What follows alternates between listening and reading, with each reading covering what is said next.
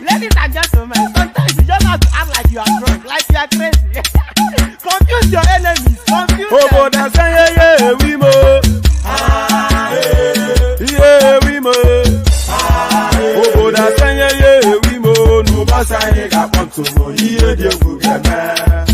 Okwitara kara mi nguru ma mi ga kuru mu gbo ya baby mo. Abe Maria. How you feeling? Ayandaba.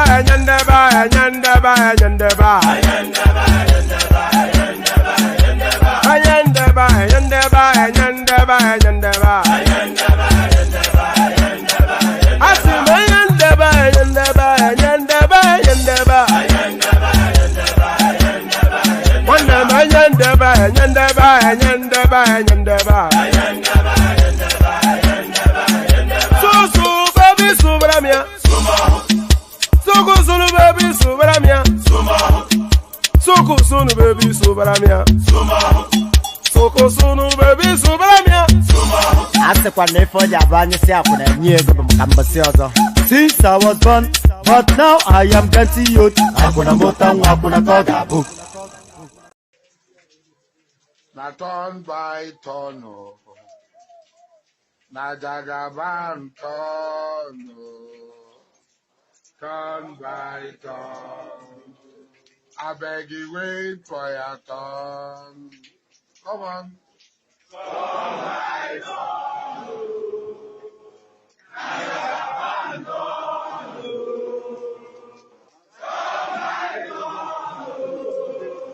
I beg you wait for your turn. We say now turn by turn, na jagaban turn. Turn by turn, I beg you wait for your turn. I beg you wait for your turn. Turn by turn, I jagaban turn. Turn by turn, I beg you wait for your turn. If you do everybody, bola. Ọmọ Sùúrù ìpàdé lọ́dọ̀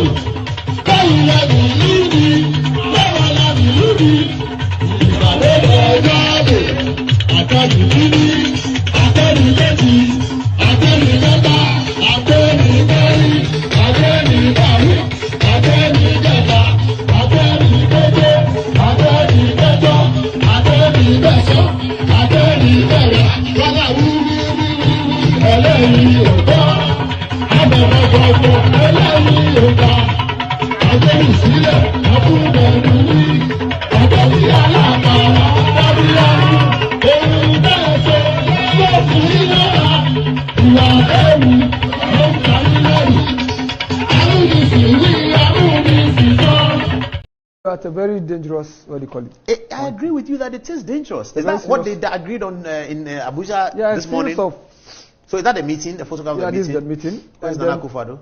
There he is. And technically Nigeria was represented actually. Why? By the foreign minister of the deposed government. They invited him? Yeah. So he was there too? Where's he? Where he is? Okay, but where is he in the photograph? I think it should be... He's in glasses, spectacle. I think it's this one. Yeah. So technically the deposed government was there, and then the communique, this is the summary of the communique they released. They reiterated their support for Bazoum, and they condemned the attempted coup. So they still haven't recognized the coup. So they were condemned.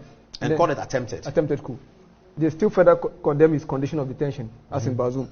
And they resolved to what they use force in ending the crisis. All options on the table, without excluding force. And then they also called for continuous enforcement of ECOWAS sanction.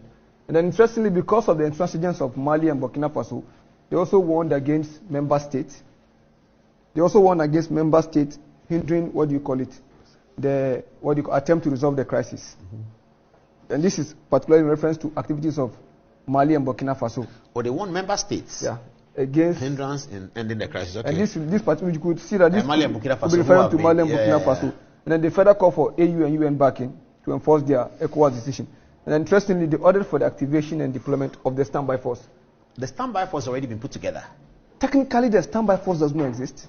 It has been on the table for a very long time. But this decision may precipitate the process of establishing it. But some people may also be doubting if the standby force can actually take shape. In terms of asset, Nigeria alone has enough asset to deploy. Yes, yes. In terms of equipment? Equipment, yeah. But the men? The men will be, and that is why I think so. Going forward, I think what other countries will be doing will be sending men and not logistics. And yes, Nigeria will take care of the logistics. And that will be easy to deploy. And then, interestingly, also there are those who look at it to see that they believe that perhaps Nigeria is being motivated by economic reasons to impose tough position on Niger. Why? Remember the proposed Trans-Sahara gas pipeline that is supposed to transport Nigerian gas all across Niger through the Sahara, through Algeria to Europe. So they need Niger stable. Yeah. Okay. And that is what is fueling But then, interestingly too, we also have some team of Nigerian politicians who issued an appeal to against the force. No, they issued an appeal for lifting of the sanction because I think the sanction have taken, they're really biting. Yeah, the electricity one alone. Yes. And then Ivory Coast also banned both import and exportation. To Niger? Import and export to Niger. But Ghana is going to suffer high prices in onion. Yeah, that's another issue. We'll probably suffer high prices. But I think another team, that could be another factor, but Nigeria currently produce a lot of onions, so we don't know if Nigeria's produce will be able to fill the gap. It's unlikely. Nigeria itself has a huge population. Yeah. And then because of the insecurity in Boko Haram, some of the lands are not accessible, so output has drastically dropped. And interestingly too, we need to look at the situation whereby there's a call for rebellion within minorities in Niger. And this call is being led by the former minister and the ex-rebel leader. Call against who? No, there was this process Bazoum initiated with ex-rebels to end the civil war, the Tuareg revolt. Yes. So he brought some of them into government, and people believe that might have angered the military. Oh, to take over? To take over. Okay, and those people are resisting it? And they have also called for revolt and support ECOWAS, Action. Decision. Who are they? Do they have a significant influence? This particular person. And he's in Niger? Yeah. And he made this statement in Niger? In Niger. And the junta is not arresting him? Well, you see, it depends on, because he's from the part of the country where he has a lot of support. Oh, so going there is difficult. As a former rebel leader, it is easy to activate the group he disbanded. Absolutely, yes. And we are now at a point where we have popular legitimacy against armed, resistance. Because he's calling for armed resistance against the junta. But then the junta, we are assuming the junta has popular legitimacy. Legitimacy. Yes. And then, again, this is what we have now. The coastal states calling for, armed intervention. As against the states in the Sahel calling for resistance. So, we don't know how it will end by. Okay, so within today's Thursday, what do you anticipate will happen by next week Thursday? Well, I hope diplomacy succeed. Is diplomacy still going on?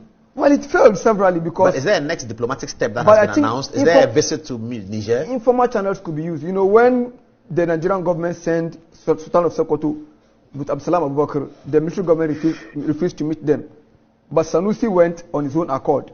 And he met members of the junta. So I think if informal actors are brought on board through their influence, we could have some breakthrough.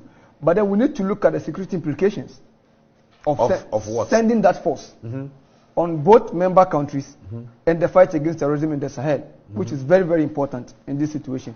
And then we need to look at, what do you call it, the map. Yeah. To enforce armed intervention, you need the cooperation of Chad, Libya, Algeria. So now, I don't know the level of support that Chad might have given. But Algeria issued a communique in which it says it supports the status quo. Status quo being? Stability in Niger, and the status that is in support Bazoum. of the Bazoum. Okay. And it's not a surprise because Bazoum was an ethnic Arab. And then under Bazoum, there was no need for this ground war that we're facing today. But then, okay, so Algeria is a strong country. Yeah. But I think for Algeria's concern, one is the fight against terrorism. You know, in the 1990s, we had this Pan-Tuareg revolt. That spanned between Mali and, what do you call it, Niger. And it created a lot of refugees going to, Algeria. So Algeria is trying to avoid that. And with the Tuareg leader calling for revolt, do we see a Pan-Tuareg revolt again? Remember, Mali has its own Tuareg issues. And then secondly, but an envoy was sent to Algeria and Libya. But there's another problem in Libya. Which of the parties are you talking to? The government in Tripoli or the government in Tobruk?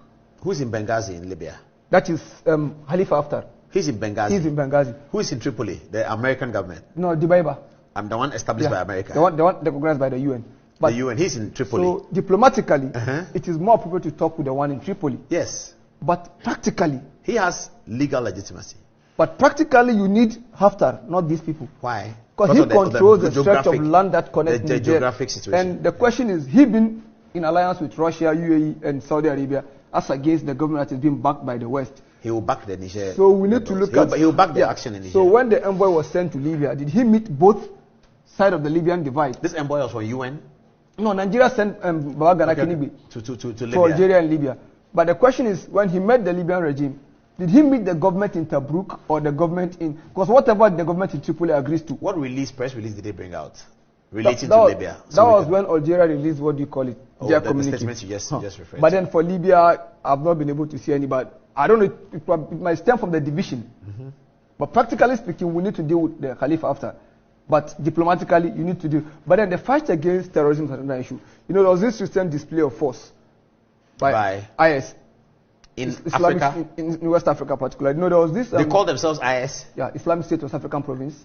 Where are they based? They are based across Mali, Burkina Faso. And this is them? Yeah. With this equipment? Yeah. But you see, that was because this was a show of force. Secondly, their leader was killed in Syria. And a new leader was appointed. So they were swearing allegiance to the new leader. But then if you're able to marshal this amount of troops openly, without the fear of the drone strike or air force strike, and it tells you there's a lot of, what do you call it, fight that needs to be done in terms Why are you anticipating they will be on this Niger crisis? Because any instability in Niger that tend to distract the attention, the focus away from the fight against these groups, tend to give them room to reorganize, recoordinate, recruit more. What is the objective, the ISIS West Africa? Well, they are trying to carve out their so-called Islamic Caliphate. But even the Islamic groups fighting the Sahel are not just one monolithic body. You have the Janim, Jamaat Nasrul Islam. When you say they are trying to carve out Islamic Caliphate, what does it mean? They want to establish an Islamic federal government in Africa? What they say, they want to establish an Islamic government across the Sahel, in areas that have been... When they say Islamic government, do they mean a government like Nigeria led by a Muslim? Or they mean a government that practices the tenets of the Quran? A government that practices the tenets of the Quran according to their understanding, because not every Muslim, majority of Muslims don't subscribe to their views. Which means dressing in a certain way, not necessarily the dressing, but cutting their head. There are amputation and the likes. Those are things that are fundamental part of... So they want a radical Islamic government established in the Sahel. Well, you see, what they are preaching, in terms of amputation for crimes, these are core part of Islamic belief. Yeah. But the method of doing it is what is disputed, because Islam lays strict condition. For example, if you accuse your wife of fornication, you're supposed to produce 4 solid witnesses. And they must all agree that they saw the penetration. if one have a doubt, that seems to be an evidence. I have to leave it here. This is too heavy. This one is too heavy.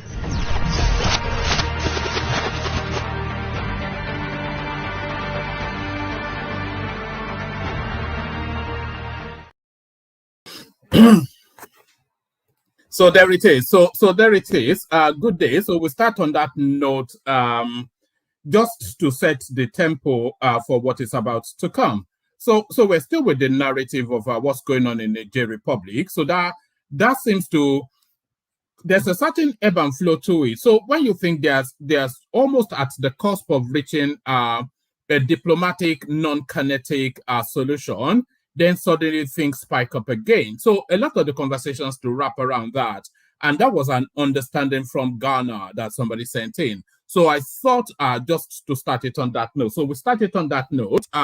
Good day to you, good to see you, and how are you? So good day to you, good to see you, and how are you? I hope you had a wonderful day. So we're now in the full throes of the weekend. It's probably Sunday in some parts of the world, certainly Saturday here. It's even Sunday here now. So good day to you. We're at the tail end of the weekend. So before we carry on, the usual protocol, click on the like button just as soon as you're coming in. And the like button is actually looking quite handsome already. So there's every expectation that we will get past that 100 likes that we've set as a bar. So set us off on that journey. If you haven't clicked on the like button, please do that.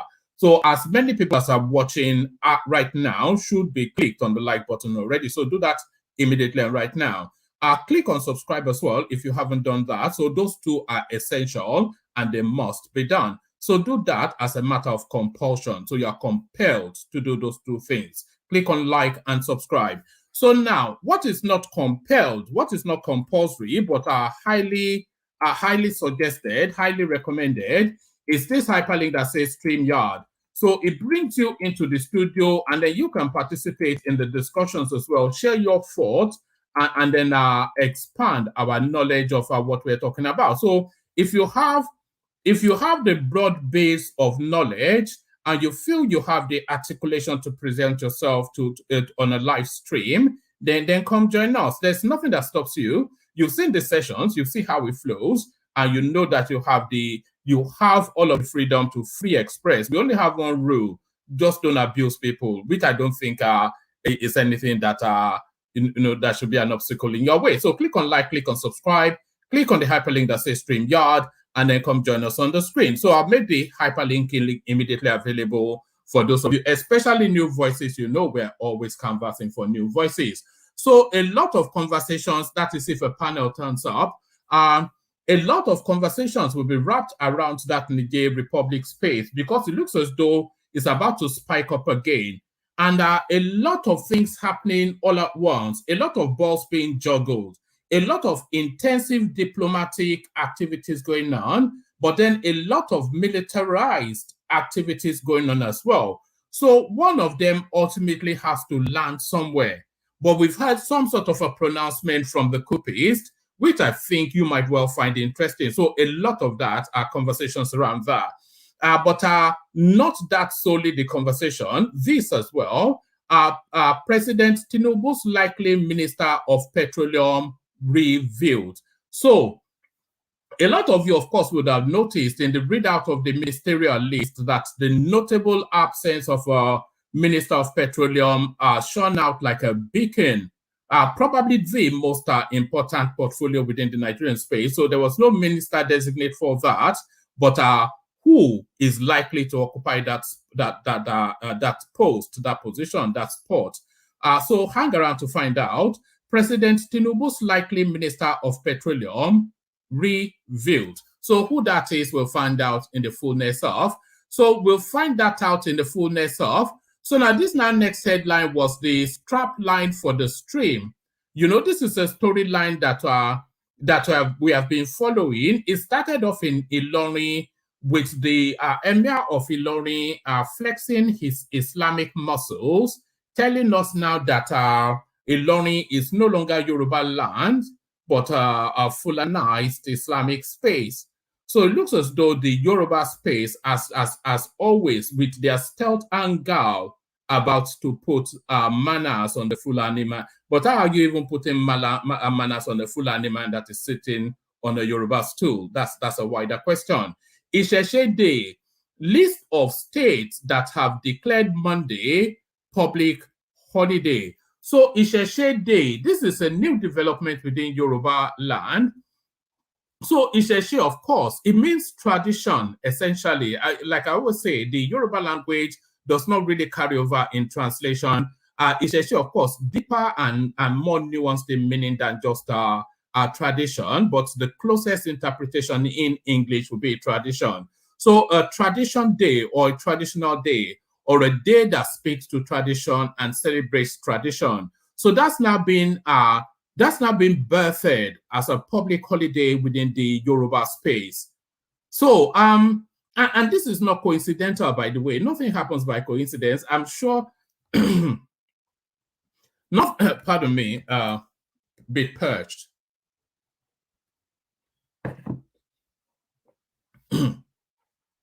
Nothing happens by coincidence, as I'm sure you well know. Every and anything is a consequence of a previous thing. You saw me just take a sip of water now. That is a consequence of the cough that I just just to cleanse my palate and moisten up a bit. So nothing happened by coincidence. Everything is a consequence of a previous action. So now this Isese Day that the Yoruba space is suddenly now churning out as a date to celebrate Yorubaness is as a consequence of that Fulanization, Islamization agenda that is now categorical within the Nigerian space. So which states are lined up for this? That's the question. The answer to come when I do the readout.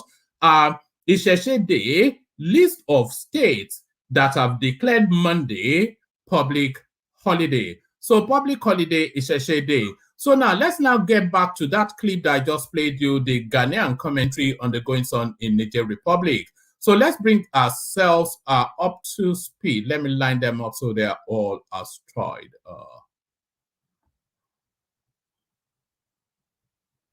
Hold on. Let me line them up so they're all astride. Okay. So now let's now get back, like I said, to that clip that I just played you, the latest developments within the Niger Republic space. So let's pick it up from here. Let's pick it up from here because, like I said, we've already heard from the coupists, and what we're hearing from the coupists is not any news that will make Tinubu and his co-travelers sleep any easier at night. Niger junta proposes 3-year transition amidst ECOWAS visit. So there it is. There it is right there. So that is to tell you then, if the ECOWAS space concedes to a 3-year transition process, then that is to... Sorry, I'm just... you know, they say never to pay attention to the comment section, and especially never to pay attention to comments made by Abdul Momoni. So a real Momo, you know. But back to it. Niger junta proposes 3-year transition amidst ECOWAS visit. So if the ECOWAS space, as I was saying, if they concede to a 3-year transition process, that is to say that they have surrendered that country to that junta. Because if you give them 3 years to settle in and bed in and dig their heels in, then you can take that 3 years to mean 30 years. That's just it. So they cannot be allowed to be on that seat at all. That's just the thing. And the person to superintend that transition cannot be this junta that truncated democracy. Niger junta proposes 3-year transition amidst ECOWAS visit. So quite what's in play there, I will find out shortly. A lot in that space as well. It's a space that continues to evolve. Burkina Faso, Mali deploy warplanes to Niger Republic after ECOWAS threat. So you may wonder what what's the interest of Niger, of Burkina Faso and Mali is. Well, the the future of Niger Republic, the future of Burkina Faso, rather, and Mali, the future of their governance is directly tied to what is going on in Niger Republic now. Because if the ECOWAS space succeeds in unseating this junta and transit that country back to democracy, they're not then going to pack their bags and go home. They will go after the next set of military space within that sub-region. So what is happening in Niger Republic is a direct threat to the sort of militarized governance that they have in Burkina Faso and Mali. So this is why this headline has come to the fore. Burkina Faso, Mali deploy warplanes to Niger Republic after ECOWAS threat. So we'll find out exactly what's in play there. We'll find out exactly what is in play there. So we find out exactly what is in play there, but we're still not leaving that Niger Republic space. So this as well to the mix, a very convoluted and complex space. ECOWAS delegation meets the post Niger president. So the window of opportunity opens and that meeting has taken place. But who said what to whom, where, and when is the question. But the narrative of Niger Republic, as you all know, it widens beyond just the insularity of that state. There are several factors, both regional and internationalized, that have some sort of a stake and say within what is going on there. The impact of it stretches far and wide. Far and wide, France-United States relations grow tense over Niger coup. So quite why a coup in Niger Republic will have any sort of impact on the relationship between the United States and France? We'll find that out shortly. So it gets more convoluted and complex. So now to this, back to localized politics and to this. So back to localized politics and to this. Let me see if this is a quick read. Okay, I may well just get this out of the way. So it's been a long time since we went to P2B and the funny going on within his space. Buhari's ex-aide reacts as Peter Obi joins APC chieftains at wedding of Deputy Senate President's son. So there it is. We've all seen the images, by the way. So now let's see how it's been digested. Former presidential aide Bashir Ahmed has reacted after the Labour Party presidential candidate in the 2023 elections, Peter Obi, joined other chieftains of the All Progressive Congress APC in Kano State for the wedding ceremony of the son of the Deputy Senate President, Barau Jubrin. Correspondents earlier reported that Jubrin's son, Abdullahi, got married to Bilikisu Aliyu Sani Makadi. So that Bilikisu, I thought it was a Yoruba Muslim name. I didn't know the Northerners bore Bilikisu as well. Correspondents earlier reported that Jubrin's son Abdullahi got married to Bilikisu, daughter of the deputy minority leader of the House of Representatives, Aliyu Sani Makadi. The list of dignitaries at the ceremony held at the Ishaku Rabau something or the other mosque in Dutse, Kano, after Jumat prayers includes Vice President Kashim Shettima. Very important to see the company that will be escaping. Also very important. So you would have expected him to recuse himself, of course, as he recused himself from the inauguration of Tinubu. The list of dignitaries at the ceremony held at a mosque in Dutse, Kano, after Jumat prayers include Vice President Kashim Shettima, Senate President Godswill Akpabio, House of Representatives Speaker Tajuddin Abbas, Senator Ali Ndume, and Kawu Sumaila. However, photos of Peter Obi alongside Akpabio and other APC chieftains have sparked reactions online considering the impending outcome of the 2023 election case before the Election Petition Tribunal. Many supporters of the Labour Party had expected that Peter Obi would shun everything associated with the ruling party. Reacting to the development, Buhari's ex-aide averred that the former governor of Anambra State has joined real politics and is happy for him. He tweeted, Peter Obi attended wedding of Deputy Senate President's son in Kano today. Peter Obi has joined the real politics. I am happy for him. So that's a loaded statement right there. So Peter, and that's the image, of course. That's Peter Obi. It always looks out of place anywhere that you see him. Just that gumless look. That's just a sheepish, dull boy look that he always. Yeah, my name is Jeff. You know, just sluggish looking sort of a character.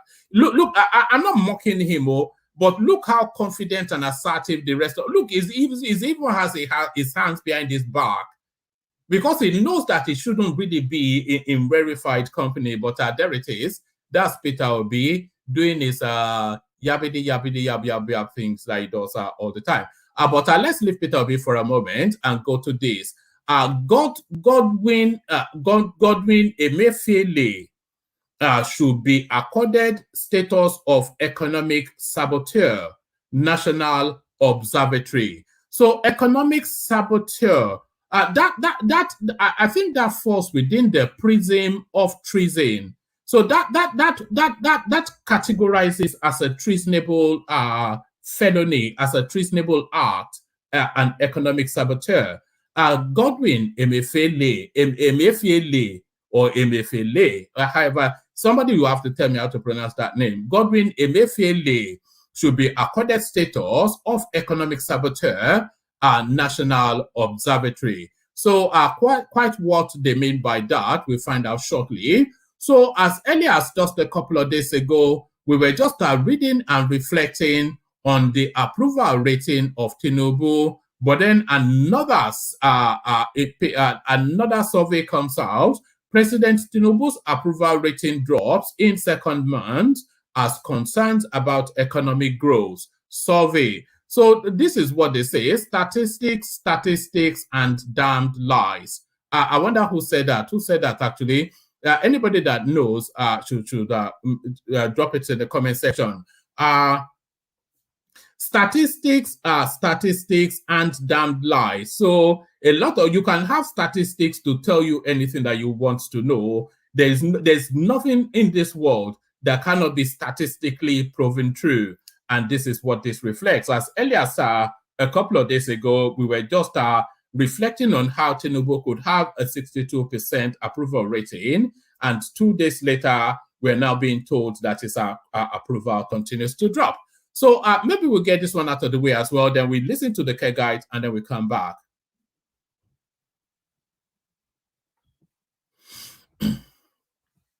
Okay, so let's have it. President Tinubu's approval rating drops in second month as concerns about. Actually, I'm going to do all the readouts now, and then we'll go to the care guides, and then we'll see if we have a panel. President Tinubu's approval rating drops in second month as concerns about economic growth. The approval rating of President Bola Tinubu dropped from 45% to 35% in the, sorry, excuse me.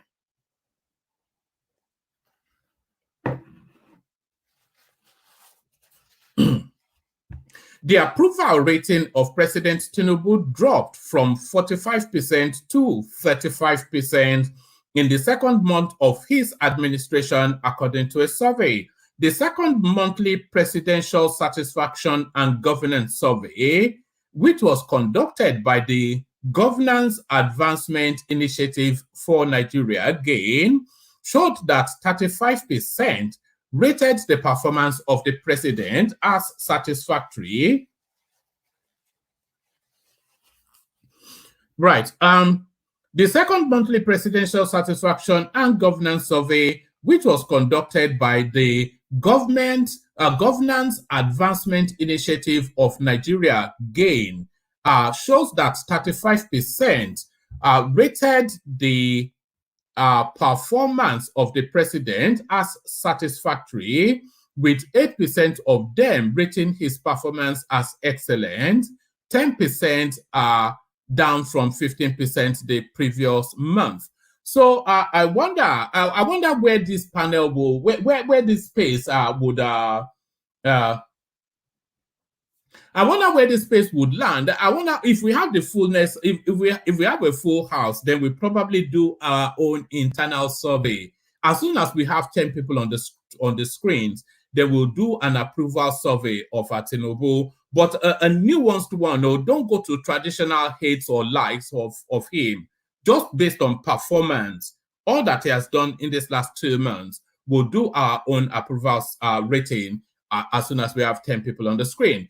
The second monthly presidential satisfaction and governance survey, which was conducted by the Governance Advancement Initiative for Nigeria, shows that 35% rated the performance of the president as satisfactory, with 8% of them rating his performance as excellent, down from 15% the previous month. I wonder, enigmatic Kondi and Fatai will be part of that 8%, and certainly Bishop too. Or to those people, Tinubu can do no wrong. According to the survey, 11% rated it as good, down from 15% the previous month, and a further 16% rated it as average, slightly up from 15% the previous month.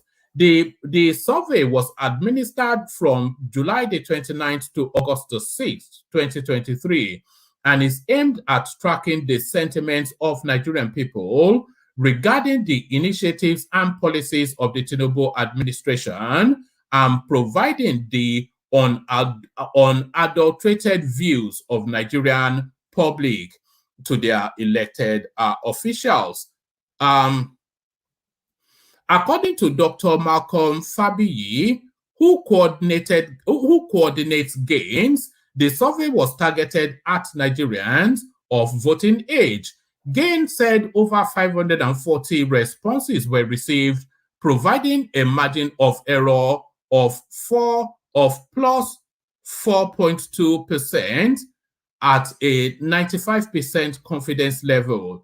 It noted that 68.5% of the respondents indicated that they voted in the 2023 presidential election, whilst 51.1% indicated that they had no political party affiliation. Respondents were drawn from across all the 6 geopolitical zones, both in terms of their places of origin and their location of residence, the organizer said. Respondents were provided with a 5-scale question about their rating of President Tinubu's first 2 months in office. They were provided with an option of responses ranging from excellent to good, average, poor, and very poor. Only one of these options could be selected. The survey shows that there were mixed views amongst Nigerians regarding the policies of Tinubu's administration. For instance, 50.3% of the respondents support fuel subsidy removal. So let's just highlight that right there. So this is it right here. So we've always speculated as to if Nigerians actually, even though they can feel the pain, but do they understand the necessity of that pain? So 50% is marginal. Forget the 0.3. So 50% is marginal. So a good abundance, that's certainly more than I was expecting, of course. It says, for instance, 50.3% of these respondents support fuel subsidy removal. So that is not to tell you that 50.3% are happy to pay more for petrol, but they understand why it had to be removed. So that is it right there. For instance, 50.3% of the respondents support fuel subsidy removal, but it is down from 54% of respondents who supported it in the administration's first month in office. So that is to tell you that as the pain continues to bite, the ideological, philosophical understanding of it is starting to wane. So that's just what that tells us. As the pain continues to bite, people don't really care about the economic reasons anymore. But it is down from 54% of respondents who supported it in the administration's first month in office. Meanwhile, 4.5% of the respondents indicated that they did not know enough about the policy initiative, a slight tick upward from 4% the previous month. So that's wrapped in messaging anyway. Although you will say this is a minuscule sort of a percentage, but this is still significant enough to tell us that the messaging needs to get through even more. Also, 55% of the respondents opposed the new student loan policy of the government. The policy retains its position as the least supported policy initiative of the Tinubu government for the second month, with just 37.1% of the respondents indicating support. So I like that this survey is actually a policy by policy sort of breakdown, not just do you like Tinubu, don't you like Tinubu. Is a nuanced survey, which is really what you want to see. However, there was a slight upward tick. There was a slight uptick from the 32% of the respondents indicating support for it in the previous month. Meanwhile, 55.1% expressed a clear lack of support for the policy, up from 52% the previous month. The survey showed that 71% of respondents were supportive of the policy, allowing old and new Naira notes to be used as legal tender, up from 60% the previous month. And regarding the elimination of the dual exchange rate, 52% of respondents expressed support for it. The poll noted that the majority continued to support the policy, although the level of support dropped to 51% in the second month versus 60% the first month. Gain said respondents were presented with a list of 10 national priorities drawn from the manifesto of the ruling All Progressive Congress, as well as policy pronouncements that have been made by the administration. The respondents selected security, electricity, and healthcare as their top 3 priorities. The first priority area is security, followed by the provision of electricity in second place, whilst healthcare ranked third. So there is no quibbling, pardon me, there is no quibbling the first 2, that is, in the order of priorities that Nigerians have. So security over and above everything else has to be paramount. And electricity is just a close second. If we did not have the security situation, electricity will be our most paramount area of priority. But healthcare ranking third, that's quite interesting, because traditionally you think people will say education or something like that.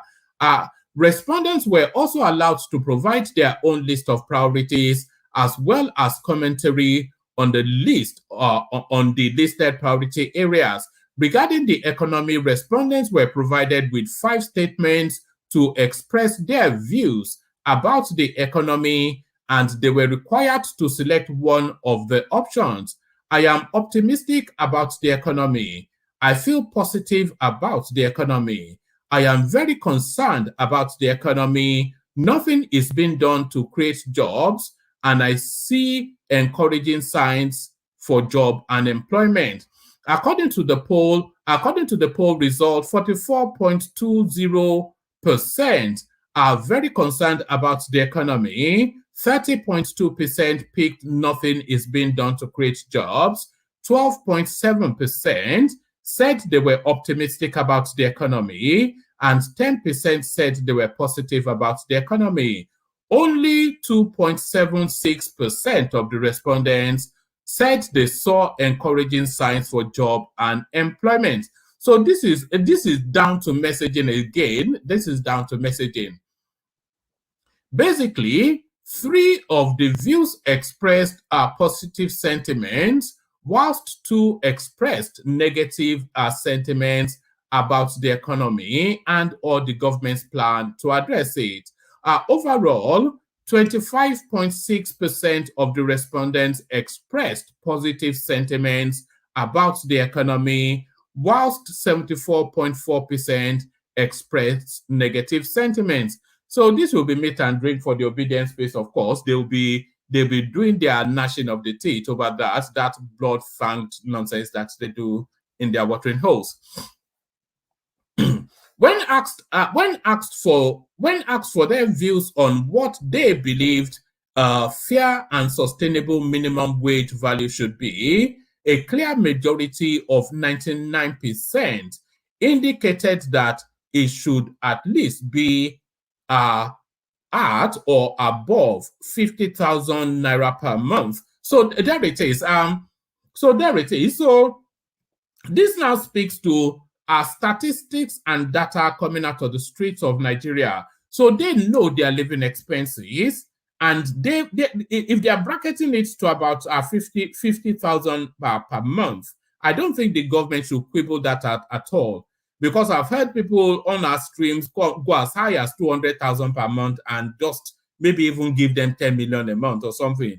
But I would have said something around about 75,000 per month, just for somebody to live like a human being. You know, I'd have said around about 75,000 thereabout per month. But when asked, and by the way, this is 99. Let me read it again.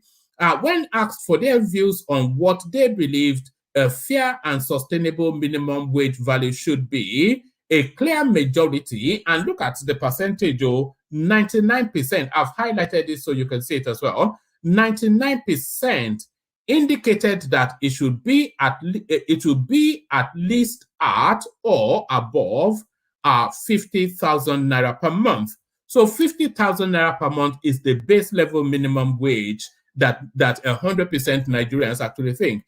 84% indicated that it should at least be 100,000 per month.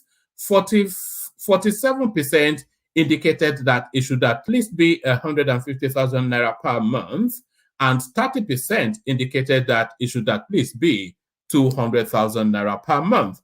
But the majority, they are happy with 50. They are not happy, but that should be a baseline level. Is what they essentially are saying. So let me bring you the rest of the readouts, and then we just get it out of the way.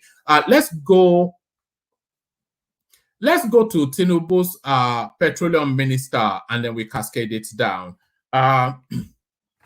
after a sip of water.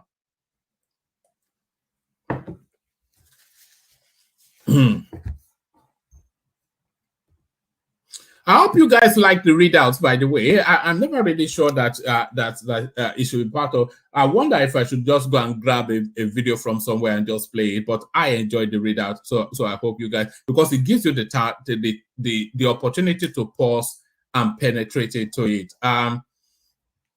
So let's go to this one. Indicate in the comment section, actually, if you prefer the readouts or you rather that I just go and grab some video from somewhere and play it, and then we wrap conversations around that. President Tinubu's likely Minister of Petroleum revealed. President Bola Tinubu may have followed the footsteps of his predecessor, Muhammadu Buhari, by appointing himself the Minister of Petroleum Resources and the newly created Ministry of Gas Resources. So that comes as no surprise to anyone, of course, because that is the pork belly fat of the Nigerian state. So that's the pork belly fat of the Nigerian state. That's where all the juiciest meat is in the Nigerian state, and all of these people keep it for themselves. And they use it for political patronage as well, by the way, gifting out all blocks for political favors and whatnot. Okay, let's take it from top and just speed through it. President Bola Tinubu may have followed the footsteps of his predecessor, Muhammadu Buhari, by appointing himself the Minister of Petroleum Resources and the newly created Ministry of Gas Resources. Tinubu on Wednesday, August the 16th, assigned portfolios to his ministers. The president, however, did not assign any ministerial nominees to head the Gas and Petroleum Resources Ministry, although he has not directly stated that he intends to hold the office of Petroleum Minister. The failure to appoint someone for the position indicates that President Tinubu seeks to hold the office, correspondent noted.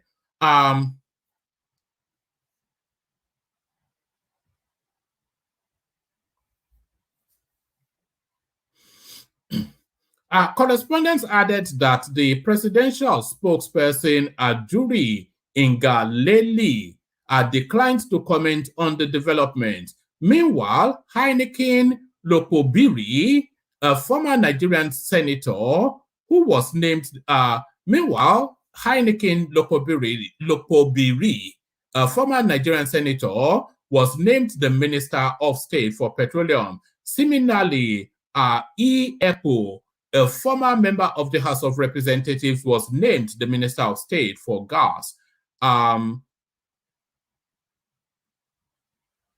Tinubu as Petroleum Minister, Nigerians react. Okon Isaac comments on Facebook. If he likes, let him head it. As far as I know, since 2014, the ministry is headless because nothing comes out of it apart from corruption. So the usual, that was from Okon Isaac. So we already know what Emeka thinks anyway about everything. There's nothing that Emeka thinks about anything that we don't know. So this is Greg Orium. So this sounds like a South guy. He said it at the onset to continue. He said it at the onset to continue from where Buhari stopped. Can't you see that a bag of rice is now sold for 50K and a mudu of corn 1,000 naira? Jackie J.R. Branmo said, petroleum way you no get for your state, and you are appointing yourself as a minister of petroleum. So it's just the usual things you hear from the usual suspects.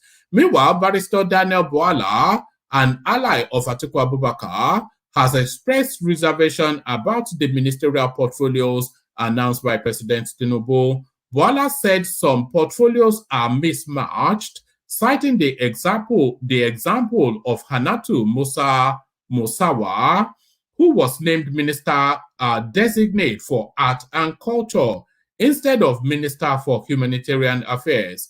These are people who are competent, but their portfolio are mismatched. So if they are competent, if they are all competent people, then they should be able to straddle, because they call it transferable skills. That's what they call it. Administrative skills are transferable skills, no matter what the specialism is. So now let's now go to the Yoruba fight back against the Islamization agenda.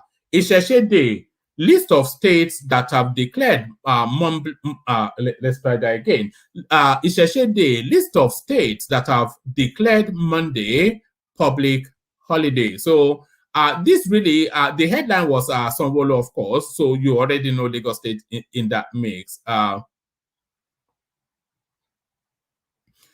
To commemorate the Isese Day 2023 celebrations, at least 4 states in the southwest Nigeria have declared Monday, August the 21st, a work-free day for public servants. The Isese Day is set aside in most of the southwest states to celebrate the indigenous Yoruba culture and tradition and preserve the Yoruba heritage. So, as well as it being a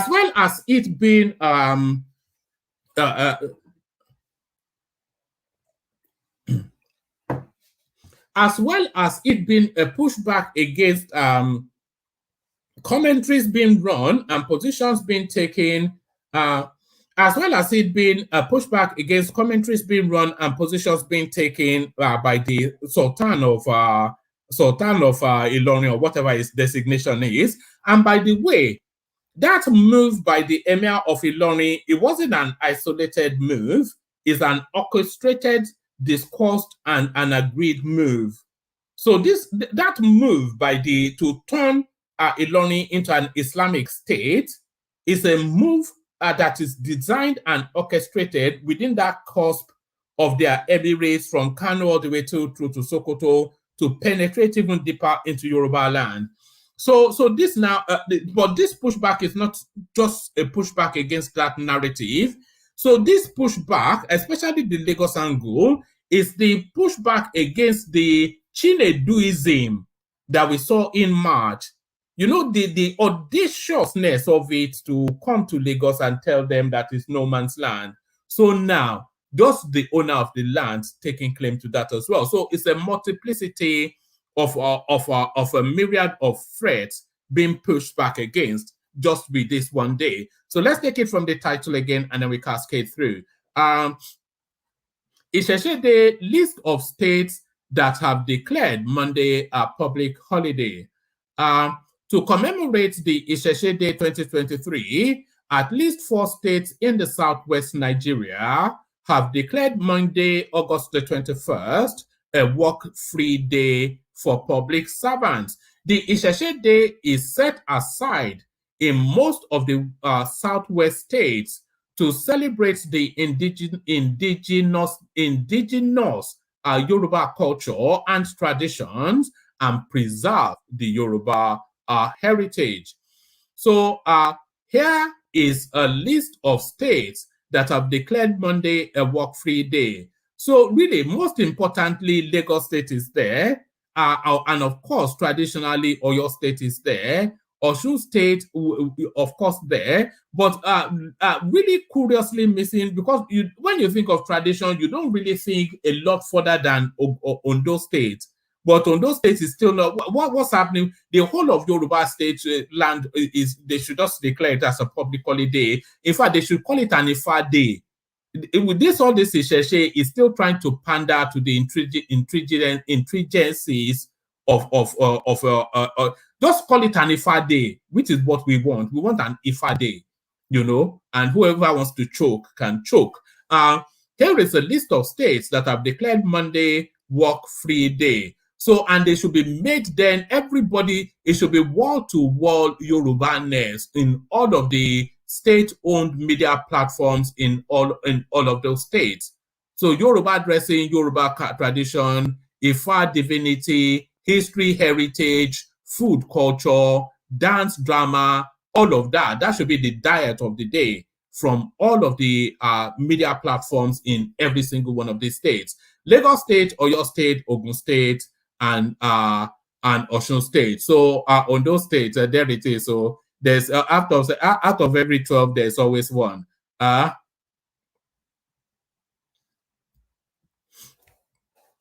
Right, Isese Day, what state governor said? Governor Babajide Sanwo-Olu said he declared a work-free day to mark the special day and to reaffirm his commitment to continue to provide the necessary support to traditional institutions in Lagos State. So it is really quite important because Isese Day is Yoruba Tradition Day.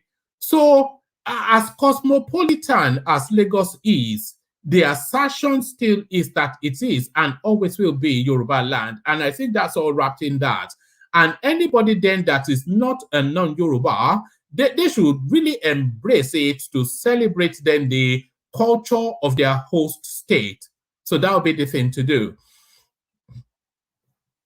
Pardon me. Governor Babajide Sanwo-Olu said he declared a work-free day to mark the special day and to reaffirm his commitment to continue to provide the necessary support to traditional institutions in Lagos State. He added that his government is interested in promoting Lagos State's indigenous culture and tradition whilst preserving its heritage. Similarly, Governor Seyi Makinde of Oyo State approved August the 20th.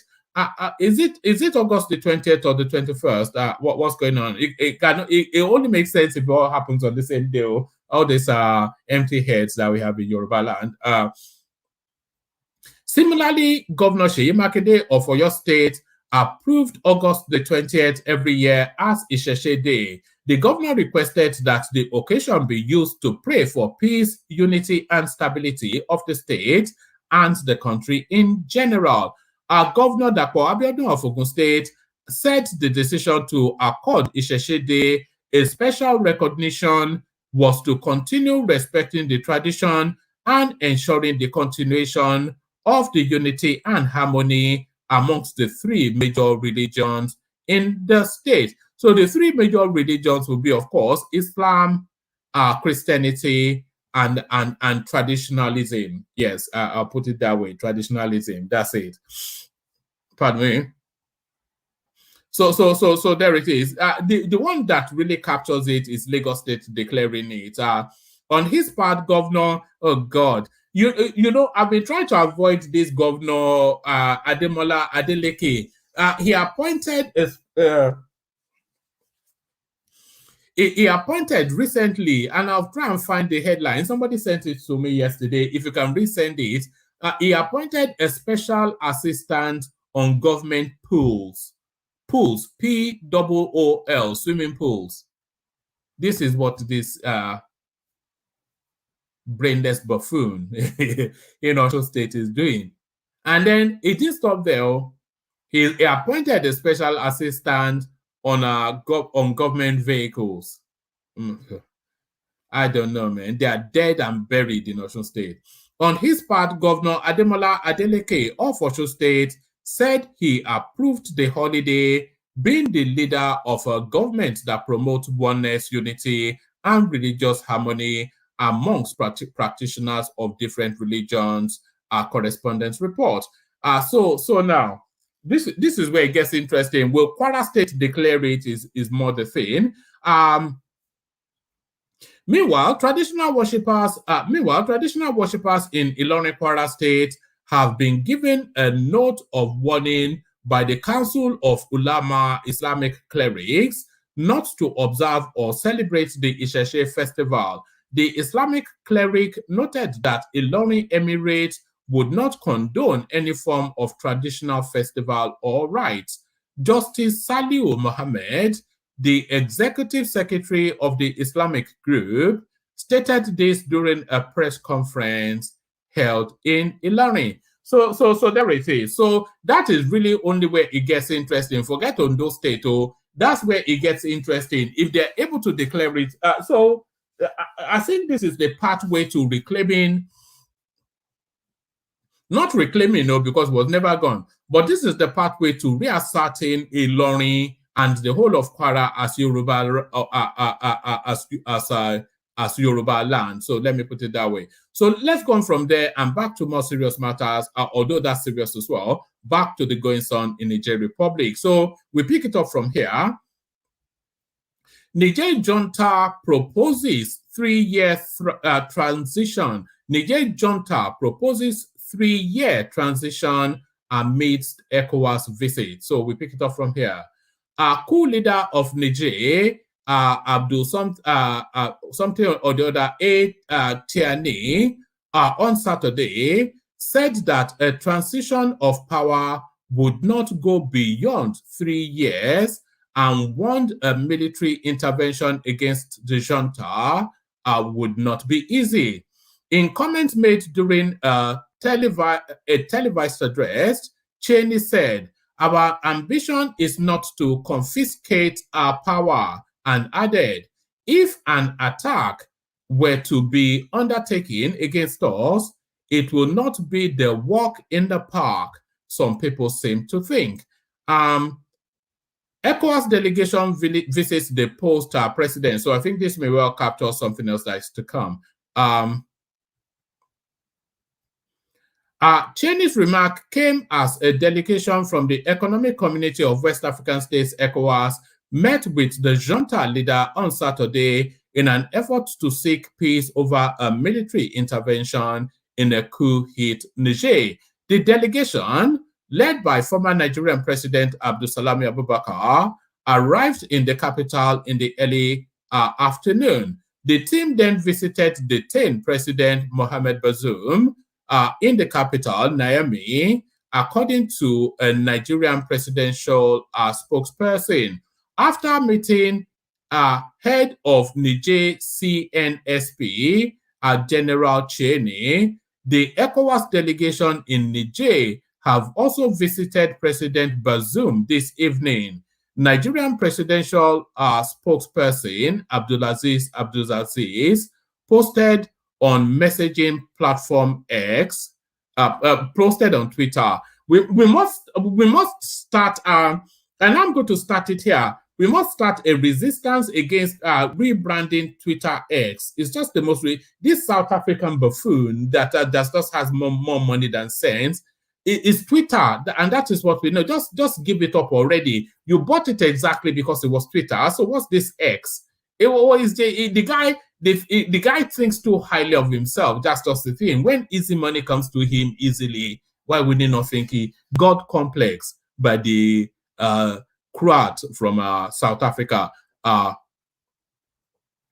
So this is Abdulaziz. After meeting head of Niger's CNSP, General Cheney, the ECOWAS delegation in Niger have also visited President Mohamed Bazoum this evening. So there it is. The picture tells the tale. The Sultan of Sokoto still making himself as available for peace, which is, of course, the role that you want to see him really playing. So excellently done by the eminent Sultan of Sokoto. What's this one? Is this a clip of some sort? Okay, this is a clip of some sort. So we've landed on it, so we must well watch it. ECOWAS leaders say they have been compelled to act after Niger became the fourth West African nation since 2020 to experience a coup, following Mali, Guinea, and Burkina Faso. So if this is something we've seen before, then we don't underneath. West African defense chiefs are talking tough to make Niger's generals back down, repeating their threat to send soldiers into fellow ECOWAS member state Niger to return its democratically elected president to power. As members of the regional bloc wrapped up a meeting in Ghana, they said they have equipment, a strategy, and even a date when troops could move in. We are ready to go anytime the order is given. The D-Day is also decided. But they want to give diplomacy more chances. There is the possibility of an ECOWAS mission going into Niger to continue to pursue the peaceful path, to restoration of constitutional order. So I don't think we must focus on the military aspect. We are ready to resolve it peacefully, but it takes two to tango. Neither sanctions nor international condemnation have persuaded Niger's new leader, General Abdurrahman Chiani, to free the president. The coup leaders have been accused of intimidating critics and paying people to publicly show their support for the junta. On the streets of the capital, Niamey, it's not clear how much ordinary Nigerians support the military junta. But the prospect of soldiers from neighboring African states intervening in their country is worrying some. ECOWAS can come here if they want. We are waiting for them. They will get what's coming to them. They will have to go over our dead bodies to get to the coup leaders. Though ECOWAS's diplomatic efforts have had little effect so far, another round of talks are planned for the weekend.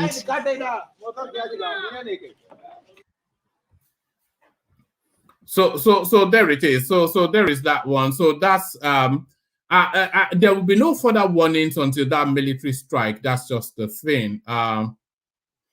It says junta PM assures of junta PM's assurance for ousted president safety. So yes.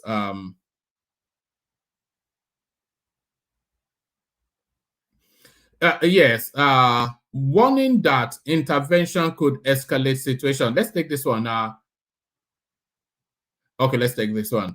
It says meanwhile, Niger and neighboring Mali and Burkina Faso say a defensive strategy have been developed with concrete measures should ECOWAS opt to escalate a war, Nigerian state television announced. We're prepared for an attack.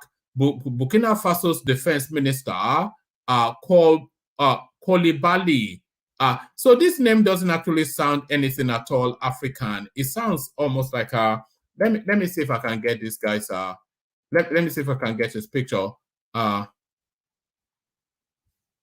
It doesn't sound anything at all African. Let me see. Perhaps it is. Let's just carry on.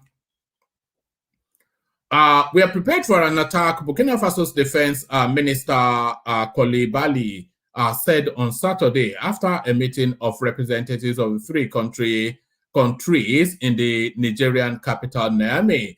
Thousands of civilian volunteers gathered in central Niamey on Saturday in response to a call to register as civilian.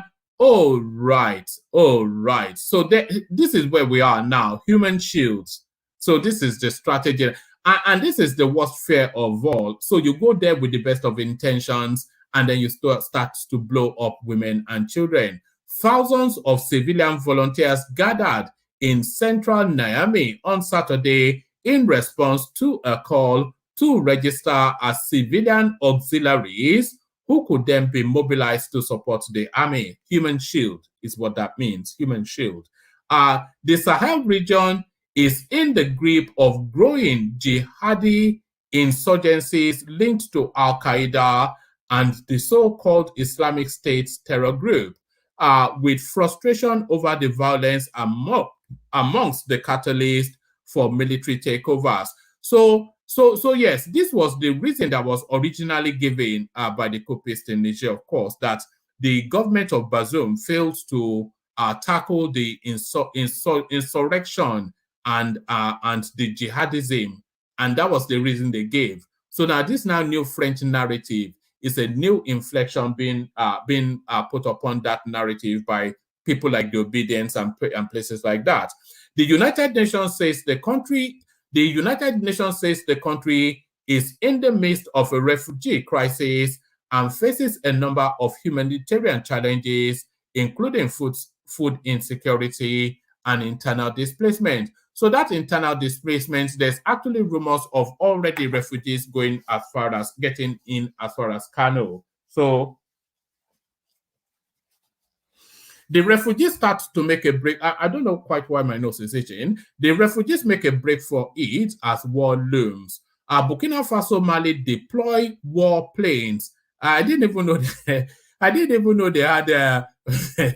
My goodness me, war planes. Is this some Shaka Bula from the Second World War? I wonder what constitutes a war plane in Burkina Faso. Burkina Faso, Mali deploy war planes to Niger Republic after ECOWAS threat.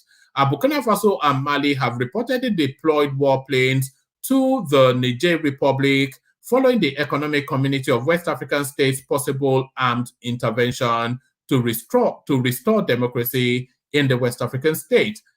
Niger's state television reported joint efforts by Mali and Burkina Faso in support of Niger and the deployment of war planes within Niger's border on Friday, August the 18th.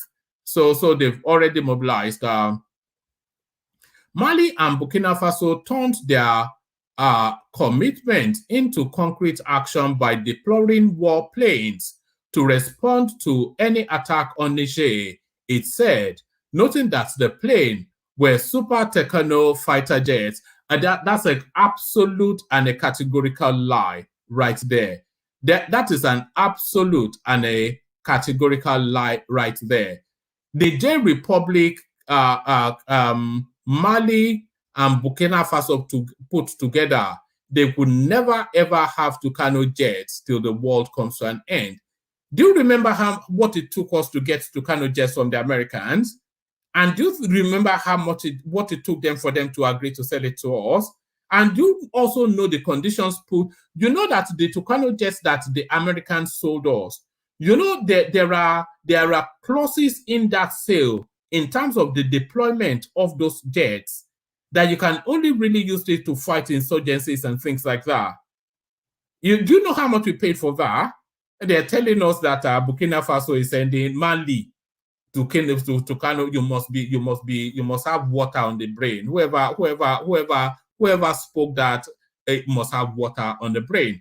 The coup leaders detained President Mohamed Bazoum and his family on June the 26th and dissolved the elected government of Niger.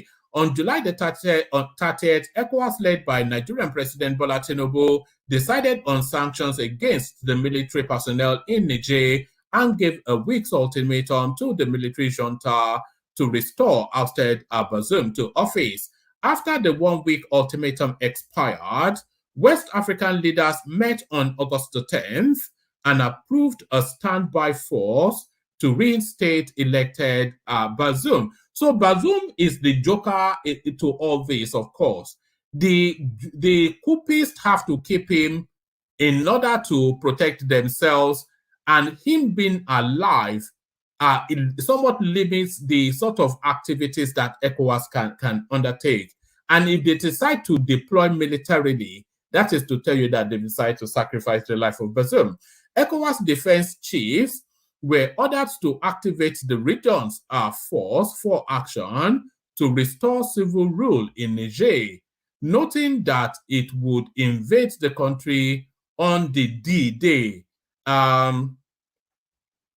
But the military government in Mali and Burkina Faso called ECOWAS bluff, saying an armed intervention in Niger would be met with force.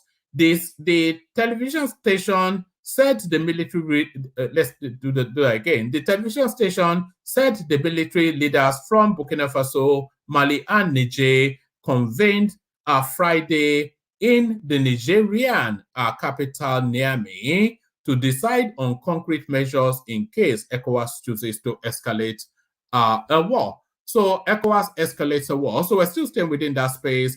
ECOWAS delegation met the post-Niger president. So I think we've captured that in a previous readout. So let's go to this one and let's see now how internationalized this narrative is.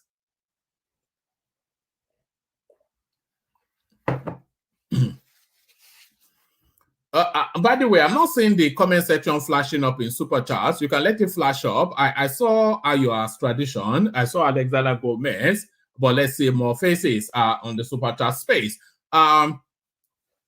France-US relations grow tense over Niger Republic. So the underbelly now of the shadowy hands of the puppet masters of that space.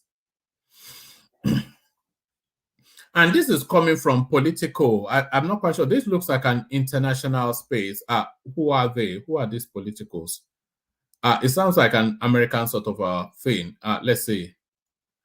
The coup in Niger. Let me just scroll, see if it gives me. Okay.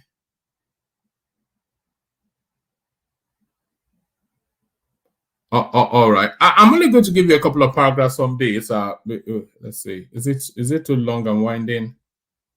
No, it's an essay. I'm only going to give you. I'll give you enough for us to get an understanding of what's in play, and then we move on.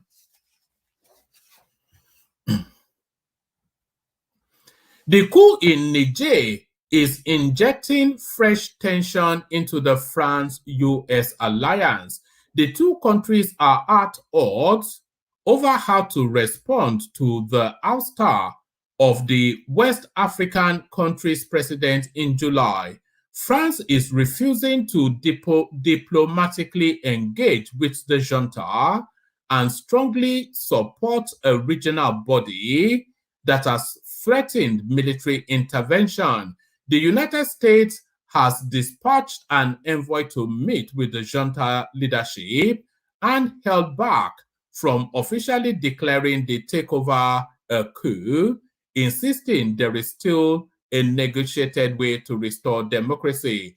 France officials also support a peaceful resolution, but they are bristling at the US approach, saying engaging the junta empowers it.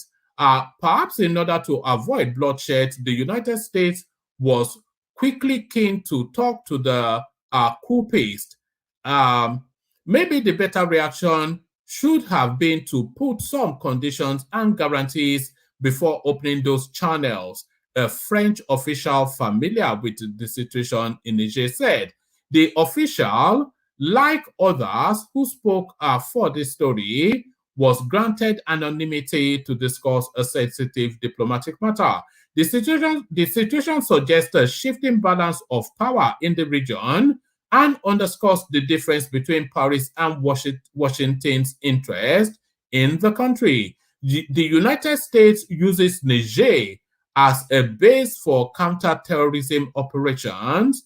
The United States, which uses Niger as a base for counter-terrorism operations, may also believe it has more leverage than France, not least due to Paris's baggage as its former colonizer. Some former U.S. officials argued that France's unhappiness with the United States approach is due in part to its agitation at losing one of its last strategic footholds in the West African Sahel, where other coups have already forced it to withdraw troops everywhere else. France has refused a request by the junta in Niger that it withdraws troops from the country. So there are still French troops in Niger, is what that suggests. So how quite the coupist tackles that is the bigger question. The stakes for France in Niger is much higher than for Washington. It is a psychological and strategic defeat for France, said Cameron Hudson, a former White House National Security Council official focused on Africa. In West Africa, France is accustomed to seeing other world powers follow its lead, or at least its guidance. It's not happening in this case. Acting Deputy U.S. Secretary of State Victoria Nuland, in a lightning visit to Niger, met with coup representatives on August the 7th and urged them to reverse their actions. But she was denied a meeting with the deposed President Mohamed Bazoum, and she acknowledged afterwards that the junta appeared unwilling to reverse its anti-democratic move. So I think that's sufficient enough of that. So that's sufficient enough of that. We've already read the gumless Peter Obi being confronted with reality. So there he is. I wonder if they will attack Peter Obi in the same way that they attacked Professor Wole Soyinka and everyone else that deemed to draw breath that is not obedient. Godwin Emefiele or Emefiele should be accorded status of economic saboteur, National Observatory. The National Observatory, a civil engagement body, has warned that the federal government, through the Department of State Services, may fritter away a great opportunity to deal a fatal blow on entrenched economic vampires and saboteurs in the country. The group, in a statement at the weekend, lamented what it termed a lack of diligent investigation and prosecution of the suspended governor of the Central Bank of Nigeria, Mr. Godwin Emefiele. Maybe I'll be calling him Emefiele as a sort of a joking thing to try and escape that I can't pronounce his name. The group, in a detailed statement signed by Comrade Debo Adeniran, its convener, and Omotaje Olawale Saint, the administrative secretary, said the concern was further accentuated by the spirited attempts by the legal team of the ex-henchman of the Apex Bank to tie the hands of the judiciary in ensuring the enforcement of the bailout of the former governor and prevent the state from subjecting him to prosecution. The National Observatory, which claimed it has the mandate to prick the conscience of humanity on sensitive issues as they affect the survival of citizens, viewed what it termed the various illegal and social and political transgressions of Mr. Emefiele during the pendency of his tenure as governor of Central Bank of Nigeria as not only a crime against the state, but indeed crime against the citizen, if not against humanity. So there's a lot of concern actually about, let me give you the fullness of it and then we'll see. It stated, under Emefiele's watch, lives and means of survival of millions of Nigerians were destroyed.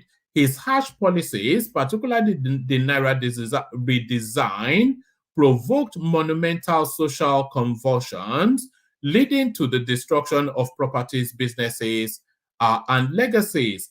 Yet, enforcement agencies saddled with responsibilities for bringing Emefiele to justice for his malfeasance are handling his prosecution with a golden kid glove.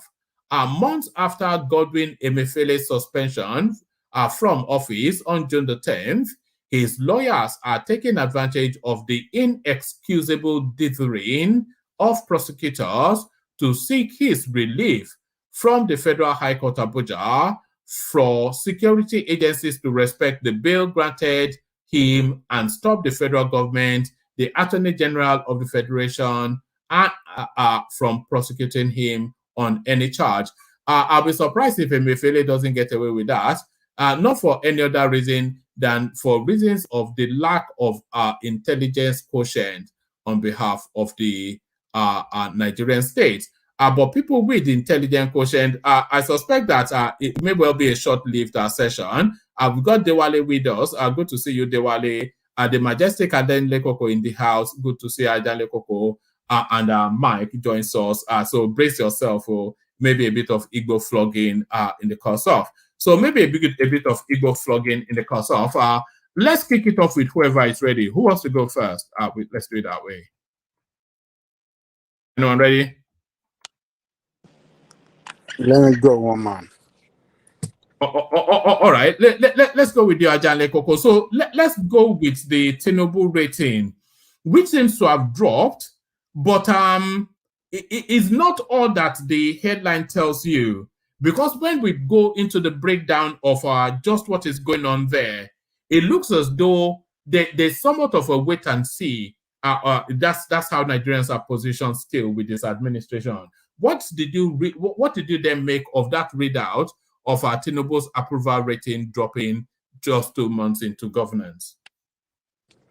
Yeah, thank you, one man, and greetings to our listeners around the world. Click on the like button, share, and subscribe if you haven't done so. So, what percentage does it drop to now? Oh, I could. It's about 35 from 45. That's what they said.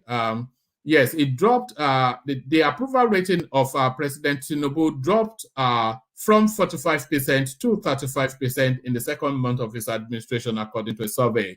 So that's quite a significant drop from already a low base. Well, nobody should be surprised for that drop. It's because of the hardship that the policy that Tinubu has put forward for the past 2 months, which has, concerning the petroleum, what do you call this? Petroleum subsidy withdrawal, which has brought hardship on people. The valuation of the currency, the liberalization of the economy, which has devalued the currency the more, the what do you call it? The unification of exchange rate and all these things. So there are policies that look good on the surface of economic reality, as per the way to tackle the economic problem. but the hardship that it has brought is not good for the people, and for Nigerians, will give him a very bad rating. I don't think anybody should surprise. It is in reaction to the bad policy, and that is the way it should be. People the readout, the reason why I enjoyed this readout is that it's a lot more nuanced than just the drop from 45 to 35%. But in terms of the removal of the fuel subsidy, I was surprised that 50%, it had over 50% approval rating, just about 50.3%. They agreed that the fuel subsidy should be removed. Well, and these are people living in Nigeria, by the way. So, yeah, but it depends on the demography of people that they survey. If people that the general common people on the street, if they are the people that are asked this question, I believe that 90%, if not 95% of them, we said it's not. No. That's your speculation, though, because we have actual real data now, and the data, by the way, it spans the 6 geopolitical spaces, so it's pretty much the whole country condensed into raw data. And they gave them ambiguous enough questions for them to be able to speak their mind. 50.3% said they approved of the removal of the subsidy. Yes, what I'm saying, one man. Who are those people? Are those people the elite? Educated? It won't be the elite, would it? Because that would be demographically skewed. Can't be. Well, it's a cross section of society. Well, anyway, they have done what they have done their job. We are just trying to query who are the people that they survey. Who are the people? Are they the common people on the street, or are they the elites that are educated? Yeah, people that are educated can be divided, evenly, just the way. As you just mentioned it now, that 50%. But I'm telling you, if the common man, that Okada man on the street, and the Keke Napep man, and that other people, the what do you call it? The but a reputable statistical consultancy would not sample just to an educated, because they know demography is the authenticity of a sample, don't they? So they will not go to educated or middle class. They will go to the spectrum of society, and this is what they got. Well, who are those people? How do you mean? I don't have their name and addresses. If that's what. From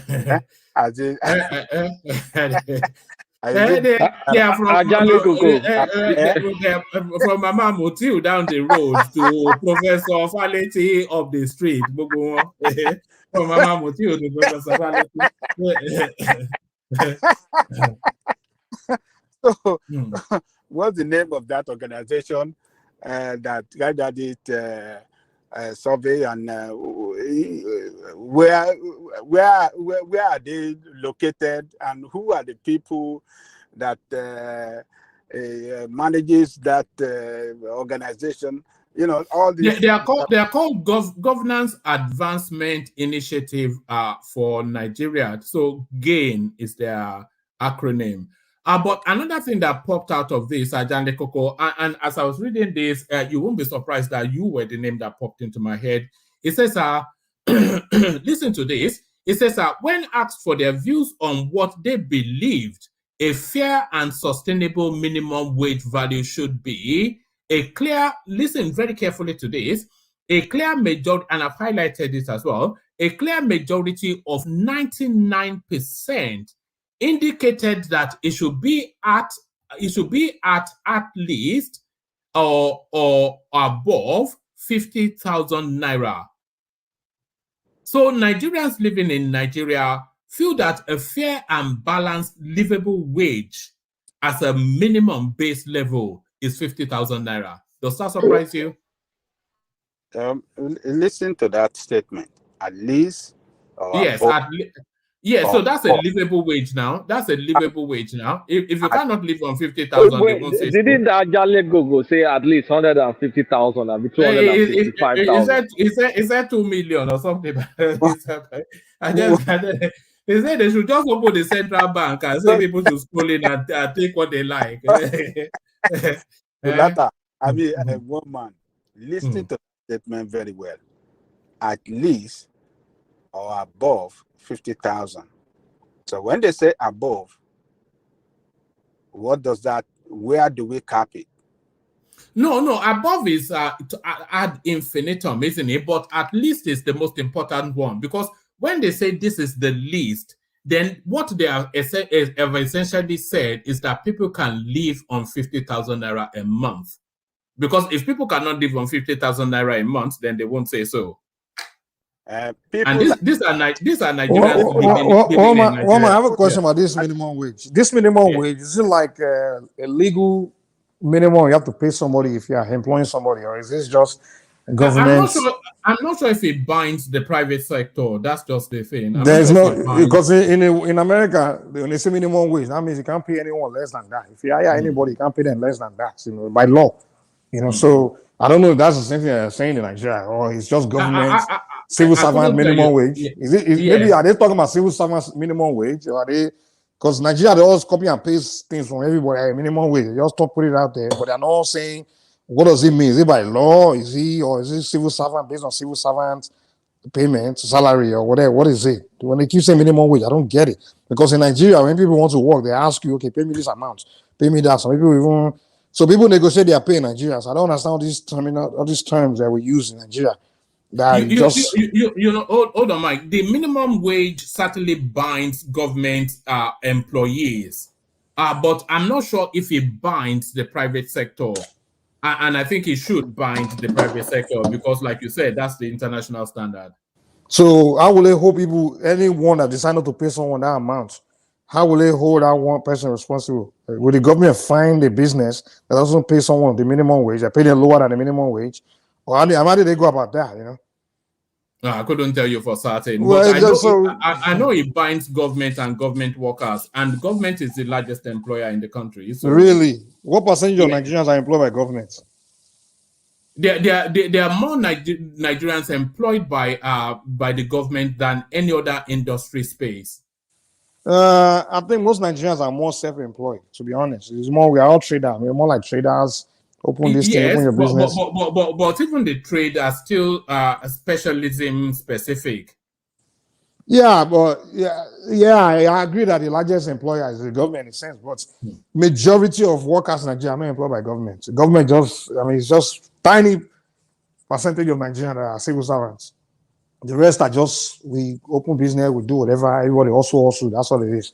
So all these discussions about this wage, that wage, or increased salary, it's just not relevant to anything, to be honest. No, it's a civil servant thing.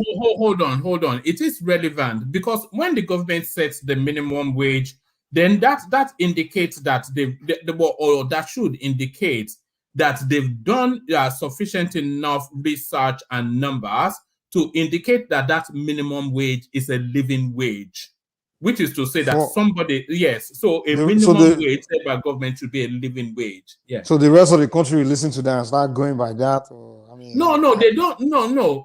I'm talking about the science behind it.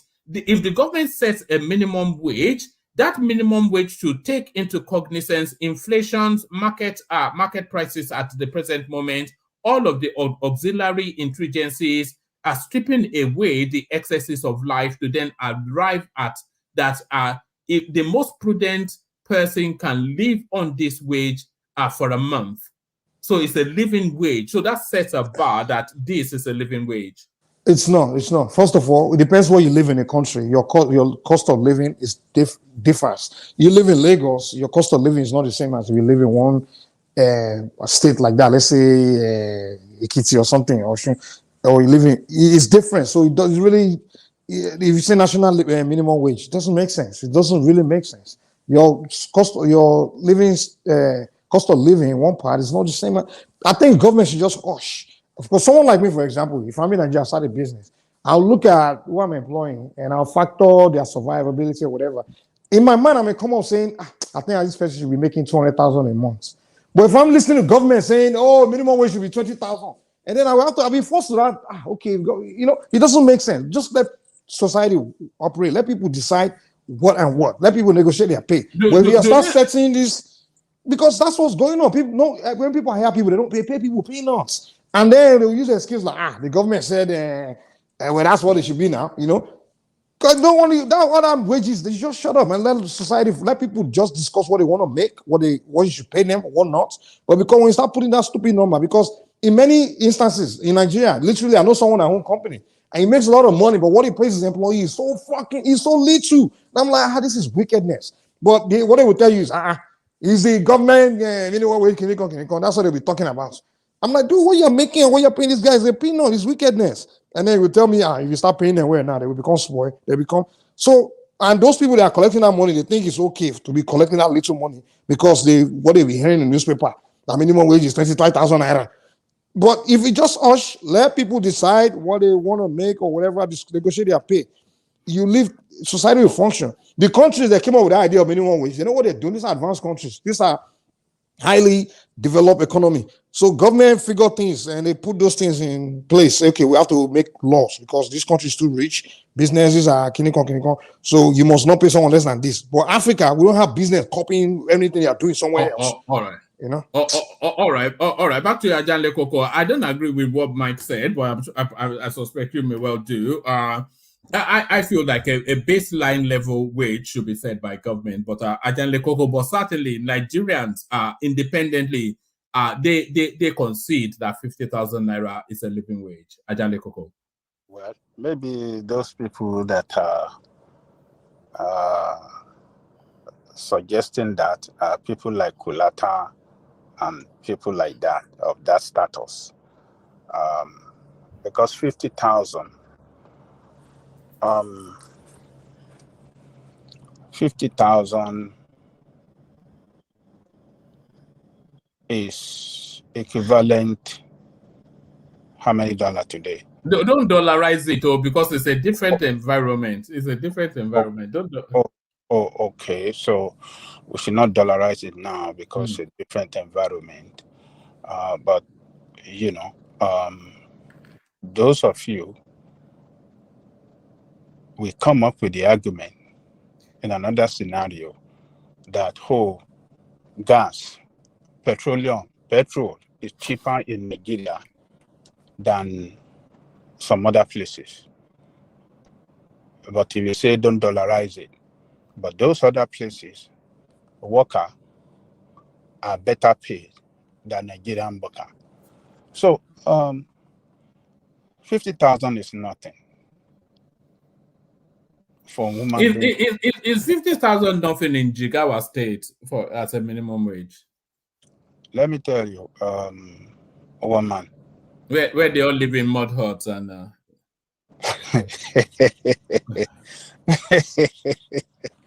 Well, let me tell you, situation in Nigeria is not the way it used to be in the past. Inflation on the high side, cost of food on the rise, cost of transportation on the rise. This devaluation has caused a lot of economic problem for Nigerian people, and it has brought pains and suffering.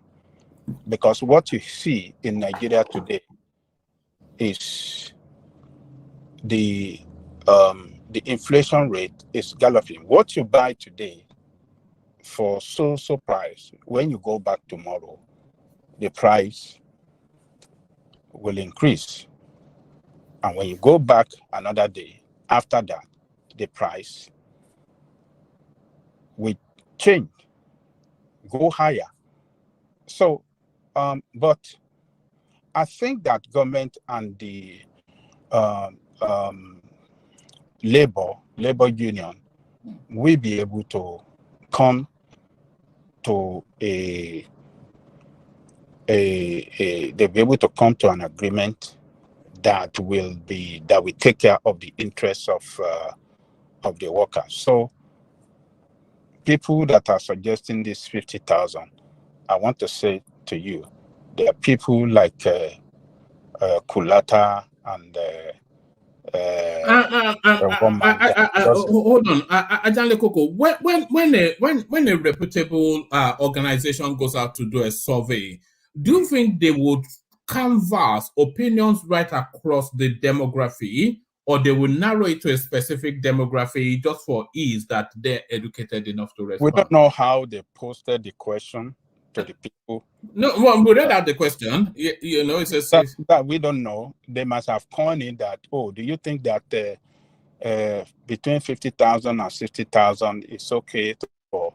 And people will say, some people will say no, and some people will say yes. So, but if you let them suggest that, what do you think that minimum wage should be? 50,000, 100,000, 150, you know, people will go higher than 50,000. But if you say between 50,000 and 60,000, then people can suggest. Let me read you the paragraph again. It says that when asked for their views on what they believed a fair and sustainable minimum wage value should be, a clear majority of 99% indicated that it should at least be at or above 50,000 naira per month. 84% indicated that it should at least be 100,000 naira per month. 84%. Yes, 47% indicated that it should at least be 150,000 naira per month, and 30% indicated that it should at least be 200,000 naira per month. So they gave them a variety of options, and they went in a scale of preference. So they chose that 50,000 naira. They also chose that 100,000 naira, and then they scaled up. But they did not opt out of 50,000 naira because all of them agreed that 50,000 naira would be a reasonable minimum wage. Well, maybe a lot of them maybe a lot of them see 50,000 at least as an improvement, better than 30,000. They didn't factor in the cost of the inflation now, and which they live in Nigeria. The survey was carried out in Nigeria now. Why wouldn't they factor? They know what obtains in the market. Yes, they didn't factor in the inflation rate that has, that the devaluation of the currency has brought on the. They did. They live in Nigeria. The people surveyed live in. Go to Lagos and go and tell me you want to live on 50,000 per month. Well, the people in Lagos say they can. Look. Anyway, I know that people cannot live 50,000 per month in Lagos. I know that for sure, with the cost of living in Lagos. So, but this is just a survey, so it's not going to be it's not going to be what the government and the labor will agree on. I believe the labor will not agree to 50,000, considering the inflation rate. The price of goods and services are increasing every day in that country at very alarming rate, and there's no way you want to pay them so low. Do you think this survey handicaps somewhat the negotiating positions of the labor union? No, it doesn't handicap them. Look, labor are up to the task, and I believe they will push their case forcefully, against the government, and in such a way that government we have to come to the middle with them, because this the cost of living is very, very bad in Nigeria. It's very high. Standard of living very, very poor, and people are suffering, and jobs are closed. I mean, businesses are closing down as a result of this as well. Businesses are closing down. So we yes. Yeah. Yes. Good evening. What you just said now, it's the major reason why the negotiation between the government and the union has not yet seen the light of the day. I think the labor union are requesting for 200,000 naira minimum wage, and the government is stating that they cannot do more than 60,000 or thereabout, and that's the major setback they are still having. Well, sorry, hold on, Ajale Koko. Jide, can somebody at the most basest of level survive on 50,000 in Lagos? Jide? Well, one man, people are earning less than that in Lagos. People are earning less than that. We have like in my own place of work, we have drivers that earn around 60,000 naira. We have cleaners, those that clean the office, earning around 30,000 naira.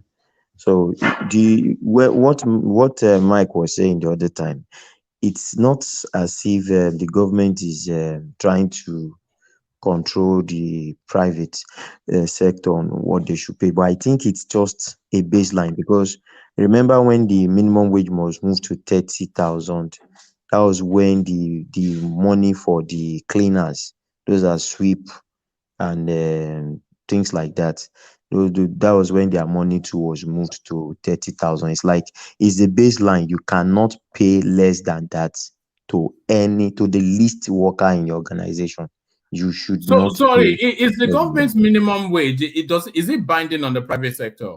Yes, for a lot of the private sector, that I mean responsible private sectors now, not the Chinese or Indian owned or Lebanese owned companies, because those are the kind of companies that you still see them paying 25,000, paying less than the minimum wage. But for some very responsible company, it's the baseline. It's just that is the least. The least worker should not earn less than the minimum wage the government has proposed or set. All right, brilliant. Back to Ajale Koko. Wrap up that space, and then I'll move it on to another talking point. Ajale Koko. Yeah. So Jide have just did some give us some information that is very meaningful now. So, but all I know is that if the economy impact continue to get worsened, that will strengthen the power of the labor in their negotiation, with the government for better minimum wage for their worker. Except the government, and I think the labor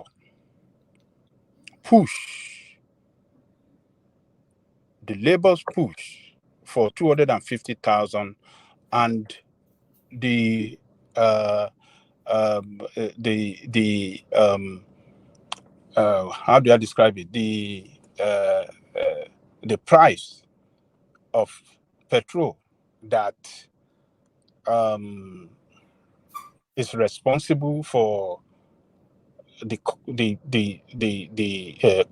high rise the price of petrol, the high price of petrol that is responsible for the jump in prices of goods and commodity in Nigeria.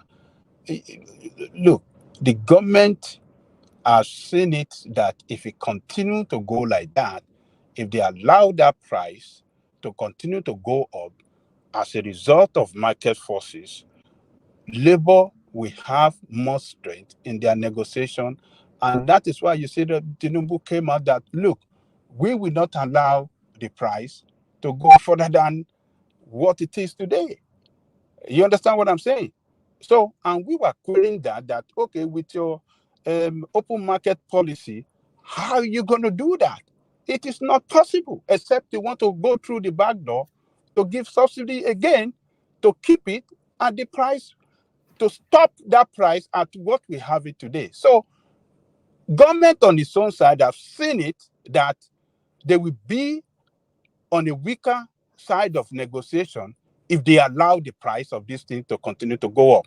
And labor will be on the stronger, will be strengthened in their own negotiation point against them. And that is why government is trying to act responsible to say, oh, we will not let the price of this gas to go up. So we are going to see what the outcome of their meeting going to be. I think they'll be meeting next week, and let's wait and see. But I know that it's going to be closer to around 100,000, if at all it's not above that. It's going to be closer to 100,000,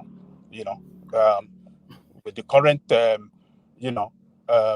inflation rate and economic. Yeah, but let's wait and see, woman. All right, brilliant. Sorry, woman. Can I just quickly ask Ajan Lekoko a question? So, carry on. If it's closer to 100,000, Ajan Lekoko, you are the one complaining about inflation. What do you think that will do to inflation when you jack up minimum wage of government workers to close to 100,000? What is it going to do to inflation? It's not going to affect anything on inflation, because already your workers are. The market women will not respond to it. Will the market women not respond to it? No. Number one, the workers are poorly paid already. The purchasing power of the workers is absolutely weak. So what you are trying to do is to jumpstart, the economy by giving them more money. No. You've said that. What Kulata is asking you is, how would that impact on inflation? And I think Kulata, correct me if I'm wrong, but I think you're right. He's talking about the response of the market women to this new minimum wage. I think what he's trying to tell me that will increase the inflation rate if they give them more money. That is all this nonsensical economic theory that bourgeoisie always come up with. Ajan Lekoko, please define the basic definition of inflation. Forget about all this basic. Just basic. I'm not asking for anything fancy. It doesn't work. It doesn't work like that. It's just nonsensical way of keeping poor people down and not pay them their right way, what they deserve, and just make excuses of all this jargon's economic theory. It doesn't work like that, because already your economy is not, your workers are poorly paid already. So giving them more pay, this is not emotional argument. See, no, it is not you are emotional. increasing. It is a matter of common. Wait now. I'm just asking for cause and effect. Inflation, too much money chasing after few goods. That's economics from secondary school.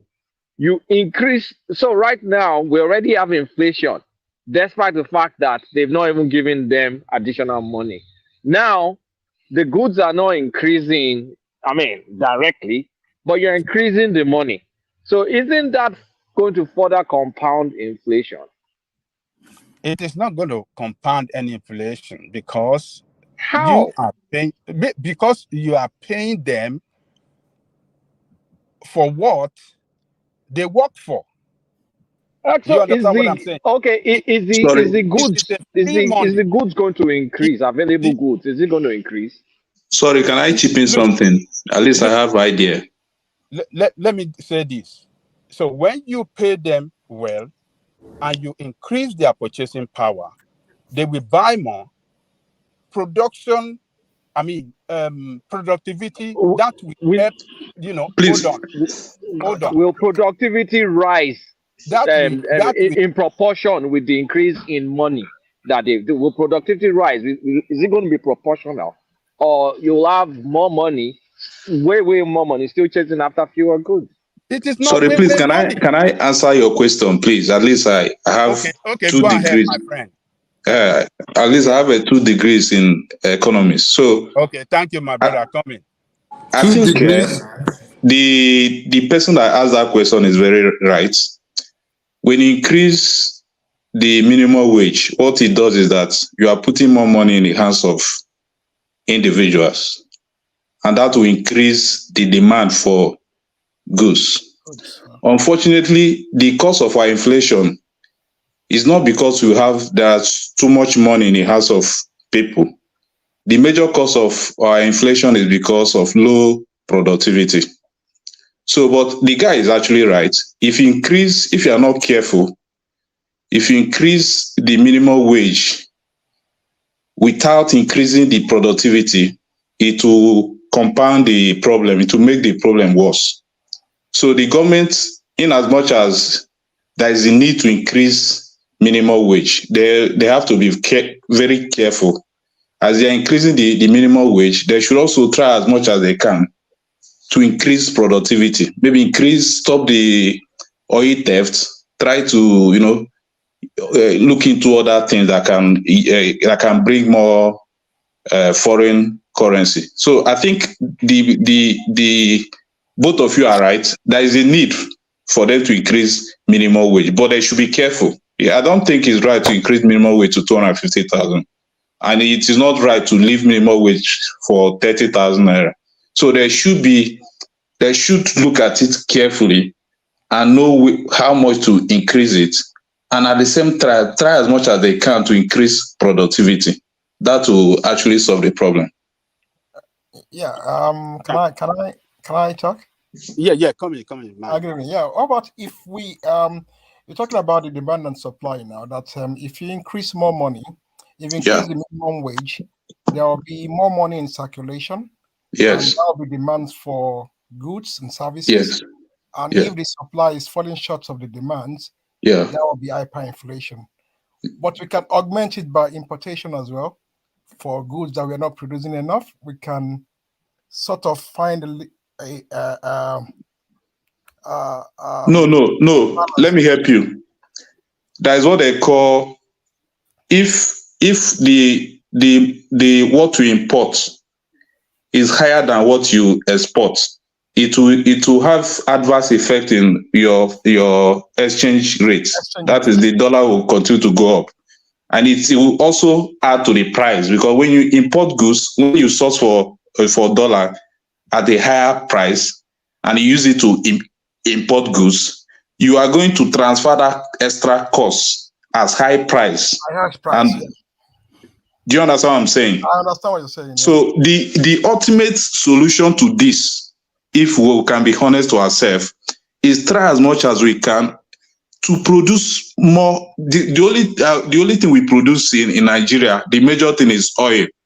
Let us try to block the leakages, increase the production. In between 2012 to 2015, we are producing 2 million barrels of crude oil per day. But today is less than 1.2. So and it's not really okay for us. We are not producing any other thing. Even we that stay in UK here, it's difficult to even bring something from Nigeria to UK here. So we should look at other maybe agriculture and other things, see how we can increase our production. That is the only thing that can solve the problem. It's not by borrowing money or sharing money or increasing minimum wage anyhow. That will further make the case worse. All right. So I think Nigerian workers are extremely poorly paid. Extremely poorly paid. And a majority of them live in poverty. So when you don't pay them well and leave them out of poverty, how could you get your economy running? How could you, it stimulates that, economic activity? When people purchasing power, they don't even have purchasing power. They borrow after borrow. They go and get food on credit. At the first week of the month, when they get paid, they get the money, they go and settle basic and get another credit, buy on credit, begging that person, please let me wait till the end of the month, I will pay you. That is the way they live. You can't have a productive economy when people are not well paid. Actually, a productive economy is what determines whether you get paid. It's not getting paid. It's not what determines productive economy. Productive economy is what you productivity is what determines how well you can be paid. If you don't produce, what can I pay you? Exactly. If I hire you and you're not producing for me, why should I be paying you big? I mean, what's the point? Exactly. What do you say? You're asking people to be paid high, but what are they producing? Exactly. What do you mean by what are they producing? That's the problem. What do you mean by what are they producing? Okay. Let me put it in simple terms. Wait. Let me put it in simple way. Let me put it in simple way. If you own a business, you hire somebody, and that person is productive level is only making $20,000 for you. And you are paying $20,000 naira for you. His work that is putting in for you is only making 20,000 naira for you. How much will you pay that person? 50,000 naira. Does it even make economic sense for you to hire when you know you don't have job for them in the first place? I have a job, but I have a job for you. If your performance will determine how much you make for me, you understand? I hire you. You're working. Downsize. Cool down. What are you talking about? Then downsize. What do you mean downsize in what sense? I mean, downsize. You operate your business within the confinement of workers that can run your business well. If you overstaff, but let's if you decide to downsize, if we should follow your argument now, maybe husband and wife are working, because you cannot pay two of them, you decide to drop one. At the end of the day, you still go back to the same thing. Husband collects salary, you share it to people that are not working. So the major issue we have is not whether we should pay or we should not pay. We are not producing. As a country, we are not producing. What we are producing is very, very poor. We are not producing. And that is where, there is nothing Tinubu, he can't perform magic. There is nothing he can do now. The only way out of this issue is for us to increase our production, either to stop the oil theft, then go into agriculture. That is the only way out. You cannot borrow money to pay salary. Okukwe was suggesting that we just come out of OPEC, but wrap up that space, Ajanle Koko. I don't want us to be locked into that space for too long. Wrap up that space and then we'll move on. Ajanle Koko. Okay, thank you, woman. So I will agree to 100,000 minimum wage. I think that will lift a lot of Nigerian workers out of poverty, and that their purchasing power will become stronger than what it is today. And when they spend more, businesses buy more goods and other things. That will stimulate economic growth, and that will and productivity will increase, because there will be more demand for one thing or the other, and that will and that is what Obasanjo did. That make Obasanjo period a fantastic 8 years during this time. He increased the salary worker from what it used to be 1,000 to 3,005.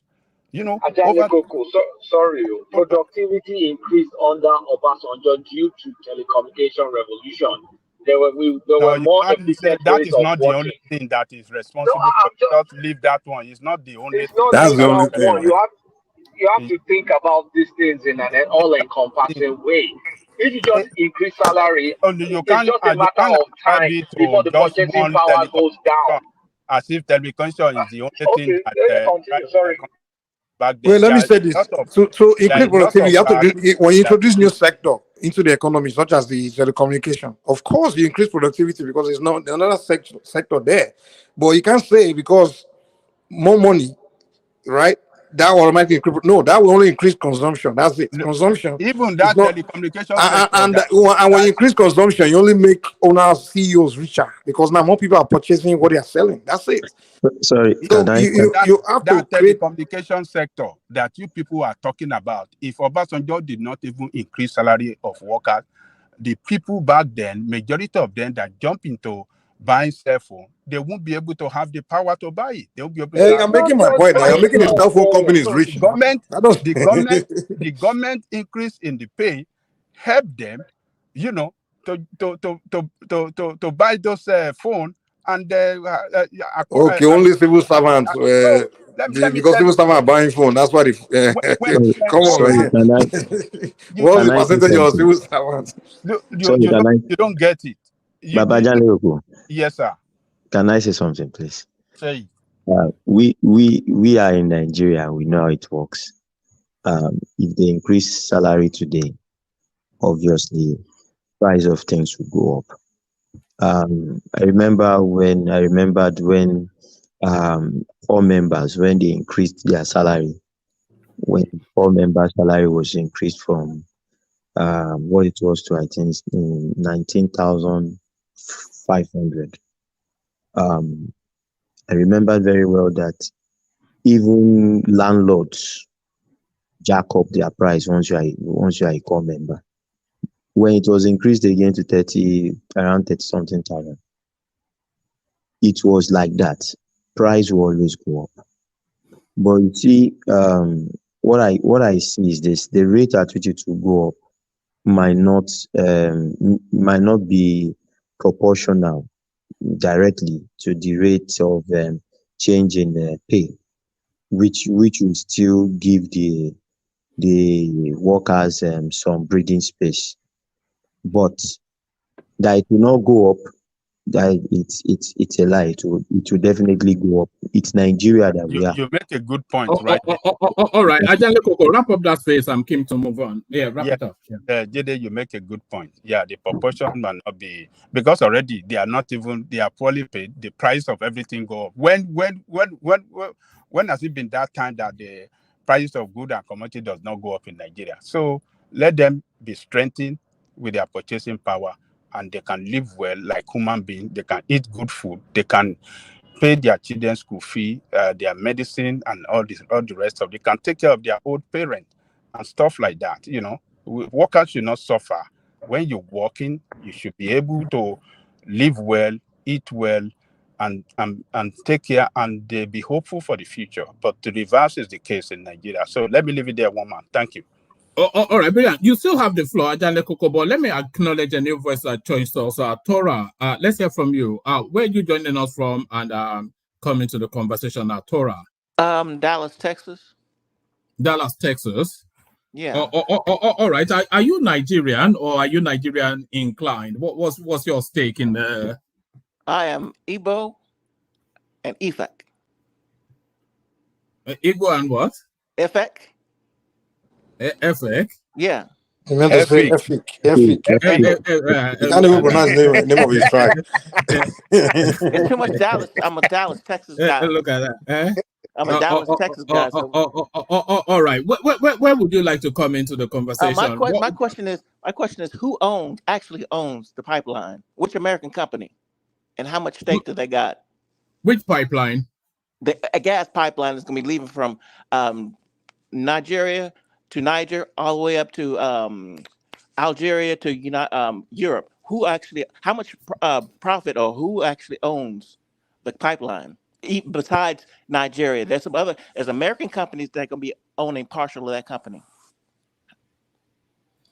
There'll be a multi-mix of companies in that space. I'm not sure that I'm not quite sure that you can say one entity especially owns it. Because I live in Texas, and there is companies there are American companies that own it. There's European companies that own it. Because Texas is one of the top gas and oil companies that goes around the United States. Chevron has a big stake. Chevron. Yeah. Chevron. Okay, Chevron. All right. So where are you going to with that? Where are you going? Take us on that. No. Because Chevron has political power in Texas. So I'm trying to figure out whoever actually have more share is going to have political power in Nigeria. It's going to have more political power over the president, over the politicians. No, it's not. Oh well, and that's how it works in Texas. That's how it works in the United States. I think with you listen to that guy, I think he's saying the truth right there. They will dictate to whoever because they are bringing the dollar in, to help your economic growth, and especially the bankers. Yes, so that is the way it works. Don't discard what he's saying. No, he's saying you have power over the president. The only way you have power over the president, if you put a puppet, the other puppet era is gone, man. What are you talking about? You think Nigeria is your country funding it? You think it's your funding country? What is your country? Do you think it's your country, Nigeria, that is funding that pipeline that is going to lift gas to Europe? Who's funding it? Chevron. It's Chevron and America that they have already put down $13 billion. They've committed $13 billion already. Yeah, somebody is saying ExxonMobil is also part of that mix. It might be. We don't know. There might be, but America. I also heard that Ghana is part of that, getting a partial share too as well. It doesn't make them more powerful than the president. You mean as an investor? You mean because the route doesn't go through Ghana? So you mean as an pipeline are you talking about there too? Which one are you talking about? Are there two pipelines? Because I know that Ghana's getting a partial share. There's the Trans-Saharan one. That's like a $13 billion one or something. Then the one that goes through Atlantic, that's $25 billion one. Okay, so one's going to go to Europe, and the other one's going to go partial to Togo. They're all going to Europe. They're all going to Europe. And then you don't think they're going to have political power over United States? They have political power over. Explain it. Mike, hold on. What's the wider point you are making, Tora? What's the wider point? Tora, it is actually owned by. Hold on, Jide. What's the wider point you are making, Tora? No, I'm trying to figure out how the political power is going to be in Nigeria. Because I'm trying to figure out who actually going to be owning it and how much political power they're going to be having in Nigeria. Explain how they have political power. Explain it. I think would they have electoral power? Would they control election? What are you talking about, man? Explain it. I think what he's trying to say is that no, let him explain for himself. No. I think the other gentleman, Mike, bring it down a bit, Mike. Yeah. Okay. The other gentleman knows how to explain it. What I'm trying to say. So you don't know what you're saying. Okay. What's trying to say is that he's asking us a question. He's asking us a question that what political power do we play? I think what Tora is hinting at is that whoever these Americans are or whoever the money is behind that pipeline will have an unwholesome leverage over the Nigerian governance. Correct. You got it. Rent-seeking economy. I don't agree. I don't agree with him. It's not true. Please. Are you in Texas? Are you in the United States? Are you in the United States? We don't have to be Americans to know everything. Hold on. Hold on. Everybody, everybody, hold on. Let me coordinate. Shebi, coming. You wanted to come in, Shebi. The multinationals, right? Whatever profit, it's not going to be. It's not talking about the political term. Definitely, Nigeria is a sovereign nation, and nobody can dictate how our politics runs. But in terms of money that will be accrued from a gas project, it's going to be more like a rent-seeking economy, where some multinationals like Chevron, Enron, etc., will make the bulk of the money, and that's Texas. And they only be paying rent to us, which is the kind of situation that we should try to avoid. And those companies you don't hold on, Tora. You don't think they will have political leverage, Shebi? In a way, but no, not at all. No, they don't. They shouldn't have. They won't have the money people won't have political leverage. Okay, one might explain how they will. One might explain it. They will have certainly unfettered access to the Nigerian governance, and they will also have the lever by virtue of them sponsoring what is now going to be the cash cow, because the monies anticipated from gas is set to surpass what we're even getting from petroleum.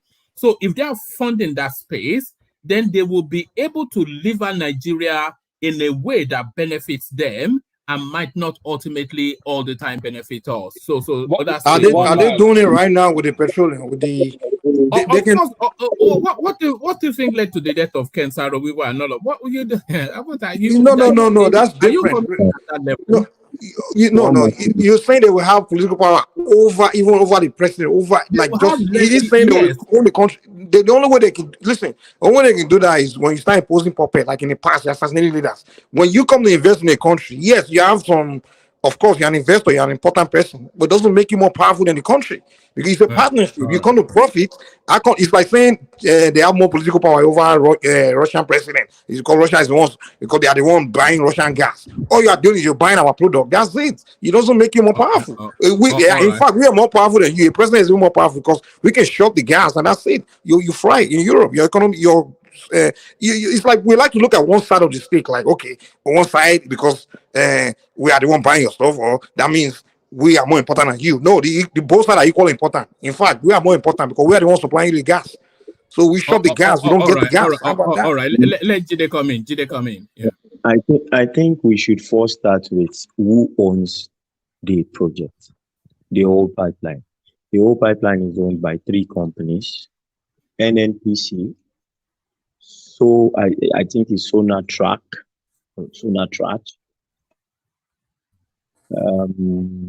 and Saldo or something, Energia or something. So I think it's more of a Nigerian and Algerian oil and gas company. So all these Chevron name. Have we lost you? There's a lot of stakeholders in the. What I'm trying to say that the 3 major owners are the ones I've mentioned. So the rest pipeline. Yes, it's NNPC, Sonatrach. Who's funding it? The 3 of them. It's a joint. I think it's a joint project because. Sorry, to the speaker. Go and check the money behind it.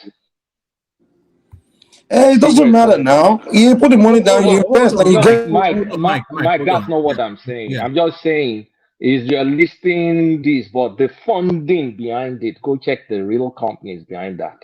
That's what I'm saying. I'm not saying. I don't believe in whether they already are IOCs anyway. So if you feel they pull power, they already pull power over you. So how dead can you be more dead? If they do gas, they're already doing your oil. But what I'm saying is go and check for the person speaking, the money, the funding behind it. Go check the people behind it. Is the usual suspect. Now, I don't think Nigeria can fund the pipeline because we don't have the money, and certainly not Algeria or any of these ragtag countries. Okay, the Chinese are funding a lot of projects in Nigeria. Doesn't that mean the Chinese now have more political power over the president and all those things? So it's this common talk among this lot of Americans. I hear them say it a lot. The white man, they run Africa, they control Africa, they put money in this. Yeah, I understand. The only way they can directly have more power, where that era of putting puppets in where they have to pick your president. Yeah, that's the only way.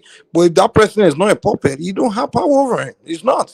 Even whatever. You know that the Chinese more or less govern Mozambique now. They don't. They can't. They can. Whatever it is, maybe whatever they put there. Right. So listen. Whatever the project, the agreement is that okay. If you maybe don't can't you forfeit on a loan or something, we can take over that particular project, that thing that we put, and collect the revenue from whatever that thing is earn it. You know, that's as far as they can go. But you can't say now you've taken over a country, you start designing their constitution for them, you start making laws for them, no, it's not possible. It's the sovereign states. Those people putting the money down for that so-called pipeline, yeah, they're investors. That's it. That's it. They're investors, and they'll be even themselves will be the one pandering to the leaders of those countries because they need to get their money back. You know, they have to earn their return from their investment. You know, so people start running around saying because some company invest money in something, that means they don't have power over the country. They control you. You're all puppets.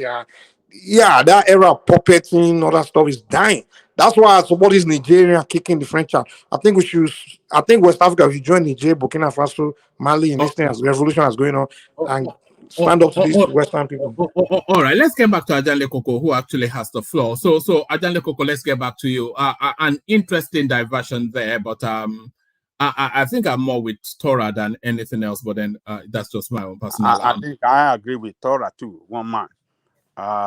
There's no way that all those multinational companies will put so much money to develop your resources, and you think they're not going to dictate to you one kind of way. They're not going to influence your political the politics of your country. But what difference does it make? They already do it now. What difference does it make? We are just confirmed. I mean, it's going to be more. They'll be more involved because the more they put. Look at already now. Are they not the one that dictate the running of your economy? The IMF, are they not the one? Why are they dictating to you? Okay, let's stop blaming Tinubu. Hold on. Why are they dictating to you how you have to run your economy? Because they give you so much money to run your economy. So why do we come every day talking about Nigerian government if you all agree that they are the one? What is? I mean, just stop there. I don't even understand the. It's a question I ask you now. So why do we come here to blame Buhari for bad economic policies? If you agree that it's someone else that's dictating, then there's no point in us coming every day to discuss the policy that Buhari is making anything. All right, Mike, give him the space to flesh out his thoughts for a moment. Already because they give you so much money to run your economy, that gave them the leverage to dictate to you. Do it like this, cut costs here, take off petroleum subsidy, do this, the same thing they will do when they, develop this gas sector for you. They will dictate to you on how it should be run, the percentage you're going to get, and everything. They will determine the price. This is the way it works. And if you don't agree, what will happen? What Tora says, I agree with Tora, one man. I think let's leave it there, one man. Let's move on. All right. Let's move on. Interject, one man, please. All right, Baba. But we'll make that the last interjection, and then we'll move on. Yeah. Good evening, folks, and a happy weekend. Please subscribe, and share this program. It's very interesting. I know if you are listening and watching, that means you love it. Please like, share, and subscribe. When it comes to, I came on because of this oil thing. Nigeria is a big player when it comes to oil. We are a very big player, and we are nobody's errand boy. We put our money where our mouth is. For the pipeline tool, there are 3 pipelines. 1, West Africa, 4 countries. Nigeria sponsored it, and we do supply the gas. Benin, Togo, and Ghana, they are owing us. There is one that goes to Morocco. And there is this other one that goes to Europe, particularly. And the beauty of the economy of that Algerian deal is that Algeria, as we speak today, has its own pipeline to Europe, particularly, specifically to Spain and to Italy. So we are like building to join them because they don't have enough for Europe. So when we join the Algerian pipeline, so we become a renter of the Algerian oil pipeline that supplies. You understand? This pipeline, it flows, and ENI of Italy is a co-sponsor of that deal. So it is very profitable for Nigeria. Nigeria has always put equity in most even of the oil well in Nigeria. That is why we take a lot of profit from oil every year. But for the people who actually dupe Nigeria, Nigerians who dupe Nigeria, that is just the situation. That's the only thing I want to clarify here.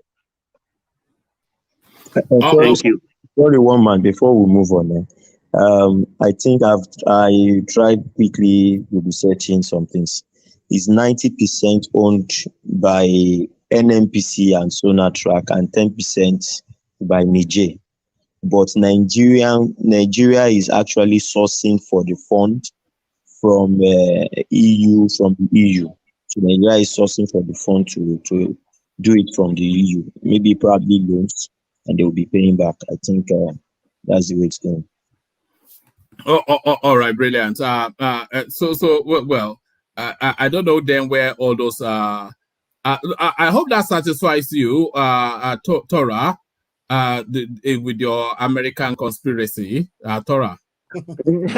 Now, if you lived in Texas, you will know about lobbyists. Okay, it's not a conspiracy. I live in the oil state and gas state, so it's normal here. All right, brilliant. All right, brilliant. Let me take the conversation on and move it. Still staying within the oil industry, Tinubu's likely Minister of Petroleum revealed, and really, even when I was reading it, I was half of the mind that it would land on his name, and it looks as though he's going to retain that portfolio for himself. So, what are you then making then of this narrative of the president?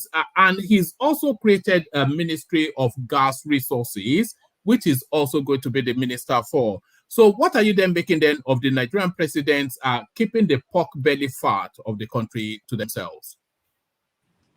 Woman, you see, I like the idea of creating this Ministry of Gas. It's indicating to us that, yes, Tinubu really want to get involved in the development of our gas sector. And as such, somebody should be there, as the head that will be responsible in developing that sector. So, is it Minister of Gas or State he appointed there? Which one? No, he appointed Ministers of State for Petroleum, and then a separate, that's the Heineken guy, is the Minister of State for Gas, and then some Lopobiri, I think, the Minister of State for Petroleum. But the substance...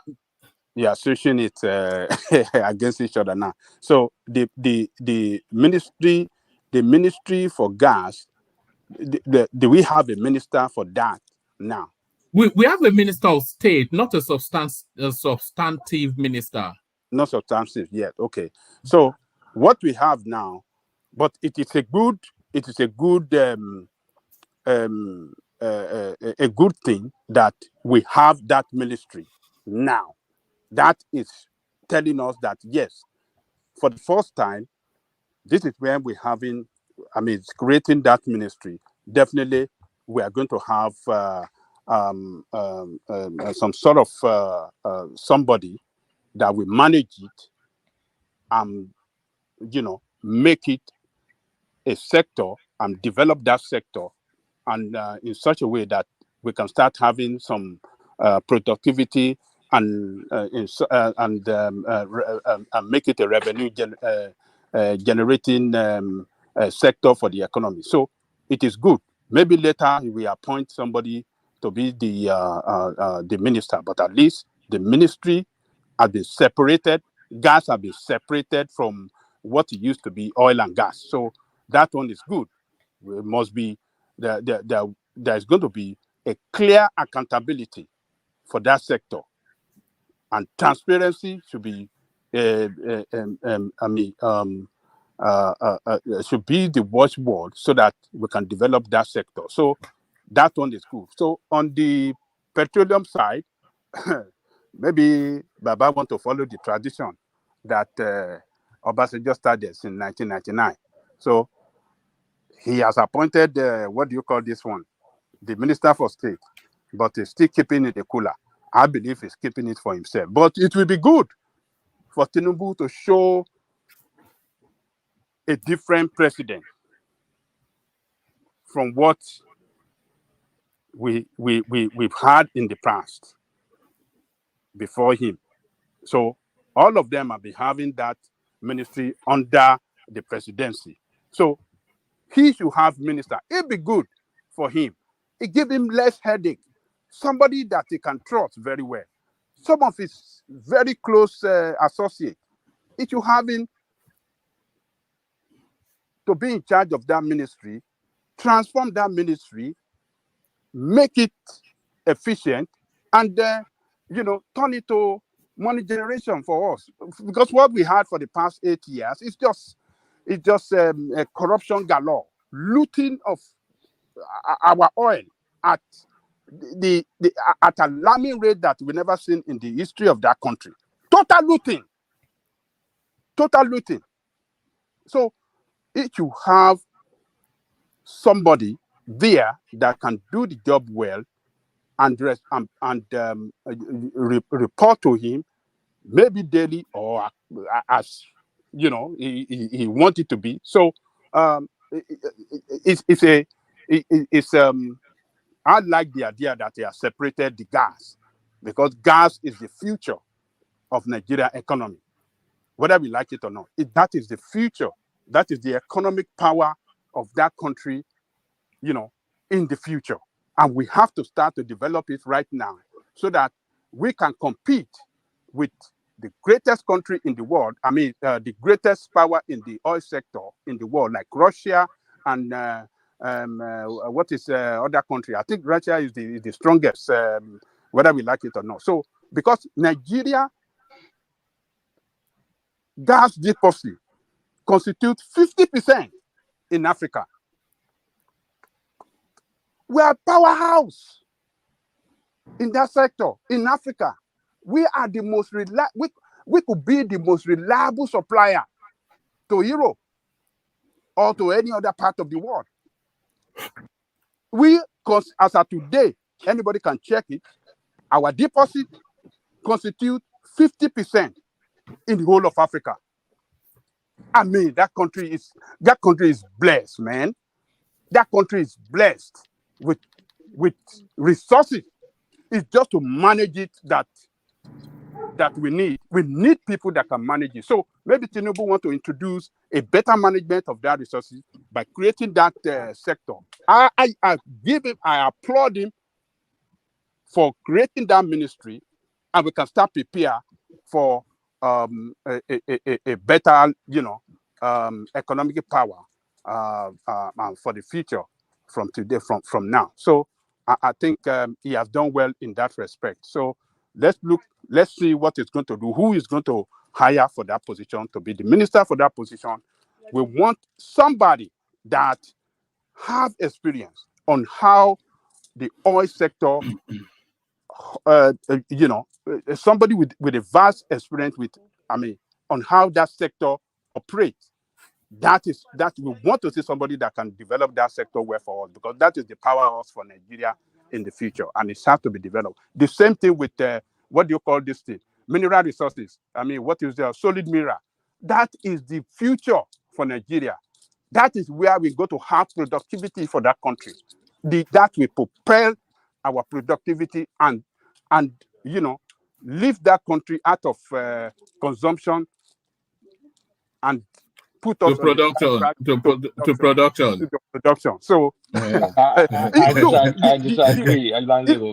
Even one man, look, the desire, the need for gas in Nigeria, the local market for it is huge. We refuse as a country to develop it. We refuse. What kind of country is that? We refuse to develop even for local consumption. We can for decades we were just flaring that gas. What kind of country is that? We are just wasteful, irresponsible people in the position of power. Even in the local consumption, there's a local demand, high demand that we can even make money. Talk less of export it to abroad. So, but he has done well to create a military. All right, hold on. Let's Kulata disagree with you, Ajande Koko, and then you respond, and then after that I'll go on to Shebi. I don't disagree about gas, but when Ajande said, "Oh, solid minerals is going to increase productivity," I don't agree, because if it's just the way we've treated crude and gas that we're going to do solid mineral, meaning at best we have some people mining it and just taking it out of the country, it's not going to make us a lot of money at all. Not until we start doing something with the solid mineral at home and then export some level of finished product. We won't make anything from solid minerals. There's so many African countries that export solid minerals, that their industry in solid minerals is decent, but they're poor, because, I mean, what do you get from lead ore? What do you get from this ore or that ore, or unfinished stone that is not polished? You just get the stone, you take that stone abroad, you go and polish it abroad, then it becomes something. So I don't agree that will do anything. What we can get us something that I'm surprised Tinubu is not doing anything is, we need a lot of boots on the ground. Soldiers, policemen, security, to secure farmlands, secure just general security is one area that can get us more productive that Tinubu is not addressing. And the people he put as in charge of defense, they're not confidence inspiring. So solid minerals, nah, I don't agree with that at all. No, what I'm saying, Kolata, is that, if we can develop it and turn it into, start to process all those solid mineral in Nigeria, create industry that we, do the processing and turn it to finished product, that will create job, that will create opportunity, and we create wealth for Nigeria. Okay, I agree with that then. Yeah, that's what I'm saying. I'm not saying that we should be looting. Just extract this. Just explore it and just sell it raw like that. No, that is a we have to do away with that mentality of old mentality. We have to do away with that. If we cannot get investor to help us develop it and turn it, process it, and to finished product that we can sell and make more money, I don't think we just keep it like Baba Uganda said. We watched that video, one man, he said, you're wearing Mr. Veni. He said when some people came for their uranium, or what did he say? Yes. Yeah, I think it's uranium or what kind of, He said, look, our uranium is sleeping on the ground until we have people that will come and set up their industry here to develop, to process it, and we can sell it to them. We are not selling it raw. He said, my uranium is sleeping. It's sleeping under the ground. That is what he said. So let our solid mineral be sleeping under the ground until we can bring in investors that will come and set up their industry, we process it, and then we can make a hell of money for our economy. That is the future of Nigeria. We have to do away with. Hold on. I want to move on after that. I know, but this is very important now. Can I just? That's why we are saying our refinery. The key problem we have in Africa is what I'm trying to talk to. The thing is, when our refinery doesn't work, we don't make money. We don't create we don't have productivity. We cannot create job. We cannot create wealth. The point is valid.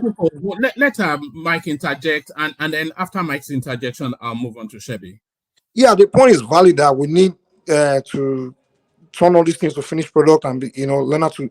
But the problem is that when we want to discuss that, we're always saying we have to bring people in to come and help us to set up these things, set up the industry. How about we start discussing how we can invest in the brains of our people that have talent to go into research to figure out how to do these things themselves? Because this idea that we have to bring investors to come in and come and help us set up, like you gave an example of the wherever that president is, that saying this thing will sit here until if some people coming from Europe or somewhere to come and help me set up the refinery stuff and stuff, when he could be, what he should be saying is that, okay, whatever I have here, I need to start looking for the talented citizens of my country and fund research, put their brains to work to do research, to figure out how to do it themselves. I think that's the problem we're having in Africa. Where is that research going to be funded? Say it again. Where is the research going to be funded? What do you mean? Where is the research going to be funded?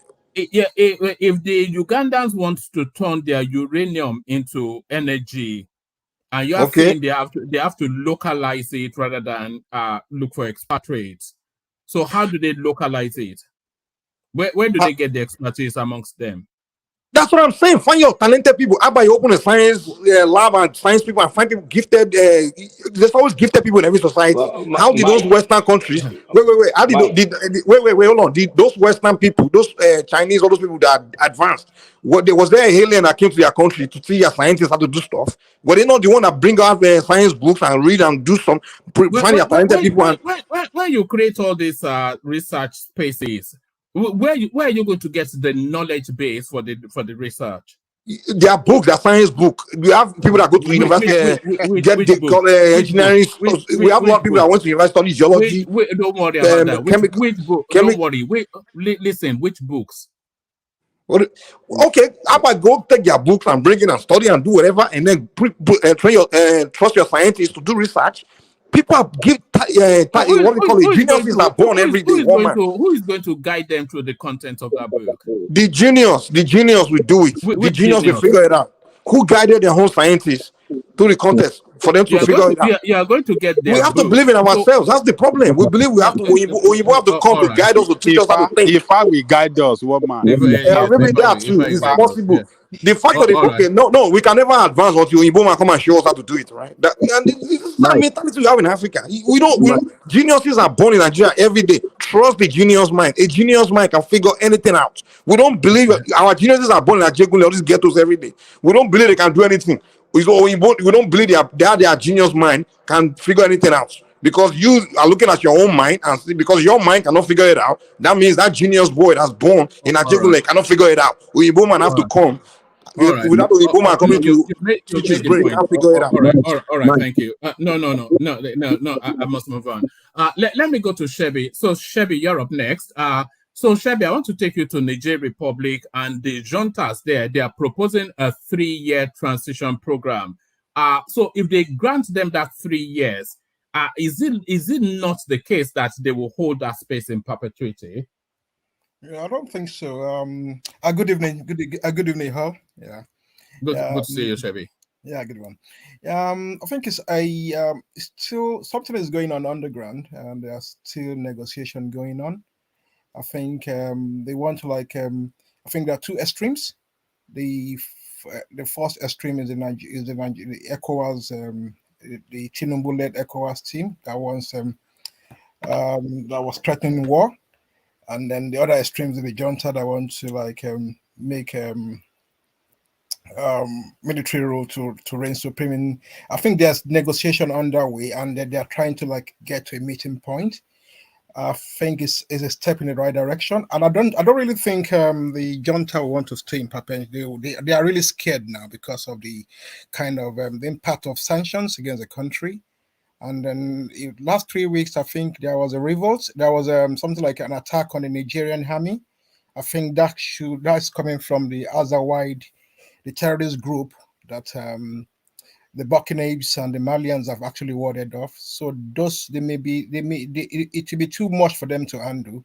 If you look at the terrorists from the Azawide, the Tuareg people attacking them in the northeastern fringe of Niger Republic, coupled with the sanctions coming from Nigeria, and then ECOWAS, it will be too much for them. And the NATO and American pressure on them, it will be too much for the junta, the military junta, to actually accommodate. So they are trying to find a leeway for them to actually stabilize themselves. I don't think 3 years is too much, but 18 months. ECOWAS should try to negotiate it to be 18 months. So is the 3 years a tactic? I think sounds like, doesn't it? Yeah, it sounds like a tactics, yeah. because the military junta is there, they cannot cope with the pressure, economic pressure, political pressure coming from ECOWAS, coming from Nigeria, and coming from the west as well. So what do you think they cannot cope? Because they seem to be holding firm. Just for the optics, I don't really think they can actually sustain that pressure. If it's a country like Nigeria, we were able to we were a pariah nation for about 9 years during the Abacha period. We have the economic strength, we have the wherewithal to withstand it, but Niger cannot do it. All right, and the deployment of fighter planes from Mali to Burkina Faso. So the concern really is that if they try to use force to remove these people, it's going to backfire.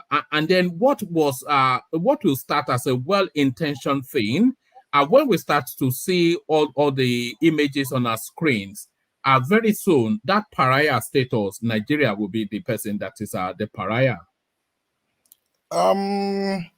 I think trying to use force now is really counterproductive. I think Tinubu goofed when he said he gave them 7 days. He should have taken his time to study the situation very well. But the deed is already done. But if you are to use force, it's going to be counterproductive on the part of Nigeria, on the part of Niger, and we need to really understand the West African Sahel region properly. At times, what happened in Mali and then Burkina Faso, I would not really blame the Malian junta and the Burkina Faso junta. In the you will recollect, after the demise of Gaddafi, the Tuaregs were let loose, and then they were able to foment some trouble in that Sahel region, and then they were able to establish Azawad Republic in Mali, and then the civilian regime could not actually curtail them, and then the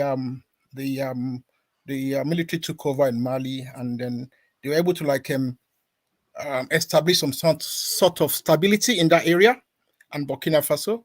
So that trend could actually get to Niger Republic, and they don't really want that kind of trend to extend to Niger Republic. So Nigeria should be very, very careful that we should not make enemies with Niger Republic, because we have a lot of stake in Niger Republic. The gas pipeline is coming to Niger Republic. We should not jeopardize that. And then they are our brothers. Niger Republic are our brothers. We should not try to foment troubles in that area. And more so, we are waging war against terrorists coming from Boko Haram and stuff like that. We need to put our foot on ground as well to actually make sure that our borders are well secured.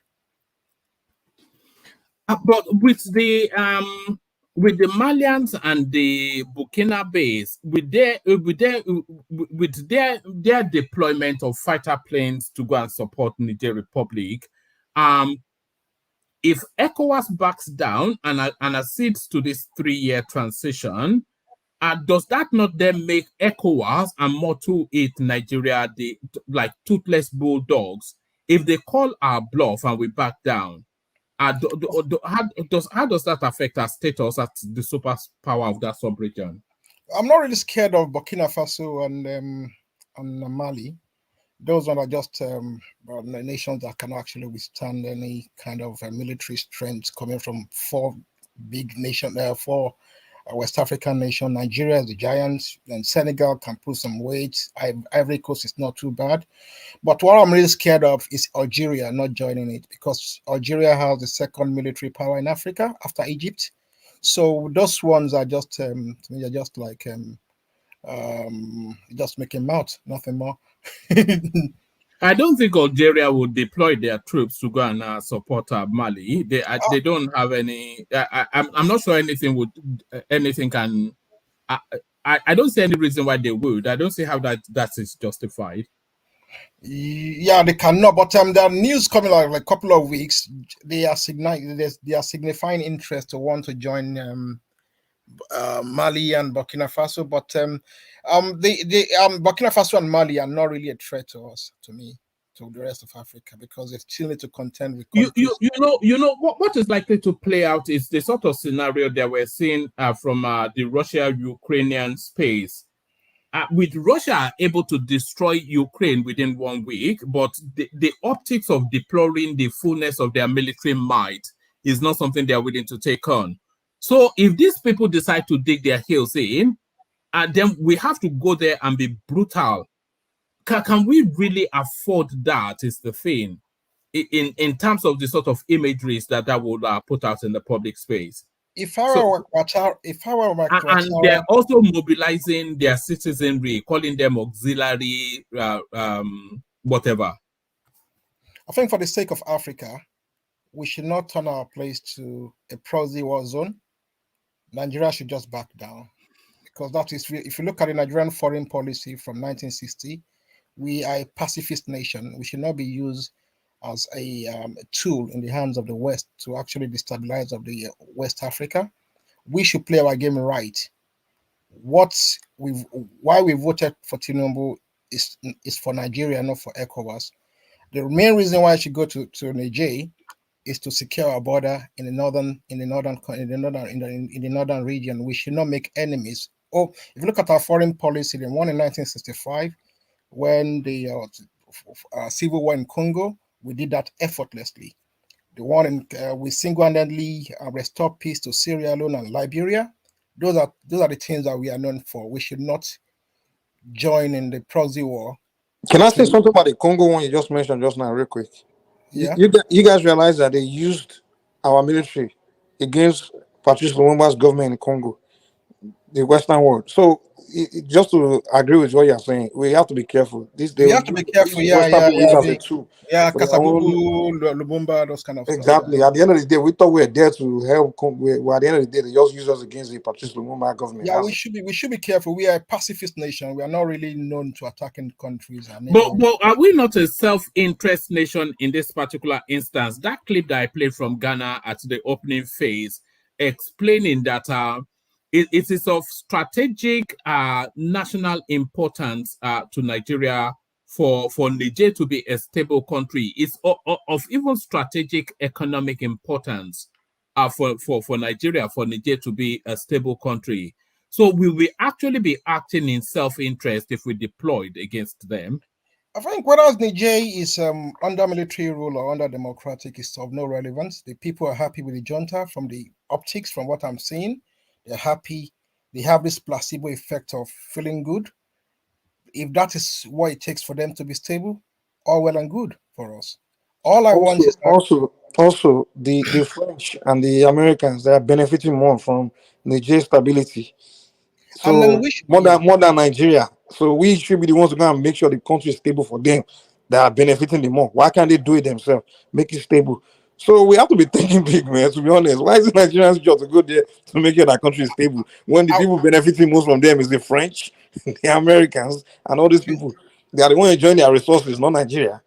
I mean, I think hold on. What resources America are enjoying from Niger Republic? They are enjoying the uranium, the minerals there. Trust me. Even that Liberian one, that stupid one we went to in the 90s, the company that was enjoying Liberian Firestone rubber, the Firestone company is owned by America.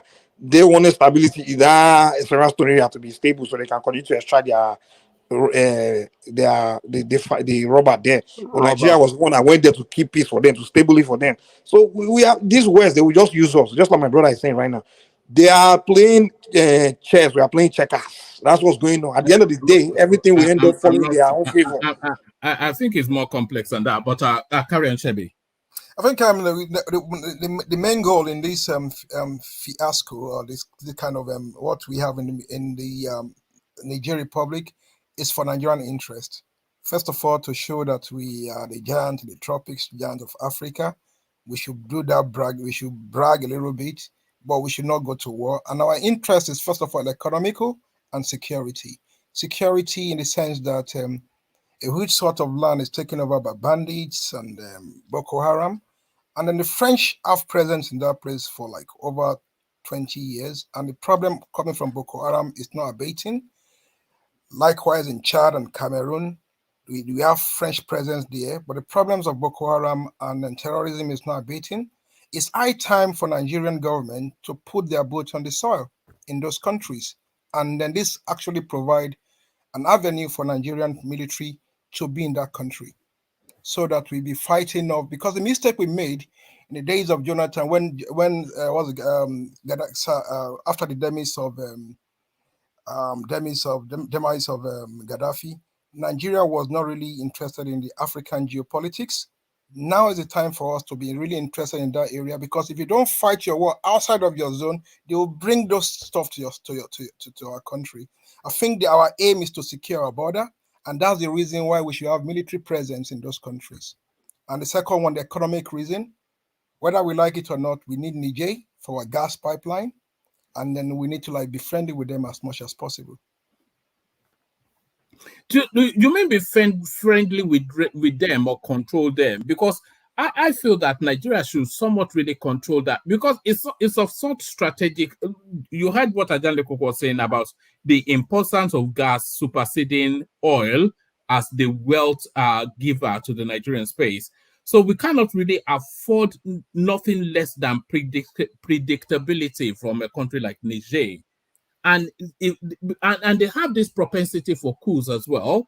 So should we really leave them to their fate, or on this excursion that we're embarked upon now, should we, if we're able to succeed, make sure that we have direct control on whoever oversights that country? Should we make it somewhat remotely like a protectorate of Nigeria, just because of the strategic importance to our economy? Yeah, definitely. Because from what Ajanleko said, the gas pipeline is going to be the largest income generator for Nigeria. It's something that should be dear to our hearts. But if you want to do that, I will not use the word control, but if you want to control, it should be in a very subtle way. Because if you look at the way England control India, a country of 60 million people controlling 1.4 billion people, they did not do it they do not rub it in your face. They do it in a very subtle way. But that's the approach we should be using. We should take over the role of France. What France is doing to Niger Republic is what Nigeria should be doing, but in a much more subtle way. That is not actually open. That is not even to your face, something like that. It requires a lot of diplomacy, and that's what we should be using. All right, brilliant. Brilliant. Let me say this, one man. I think the problem in Niger now, Nigeria should be very, very careful. And Niger is not a problem to me. You know the country that is a problem to me? Algeria. Because all this while, Algeria has indicated that they are ready to do this. Who is that? Okay. If you're not speaking, keep yourself muted, because your background noise will interfere with the feed. Yeah. So carry on, Coco. Indicated that they are ready to do business with that military junta. And these are the same people that we have agreement with on this pipeline that will go through their country to Europe. So what is the politics that Algeria is playing? Are they really Nigerian friends? I don't think so. No, don't look at it from the point of view of friendship. Look at it from the point of view of economics. What serves the economic interest of Algeria the most? That's really where it's always the money, isn't it? What serves their interest the most? I think. Can I talk? Yeah, I think Algeria has good huge deposit of gas as well. So maybe they are threatening that if that should go ahead, if the Nigerian gas project should go ahead, we may be a very big rival to them. Maybe that's why they are really interested in that, to make that place a little bit unstable for Nigeria. so that they will enjoy the monopoly of gas supply from Africa. That is one man. I want to comment, please. Hold on. Let Baba come in after that. That is the game that Algeria is playing. Algeria, just like I said earlier, we have 50% of the gas deposit as on record today. 50%. So for us to now overwhelm them in that sector, I don't think they want it. They don't want it to happen. No. I think you're looking at it. Can I interject, please? Yeah. Can you hold on, please? Okay. I think you're looking at it from the wrong prism. The Europeans have an insatiable demand for gas. So Nigeria's gas does not in any way threaten Algeria. And then the pipeline from Nigeria also, it taps into the pipeline of Algeria to then funnel into the European market. Exactly. So it sounds, yes, pick it up from there, Baba. Yes, because we pay rent to them too, you understand, for using jointly their own pipe that already in Europe, in Spain and in Italy. You understand? But in fact, you can see that Algeria has not been talking again about this Niger thing since Tinubu dispatched Baba Gana Kingibe to them. I think that worked. Since Baba Gana Kingibe came back, they've not been talking about Niger. And secondly, there is much more to modern warfare than what we see. You see, the Mali flying jets and everything. First, I don't support this war. You understand? But for economic reasons, we have to play some very, very fast political game. But they are no threat militarily. The only thing there is them holding Bazoum to as a kind of shield, because in the news it's said that the coupists, they've sent their families away to Dubai. So these are propaganda we should be able to win by telling the people that, look, these coupists you are supporting, where are their families? They've dispatched them in Europe and Dubai. So do you want to die in their war? If we want now, first, they will jam their radar. Who supplied the radar? France, possibly, and maybe United States. So with just one button, they will jam their radar. Their jets cannot fly. And their communication, if we put boots on the ground, that is where ECOWAS, not Nigeria. If you put boots on the ground too, they will jam their communication space. So it is no brainer. They don't stand a chance within 3 days. But if we dispatch them away, what happened? Do we now install a government? We cannot stay on the ground, and ECOWAS cannot rule in Niger. That is not. That is what brought America's problem in Iraq. Sorry, Baba. We don't necessarily have to rule them. If we get rid of these people, we'll just have to maybe not put Bazoum, but put an administrator from their country in charge of their country. That is a problem, woman. And then put them under the protection of an ECOWAS force. So they will no longer have a military, woman. We will decapitate their military, quite all right. But if you put somebody there that is not popular, that means you are superimposing an unpopular candidate on them. The only thing that I find illustrating here is that in 3 years they are proposing for transition. Bazoum will have finished his term. He will have finished his term, and they will have voted another government in. So what is going on? I don't understand. You are impatient. And who says within that 3 years there will be no counter coup that will complicate the matter? Because that's African tradition. You plan a coup, the sergeant behind you guiding you every day too. You are having seen the example you said will overthrow you one morning too. So for how long will the military cycle continue? This is a trap I know ECOWAS is trying to It's a catch-22 situation, honestly. It's almost a certainty that there will be some form of a counter coup, because the scene is set for that, isn't it? For a counter coup. Exactly. This is the problem, and the army is not meant for nation building. The army is to destroy, to fight, to attack. So when you do that, and there is a vacuum in power, so what do you want to do? You can't stay there and start conducting election. Where would that money come from? We have to be very careful. You subsidy money now. Woman. I yield. Can I say something? Yeah, come in, Jide. But but speak up a bit. But come in here. Okay. What I wanted to say is this whole jail issue is now more complex than it was when it all started.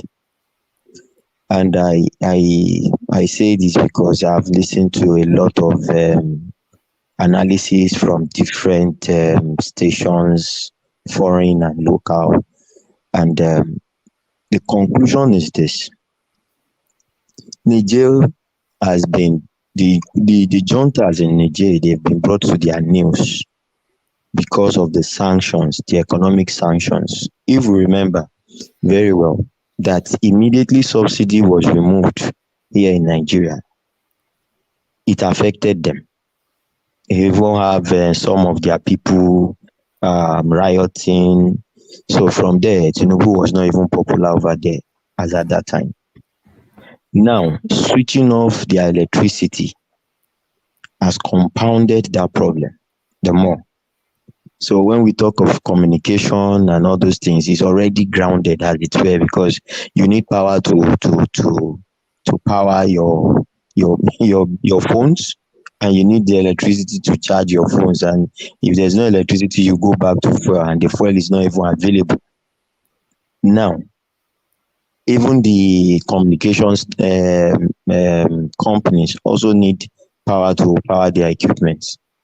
But now if we look at it, now the juntas are trying to lean towards ECOWAS, which is against the original plan of the people supporting them from behind. I mean, Mali, Burkina Faso, and the rest, because they have been sponsored by another force.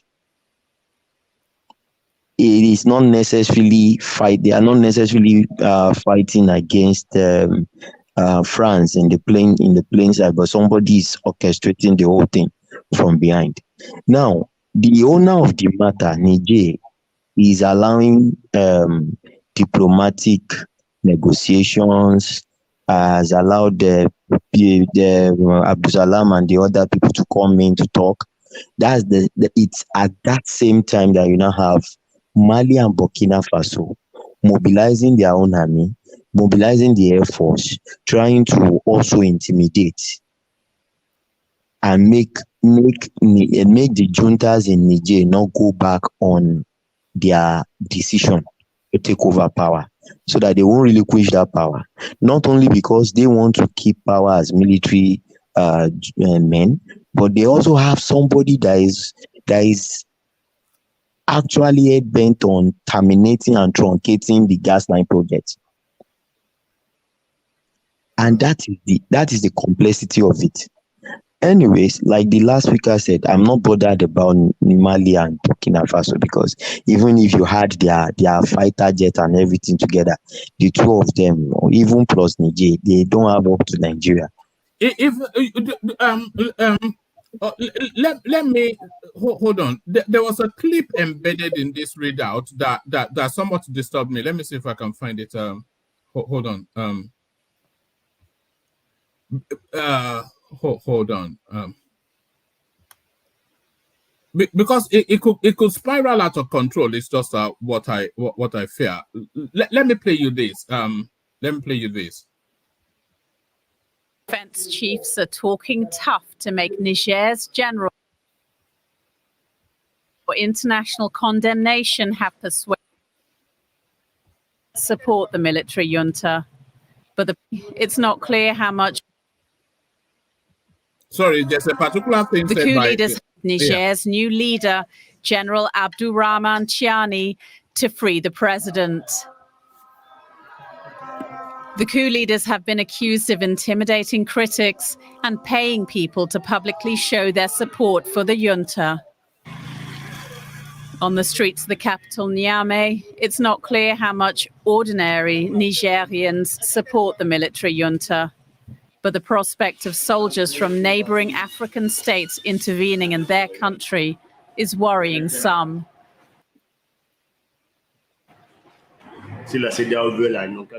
ECOWAS can come here if they want. We are waiting for them. They will get what's coming to them. They will have to go over our dead bodies to get to the coup leaders. You see that statement right there is what bothers me. That's why we should leave them alone. Just leave them alone. One man. Why I was saying this is because Nigeria won't play America by force. Even it's not as worst as what you get from Mali and Burkina Faso. See, Nigeria, even ECOWAS is not the one pushing for war now. The way it's looking, it is Burkina Faso and Mali that is pushing for this war, because they are on all grounds against any negotiation between Niger and ECOWAS. They have said it that they are not in for any negotiation. But now that's where the baffling question comes in. What is their main stake in all this matter? And that's why I said somebody is sponsoring these guys. Somebody is sponsoring them to push this matter to a point of war. And if that you have to say that the stake of Niger and Burkina Faso is that they are military administrations too. So if ECOWAS is able to repel Niger, then they feel that they will be under threat. No, one man. That's not necessarily the matter. Now, I think the matter is this: Mali and Burkina Faso, they've already leaned towards Russia openly. They have leaned towards Russia openly. So I feel Russia is actually using these two countries to check the influence of France in that zone. And should they take over Niger too, that means they will have control over Niger. But the juntas in Niger, they don't have that control, because yes, they rely so much on the southern countries in West Africa. I mean, the countries that border towards the ocean. So these people really, they have a lot, like now Nigeria provides the electricity. Nigeria has cut electricity. Now, all the supplies that come from Nigeria to Niger, it has been cut off.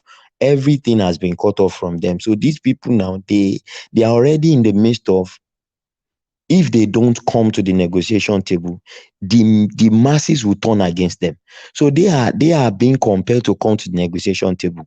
But the people that the matter is not happening in their country. I mean, Mali and Burkina Faso, they are head-bent on going to war. If you listen to what their leaders are saying or what is going on over there, you will notice that they don't even want anything. They want it to progress to war.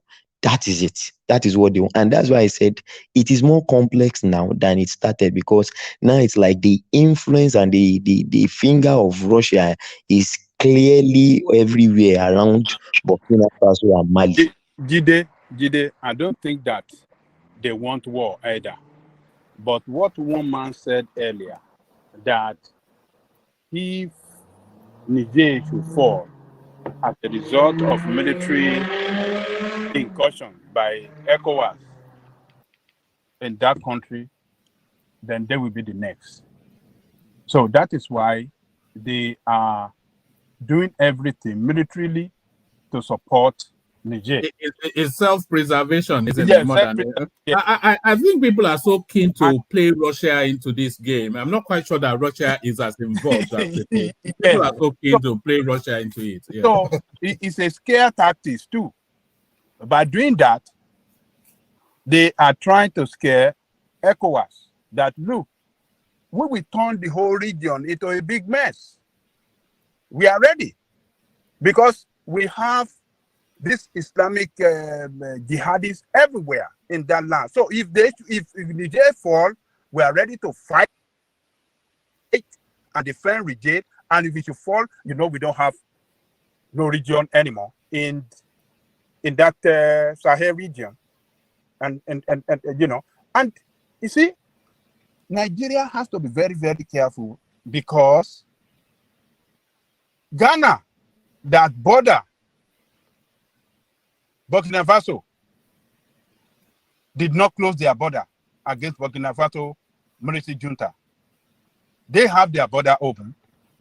They collaborate with them on security matters because in the upper region, upper Volta region of Ghana, that share border with Burkina Faso, they are having insurgency problem there too. So, but Burkinabe army are fighting insurgency there, helping Ghana to protect Ghanaians living close to the border there too. So, you see, Ghana that is supporting ECOWAS here, supporting Nigeria and other ECOWAS to go and fight Niger, he's working with the other military junta, Burkina Faso, in the area of security of their country along the borderline. So Nigeria have to be very, very careful. It is not the war. The most dangerous country, I keep saying it, in this is Algeria. Algeria still have their border open. They said they will continue to trade with that country, and they are giving a lifeline for them as a result of their border. So they're still having business. Truck is still moving in and out from Algeria to Niger. So everybody wants that uranium. If France can be kicked out and Algeria support them, give them arms, in collaboration with this, what do you call this, Burkina Faso and this thing, and they were able to defeat or maybe pull the ECOWAS back. Who told you that Algeria doesn't want to have that uranium too? They want to have some share too. I agree with you to some extent, Ajanle Koko. But if it's about resource control, Ghana actually is bordered on their own head like a cap by Mali and Burkina Faso. And the border of Ghana, particularly with Burkina Faso, is seamless, just the way we and Niger are. Because from Paga in the upper Ghana, you can just trek in and out. So you can't even determine a Ghanaian northerner, whether it's a Ghanaian or a Burkinabe. There's a problem. And there is also a problem of Wagner. Mali is using Wagner as a kind of defense shield. And how did they pay Wagner? Because it's a poor country. They don't have money. So they give them gold mine. So Wagner is guiding them, protecting them, and mining their gold as compensation. Ghana is so worried about that they had to report Mali to Blinken some few months back, that this is what Russia is doing at the head of their cap in the north. So it's a problem. But for Algeria, no, I don't think. Did you say they report to Blinken? Yeah, the Ghana president reported to Blinken. Yes. Why is he going to Blinken to report? Yeah, we all ridicule that move because a president should be talking to a president and not a secretary. They went to daddy, American daddy, to report their brother. And yeah, you can see that it was a desperation. They were worried. That's why they reported them, because when you have Wagner in your own border, you have to be very careful because these are undisciplined soldiers, renegades. No. Wagner, trust me, no. It's a Russian private army. They are they are renegades. They are renegades. They are as far as I'm concerned. An army that left Ukraine front and want to turn their gun against Putin. That thing is propaganda, man. No. My question is why, when Mali and Burkina Faso did their coup, why wasn't any deterrence to it when they did it? Why? Exactly my point. Yeah. Why I can't figure that out. Why was ECOWAS quiet? Then all of a sudden, Niger Republic's a new I don't think they were of any real significant strategic importance to anybody, really, not in any significant way. Maybe there was no Tinubu then to really orchestrate their points. Because it still beats me why they allow it. Guinea Conakry is far, I know, but Burkina Faso and Mali, they are home. Somebody didn't talk. I feel it has to do with the timing, because if you look at it very well, it was just, I think it was around when the whole world was coming out of the COVID balava, and that was when all those coups just struck serially. And you know, a country that has not even gotten its own economy right would not say he wants to go and fight or interfere in another country. And again, it has to do with their leadership too. ECOWAS leadership, as at that time, I think the leadership was from Guinea or something. So maybe that's why. You guys notice the countries that are really pushing this invasion in ECOWAS are the Ivory Coast and Senegal, the two French big puppets. Yeah, they're the one really. Even Nigeria are not really pushing like that anymore. Nigeria already, when the Senate say okay, we know they enter, Nigeria already kind of back off. But those guys, they keep flying to Nigeria to come and tell Tinubu, let's do it. But you know the funny why thing. They not? Tinubu should send them to go and invade the one in their own north, Burkina Mali, that borders Ivory Coast and Senegal, and the Burkina Faso border Ghana. They should go and invade those ones first before they start coming to Nigeria to tell Nigeria, invade Niger. They are out of their mind. Ouattara actually is a Burkinabe. He's from Burkina Faso. Yeah, he's from Burkina Faso, yeah. So he has a stake in that territory. And of course, he is running for a third term, or is already in his third term, against their constitution. So he has a selfish interest in orchestrating that war. No, I disagree with that. What I was telling one man the other time was, this is where the proxy war lies. France has two nations pushing heavily in ECOWAS for a military intervention. Even when they were talking about military intervention, it was just these two countries that said their own soldiers are already on ground, ready to move, ready to be mobilized.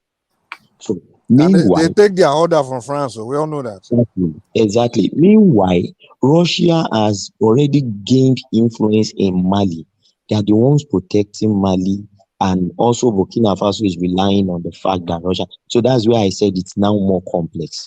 Nigeria from the beginning was playing an hide and seek game, giving them leeway to come to negotiation table, at the same time threatening to go to war. So Nigeria was not really serious about the war thing, just to you guys come to the table. But it was this Senegalese president and the Ivory Coast president that were pushing so hard for a military intervention. So this is why I said it's now complex. And for the Algeria part of it, you know, Algeria, when Tinubu sent the diplomatic team to them to negotiate, they said the only concern they have is that any war in Niger will constitute security threats to them. So that is why they are threatening that there should be no war, because there's no how, once there's war, people will flow into their country. And I guess international law does not forbid you from allowing refugees in such situations, and they might not be able to control the security situation that might come after it. And that is their own major concern, because they too want this gas, whatever, to flag up, so that they can also benefit. Even Niger has 10% to benefit from it. I think it's all the three of them, Nigeria, Niger, and Algeria, their Minister of Petroleum all signed the document. So the issue is the two parties, the Russian and the French parties that are really pushing for war. And they know why they are doing it. They want to make Africa a proxy war. Exactly. Divide and conquer. All right. Let's bring Fatai into the conversation. Fatai, you've been unusually quiet. And usually when Fatai turns up, he usually turns up to speak to a specific matter. So what's brought you in, Fatai from Cyprus, our Cyprus Igwe? Fatai Otesolani. Mo ti fẹ́ sùn pàápàá gan.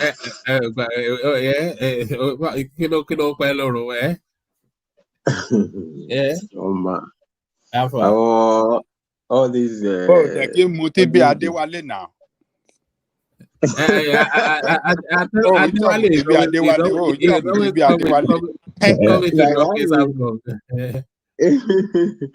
Bàbá mi ẹ kú gbádùn bàbá mi. Bàbá Aláìkòkò, you spoke this Algeria. I mean, so I don't know, Sha. The politics of pipeline, you know, a lot of people speak. Well, if you have to, some people, if somebody doesn't understand the politics that killed the pipeline that was supposed to pass through Syria, from I think it was from the Qatar gas field all the way down there. It's very difficult to understand this Trans-Sahara pipeline. So it's not really, I mean, it's where to start from, basically. That's my point. But I mean, I said like the other, during the election and then the other day already. I mean, that's how much it's possible to say about it. In the sense that so if the exchange rate is wild, I mean, so in order to adjust for a bit of purchasing power, okay, maybe not too much, but I mean, what is wrong with increasing people's salary? Are you talking about the Tinubu survey? The Tinubu survey that led us to that? No. I heard a discussion that there will be a salary increase or something like that, and then whether salary increase affects inflation or whatever. But Ali Koko was having this argument. Somebody came in and said he has 2 degrees in economics or something like that. I don't know what that was about. So I don't understand how it doesn't make economic sense to adjust people's salary everywhere. Everybody adjusts salary every time. It's not really what would be a problem, especially in the light of the exchange rate in Nigeria, right? I mean, okay, it's not to pay everybody 1 million every month, right? But it's a question of value for money. So it's not a question of if you increase the salary, there will be inflation. The salary is like it's like the listing that causes inflation. Salary increase is not empty. It's not money chasing after thin hair. It's not throwing. People work and get salary, and you improve. Is that it? I mean, the work that they do, is that the value for the work? What they are getting? The question is it the value for the work? No. There were 2 conversations taking place there. So there was a conversation around what justifies the a reasonable or a work a living. Let's not call it reasonable. Let's call it living. There was the conversation around what constitutes a living minimum wage. So that was one conversation. And then it all started from this survey that was done. And people felt 99% of the people surveyed felt that the minimum wage should be at the minimum 50,000 naira. And then that led to the conversation if 50,000 naira is a living wage.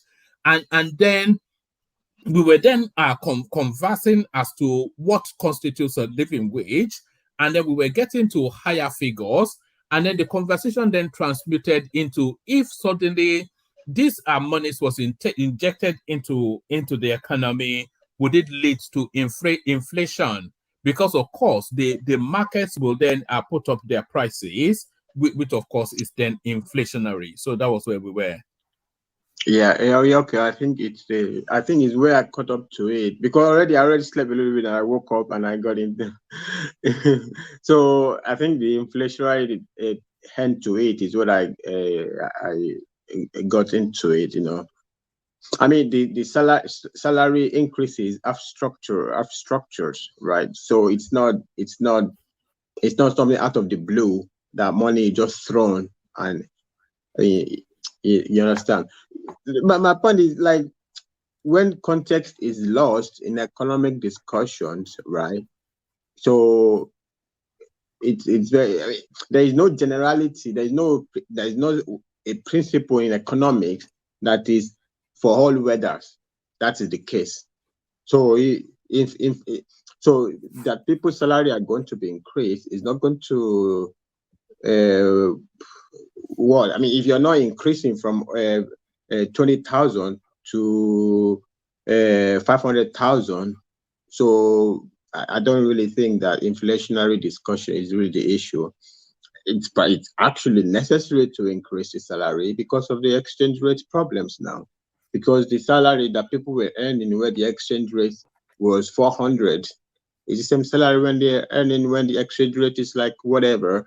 And since a lot of things are brought, since a lot of drivers of many products in the country have some importation components, so the things are going up. So I don't think it's a necessarily buy. I think it's how much is really.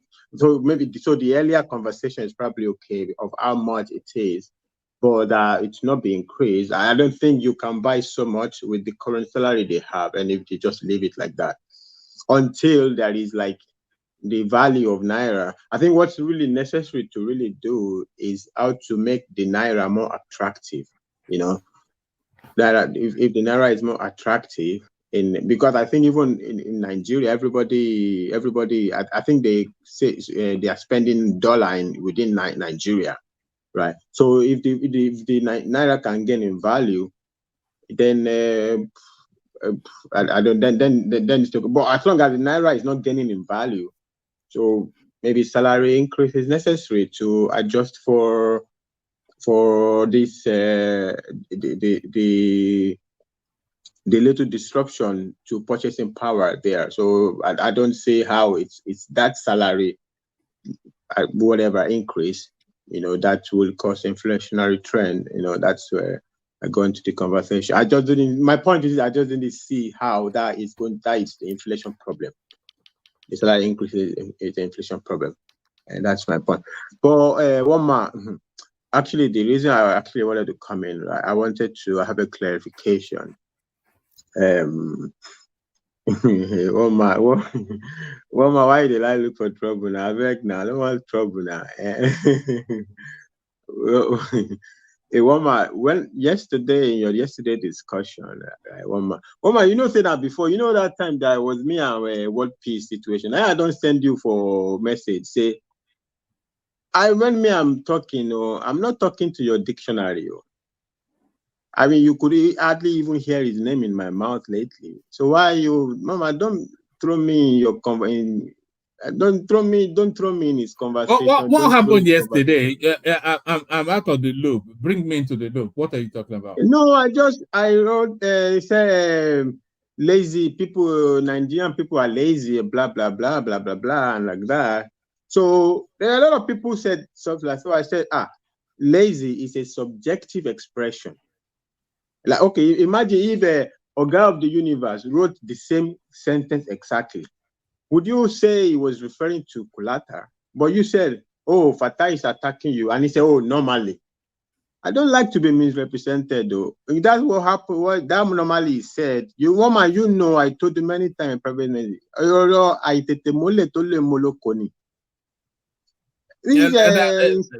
was yeah, I can't recall that, but that would have just been a throwaway comment. No. What is there? Me, I told you many times now, it's not really my kind of person. But every time you are bringing, I don't understand it. These people are lazy. Even one time, 2-3 days ago, Mike and Simba, they were having this discussion. I even came in, I was like, we are wasting time on stuff like so. It's something that I've it's not even because of the matter I came into when Simba was speaking like that, and people were like I was fighting Simba or something like that. Actually, I wasn't really fighting Simba. It's just the way he was presenting. I was like, who is this guy now? Who do you think saying the righteous man now? But my point is, these are discussions that these guys have been having. I mean, okay, because he hijacked it yesterday doesn't mean I was referring to him, right? Mike and Simba have been talking all these things all this time, Sorry, whatever. Hey, hold on. I thought you got to bed, Kulata. I thought you got to bed. I was hopeful that you had. My headphones is on. I've been dozing, but I have reported you many times to one man. Okay, but why is this guy bringing drama, unnecessary drama here? You shouldn't be doing that if you don't want drama. Doing what? What are you talking about? Why are you being so dramatic? What's all this about? Okay, you are very dramatic. Okay, don't worry. I mean, I don't like all these side kicks.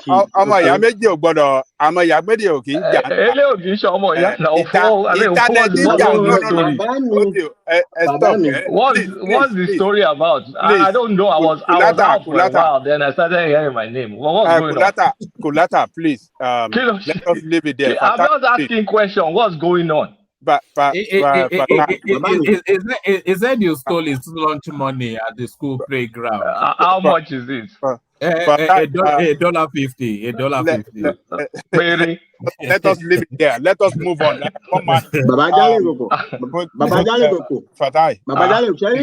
left again, then I started hearing my name. I mean, what's going on? Baba Jale ko kon ko ṣẹlẹ̀ ní pé baba no mo gbọ́ of course baba rẹ̀ pé mo máa gbọ́ nǹkan tẹ́ sọ nǹkan mo kàn fẹ́ sọ ni ṣe ní nǹkan tó ṣẹlẹ̀ yìí one man ló fà ṣẹgẹ I mean people think say I get angry me I don't get angry I'm a very jẹ́jẹ́ mi I don't you think about the pin mi lẹ́mi okay o máa ń ṣẹlẹ̀ ma then give signal long time ma fojú sọ ma fẹ́nu sọ ẹ fi mi lẹ̀ so mo dẹ̀ ti sọ fún one man many times okay but one man I don't know what man is thinking or the way I don't know, but it's his show, so I don't really, because when they are joya. But I don't like. That's told one man many times. Don't be bringing him in my issues. Don't bring my issues. What's this conversation with no head or tail? Are we here to like each other, or we're here just to talk about discuss? What are you talking about? Let us leave it there. Let us leave it there, please. Do you leave the session and start thinking about people? I mean, what's all this? Yeah, that's what you do. That is what you do. Forget the projection. That is what you do. What projection? What are you talking about? You're bringing drama here consistently. Do you see me doing stuff like that? All right. Let's what sort of nonsense is this? Other people to do it. All right. Other people to do it. This guy, you have issues. Honestly speaking, you're imagining stuff. And this is the second time I'm addressing you. Stop imagining stuff in your head. All right. I imagine stuff in my head. No, honestly, you have issues. You need to deal with your issues. You are too senior. Both of you are too senior in this spaces for me to be muting you. But but someone can be imagining stuff without correcting the person.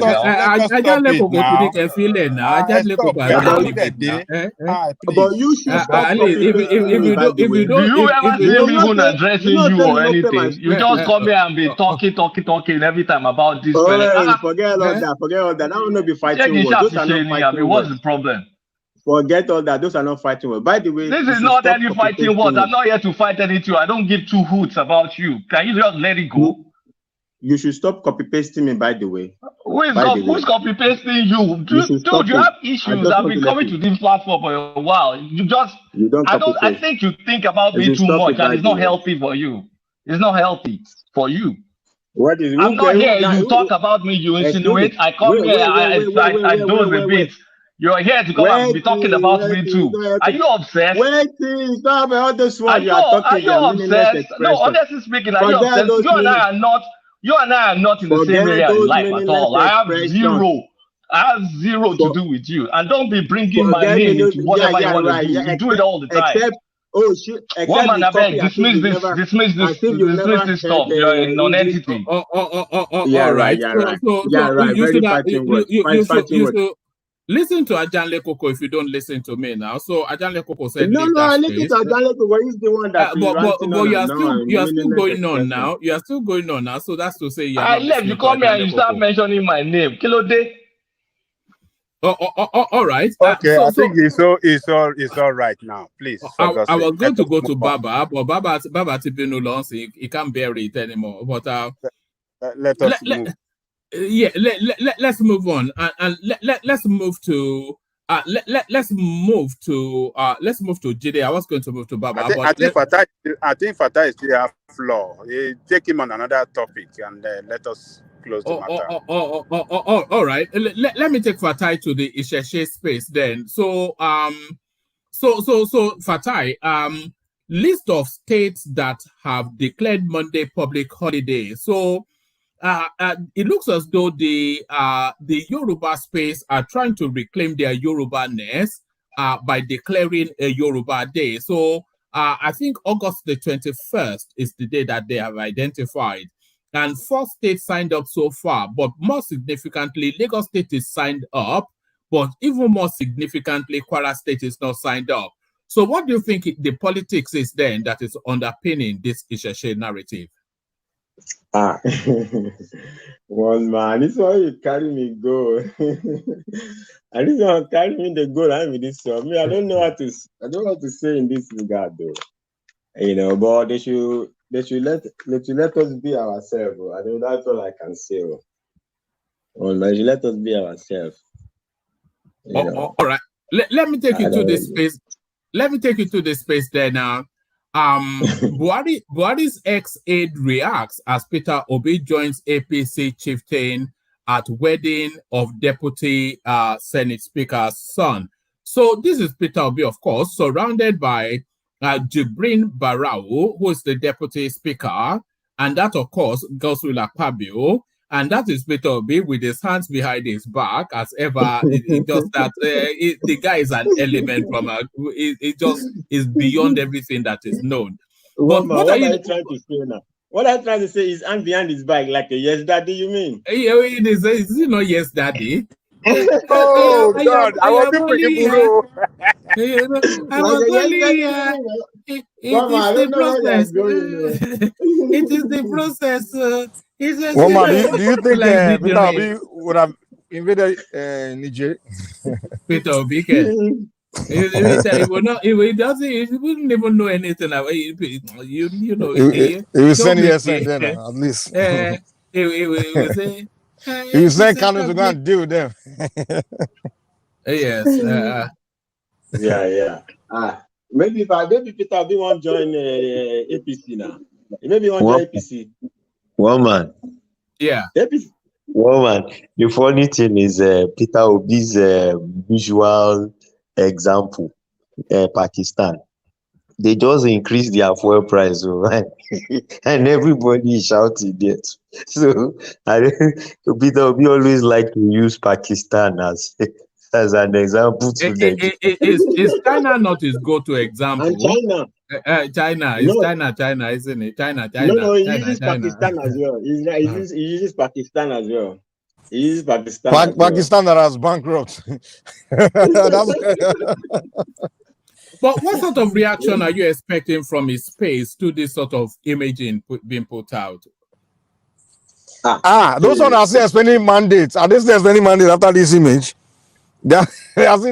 I'm looking at their post. They are saying judiciary must not fail or something like that. And they keep posting our picture. All eyes on the judiciary. All eyes on judiciary or something like that. And they will be posting the picture of that Yoruba justice. I don't know what that man have done to them.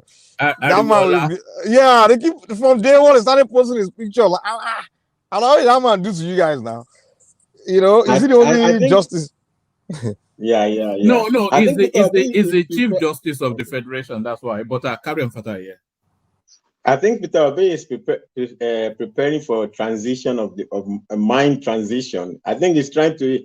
The picture is not by accident. He's trying to let his people know in case the judgment doesn't go. I don't go. They don't carry me. They go. I don't know, but I think he's. I don't know. I don't know. Because what people were speculating was that why did he not shun that it's not anything meaningful or significant. It's just somebody that is not has no association with getting married. It's a political thing. Him going there. That's just the thing. But what politics is it signaling? Yeah. Yeah, it's not by accident. It's signaling. It's signaling. You know, it's very difficult to see how Peter Obi wins the case now. So he has to start doing these little things, the little cameos, to let his people, you know, to prepare to wet the ground. This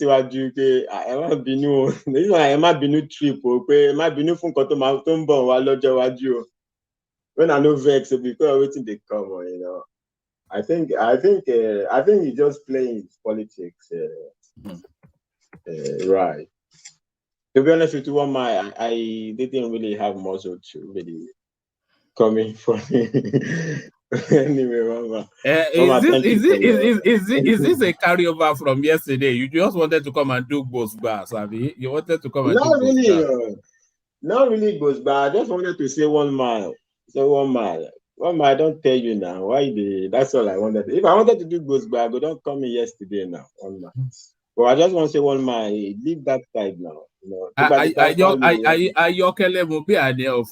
with your mild voice, people will think you're a gentleman, but you know, it's a goro native. I can vouch for Fatai. Yes, Google combination. Combine donors. Look at that. Baba ti sọ̀rọ̀ wọn ní mò ń mu bíà, mo lè yọ́ mu bọ̀ mi ò mu ṣá.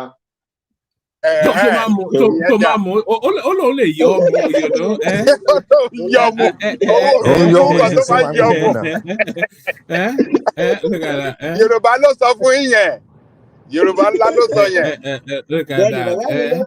Bàbá yẹn kò lọ̀rọ̀ mi yé. Bàbá yẹn kò lọ̀rọ̀ mi yé. One man, you know the Northerners always say Yoruba Muslims are fake Muslims. They don't believe. Look at Barry now. When the guy was praying with the Northerners, he's the only one that sat on the chair doing his where the other on the ground, you know. It's a Muslim. Islam, Christian, I don't believe you people, man. Yoruba people. This is our fake life, man. All right, brilliant. My kilo shele now. My co ni jagboro. My co ni jagboro 1 man. No. Vada going to fight everybody today. He will mention me as Simba. All right, 1 man. Sorry, I won't go sleep. Can we move on? All right. Let's move on and let's come to you, Kulata. Kulata, agbowo orí, sára ẹ̀dá ti balẹ̀ ń sìn. Ara mi máa ń balẹ̀ ṣé èyí lẹ ti rí mi bì ní ara mi máa ń balẹ̀ mi ò kò sí any drama lọ́dọ̀ side mi. Ẹ̀yin ìjàjà òjò máa lo tax collector. Òṣò máa lo tábàdì ṣoṣo máa lo àmì ò báyàn jà èmi ò dẹ̀ kí yàn press over anybody.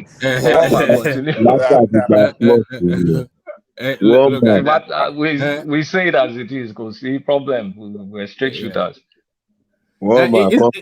Compensation Abiola lẹ́fẹ̀ẹ́ ṣe fún Kulata yìí o. Compensation. No, because the compensation but continue one man. Let's bygones be bygones. Continue.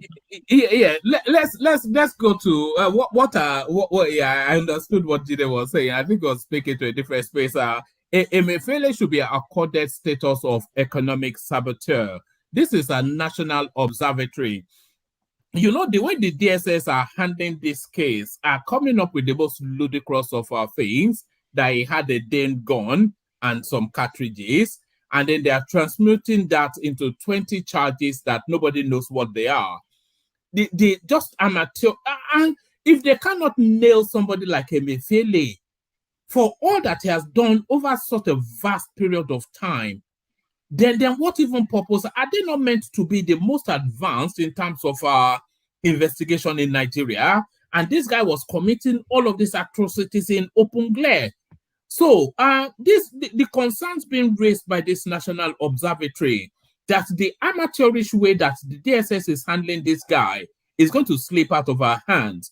So do you see then that this guy, for reasons that they cannot just come together to put a coherent, it's the same with Nnamdi Kanu, isn't it? Remember when they took Nnamdi Kanu to court and the court just stripped by half all the charges and threw it in the bin? So are we going to see this sort of amateurish play out with Emefiele again, and this guy will slip through our hands? Is that a trick question? You're already seeing amateur hour. You're asking, are we going to see amateur hour?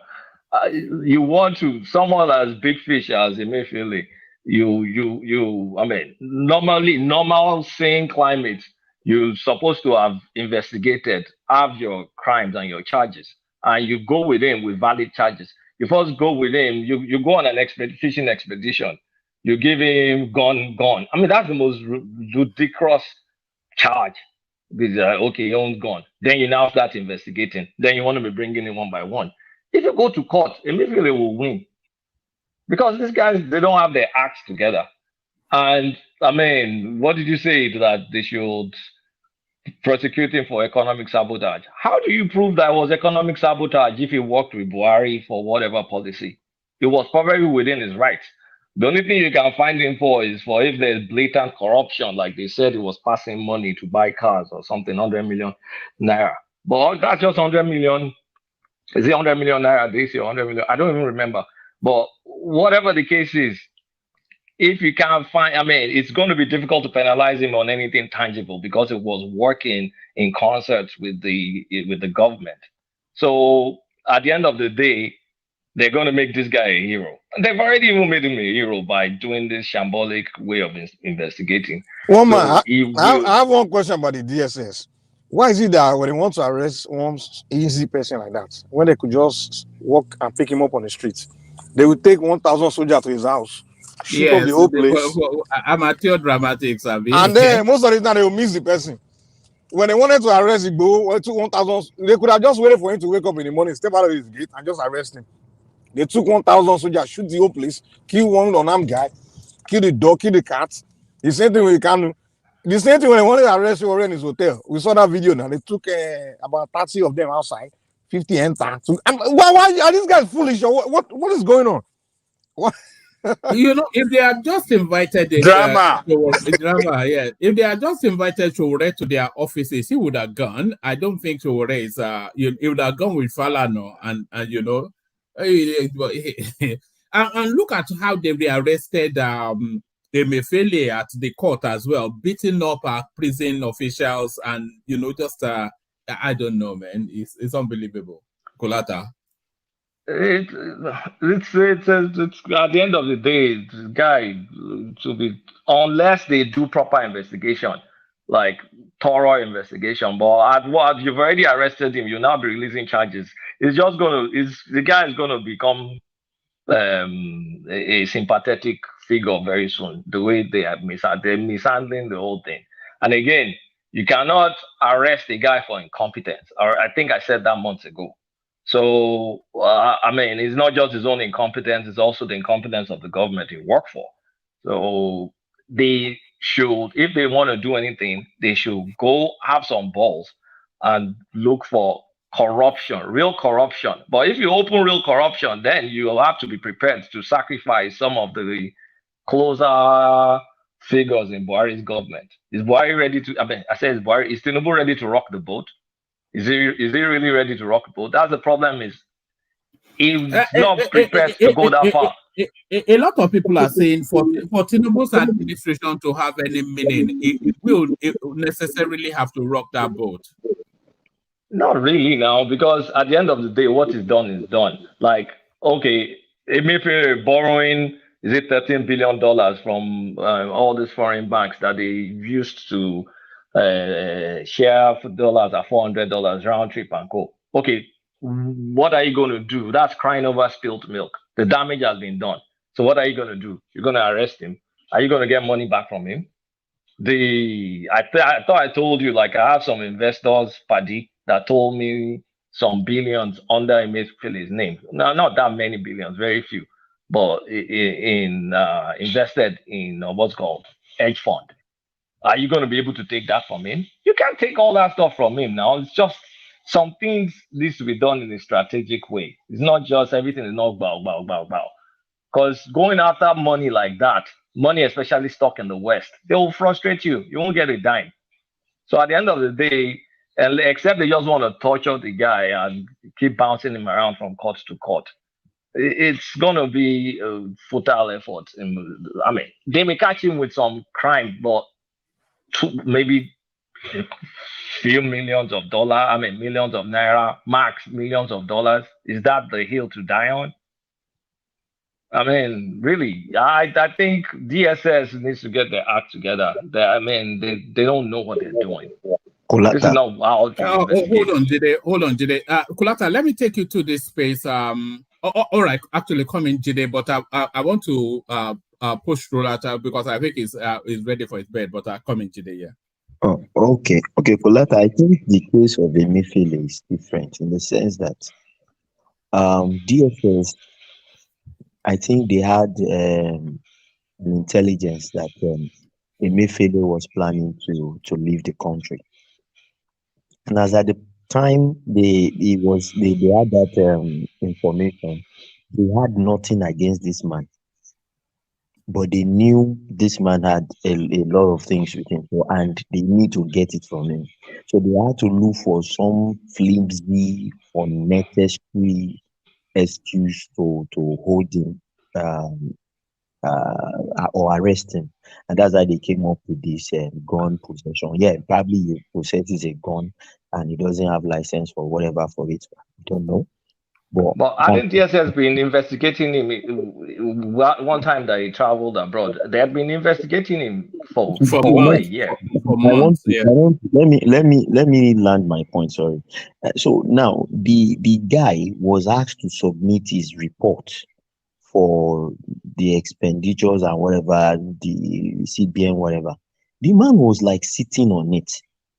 So if you notice that it was just a few days ago that the new person in charge had to release the report for CBN for the past 7 years, which Emefiele has covered up for 7 good years and did not put it in the public domain. This is something that should go out. But this man has been sitting on the board. I think now that he got those information now, that's now when they now got those 21 counts charge. They are now putting forward against him. Fraud, some fraudulent, whatever is among the charges that they are putting up against him. So I feel what happened was, as at the time they were picking up Emefiele, they did not have anything concrete because Emefiele had covered all tracks and was planning to escape. And that was let me ask you a question. What do you think will come out of this monetarily for the Nigerian government? Well, monetarily, from what I had from some sources. Now, money we can get back. Yes, monetarily. You know, there is this brother of Emefiele that came to court and was shouting the other day. He has some estates in Lekki that he built during this Emefiele government, central governance thing, and the government is already seizing those properties. So monetarily they will get some things back. But so wait, you said hold on, just hold on. You said there's some estates he built. Compare, let's say they seize those estates, they liquidate it, they sell it or something. Compared to the economic damage he did, how isn't that like someone taking? What about punitively? You keep saying monetarily. What about punitively? Punitive damage. It has to be money. Like it goes to prison. So what? Yeah, but I think Nigerians will be happy with that. You know. You're going to monetize that happiness. No, they want to see him punished. I would like to see him punished. Would you not like to see him punished? The financial crimes, those kind of punishment is not that long. It's white collar crime. I mean, everywhere in the world, how long will you get for white collar crime? Okay, the worst cases, they'll make it consecutive. And I mean, some other government will come, they'll release him. He's a big guy now. I mean, okay.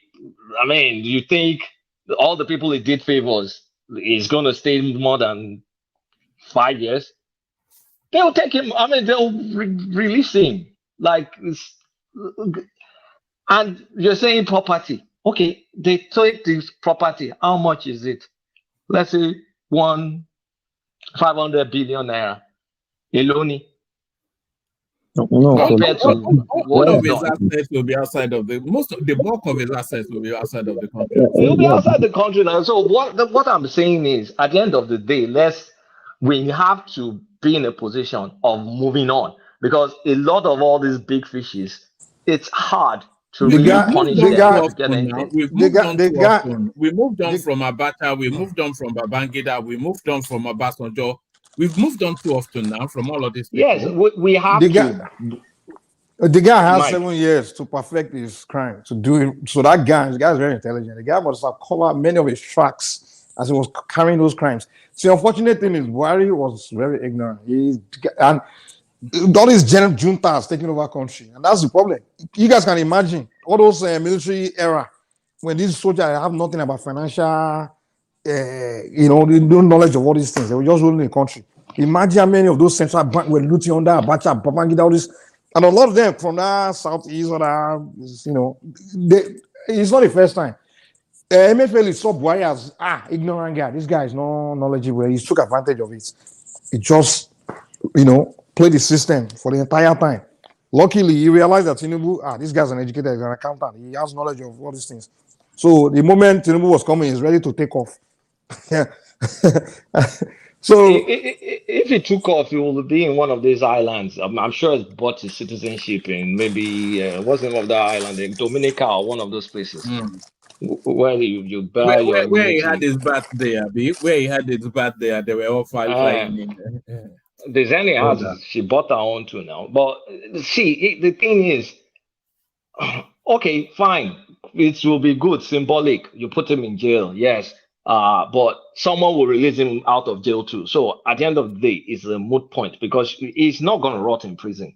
You know that. I know that. That's even if they jail him.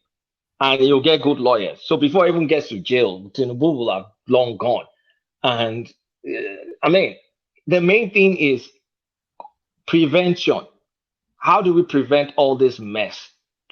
Technology, transparency, things like that. Corruption of prevention, rather than trying to go retrieve. I mean, it's hard. Anywhere in the world, it's hard to retrieve this money, especially when it gets into all these islands, it gets into all these hedge funds, it gets into all this blind trust, it gets into so many. It is hard. Kolata. Sorry, Jide. Go on, Jide. But after that, then we'll go on to a different thing. Yeah, go on. Okay.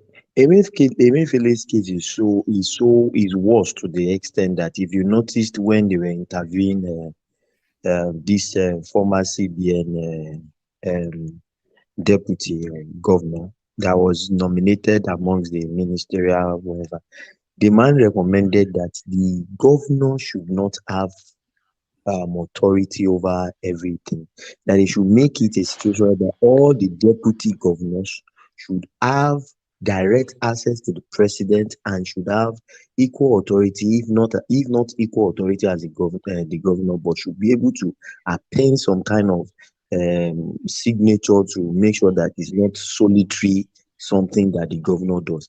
Emefiele has done a lot of havoc, and I know that they now have those files. So before Emefiele will even see court judgment there, he would first waste maybe the next 2 years going in and out, or next 1 year going in and out of DSS. They will take him before they now go into court proceedings proper. I see the guy they will torture him to the point, even they know that he would go to court and get maybe a few years imprisonment or even not get anything. But before he goes to that court, that man will smell fire. We shall see now, all of us. I mean, I just don't prepare yourself for too much. You'll be disappointed. That's what I'm going to say. All right. Let me take you to this space then. These are Tinubu survey. Some interesting things coming out of it. So the headline, of course, tells you that Tinubu his approval rating continues to drop.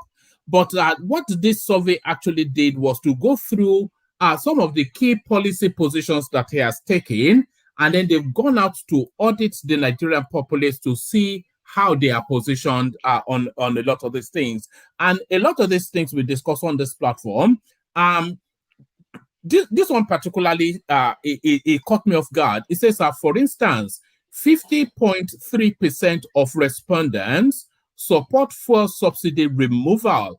So I mean, does that surprise you based on the sort of, especially when you hear Fode B come here and harrow at the sufferings of the people? But I've always tried to get from him that do the people actually understand what is going on? But what this survey is actually telling us is that half of the country, they're on board with the plan, but not with the pain. What's the sample size? Oh, 540. What is it scattered throughout the country, or where did they do the polling? The 6 geopolitical zones. It's not a very reliable poll. 500 and something divided by 6. I don't know what's that. I mean, less than 100, maybe 80 something each. Also, I don't really trust the validity of that poll, because for 50% to respond like that, people that will respond like that must be very highly educated, that can appreciate removing subsidy, because I don't think a normal Nigeria off the street understands this concept of subsidy removal and how it affects government posts. Now, I mean, for you to talk about that, that means you understand some government economics.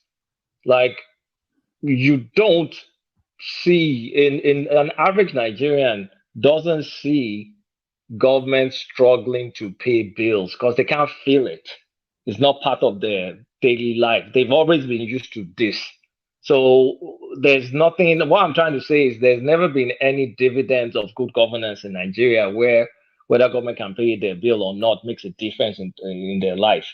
So I will lean towards this being rigged, or this being they picked a particular sample that's more favorable. I really don't think this represents just flat out 50% average of Nigeria, because first of all, how many people tuned into the subsidy conversation during the elections? Not many. How many times did Tinubu address it in campaign? Not a lot. So, like, I mean, even the few people that are educated, like Obedience, for example, they don't get this subsidy removal. All they know is pain is getting inflicted. As government, I mean, the impact of subsidy, direct or indirect, is sometimes we have fuel scarcity. But when you look about it, they've been having fuel scarcity since the 90s. And I mean, those are some of the indirect issues of subsidy. So how will they know that me going through suffering is good for me? I'm not buying it. I just don't think 50% of the populace are that sophisticated to appreciate the nuance of subsidy removal versus no subsidy removal. I'm not really buying. Because it's the same conversation that I was having with Gandhi Koko, and I was saying to him then that any survey company that is what is, or consultancy that is what it's sold, will make sure that they not only the geographical spread but also the demographic spread, because that is the only way that they can claim to be truly representative. So it's not just the educated people, I imagine. And yes, the 540 is more of a snapshot poll than anything comprehensive. But I imagine that it's not comprehensive, no, but it's as a snapshot. That snapshot is picky in the people that they snapped, in my opinion. It's pretty. They must have gone after a certain demographic. Do you honestly think 50% representation of Nigeria feel that this pain of subsidy removal? I mean, they're not talking to you or me or someone like that, though. We can understand it. But we're talking about an average Nigerians, barely educated average Nigerians, Nigeria where people die at the age of 52. That's kind of like our life expectancy in that country. A country with life expectancy of 52, you think they will appreciate subsidy removal discussion and they will have this nuanced response. I think it's a lot of BS, in my opinion. You see, another thing we need to start putting into consideration is a lot of these things we discuss about problem, hardship, and people dying early, all those things. Majorly in the major cities, like the inner cities. We don't discuss the rural parts. You understand? Like most part of Nigeria, those towns, like a lot of things we see that's affecting us in Lagos, it's not really affecting them there.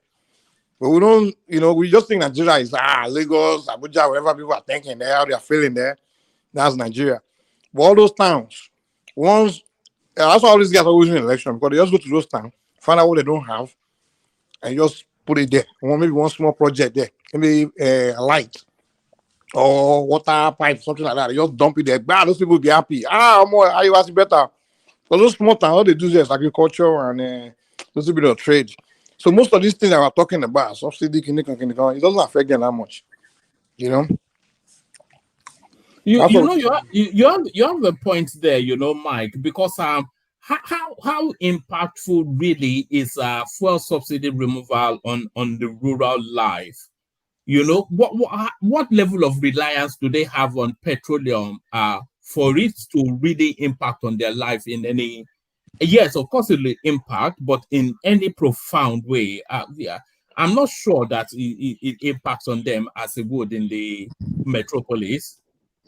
Yeah, those people don't move around that much. They're just there. It's just someone that people come to deliver to them. You understand?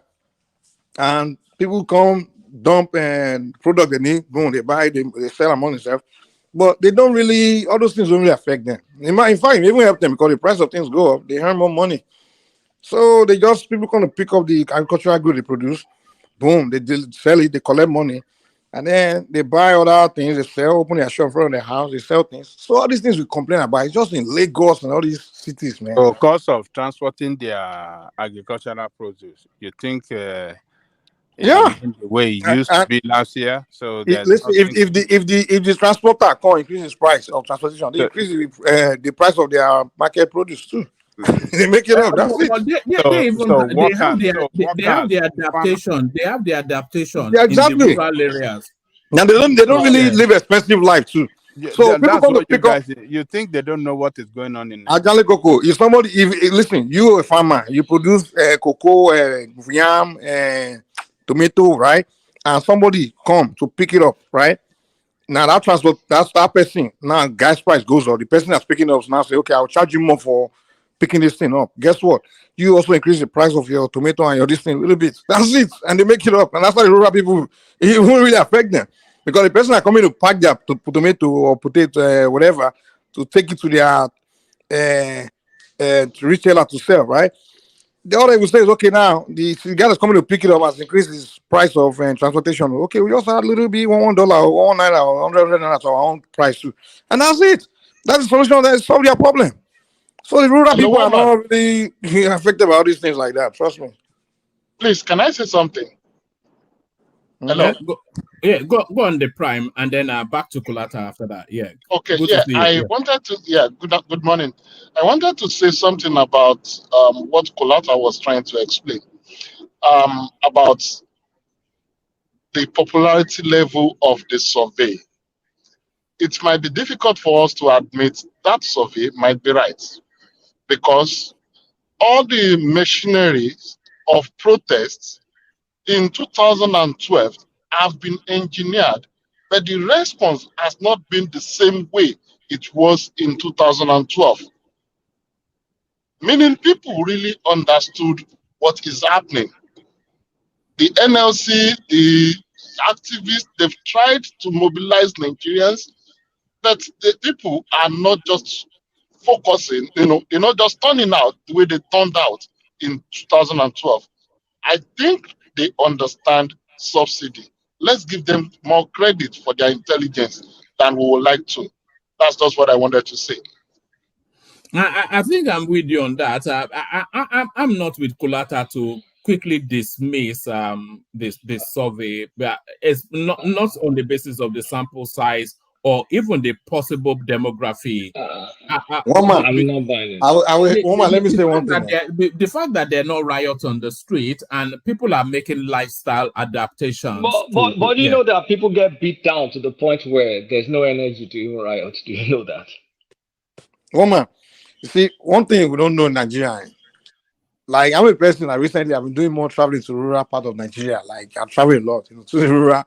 And in the 90s, those days, when I ever go to rural part of Nigeria, villages, you just want to get out of there quick. Because everything there is mud house, no electricity. They were just dusty. But most rural Nigeria I go today, government electricity is there now. Now they are even their houses. You have to see more the houses now. It's like Michael, there's a lot of there's still. But what I'm saying is that in those rural people, they can tell you that we've advanced. Honestly, compared to the city, we in the city, we are the one that can say Nigeria hasn't moved forward and it hasn't pushed. But those ones to them. I go to this thing now. I don't understand any name. This town, they say, it's like now they don't know what banking, all these things that come to them now. Even phone, cell phone, they all have it in rural parts. So then they believe Nigeria's advanced. That's what they see it in those parts of Nigeria. They see themselves as this country has really moved on. I remember when there was someone who tell their children, like, we didn't have all these things when we were growing up. So some part of Nigeria they see things one way, but the other part we see another way.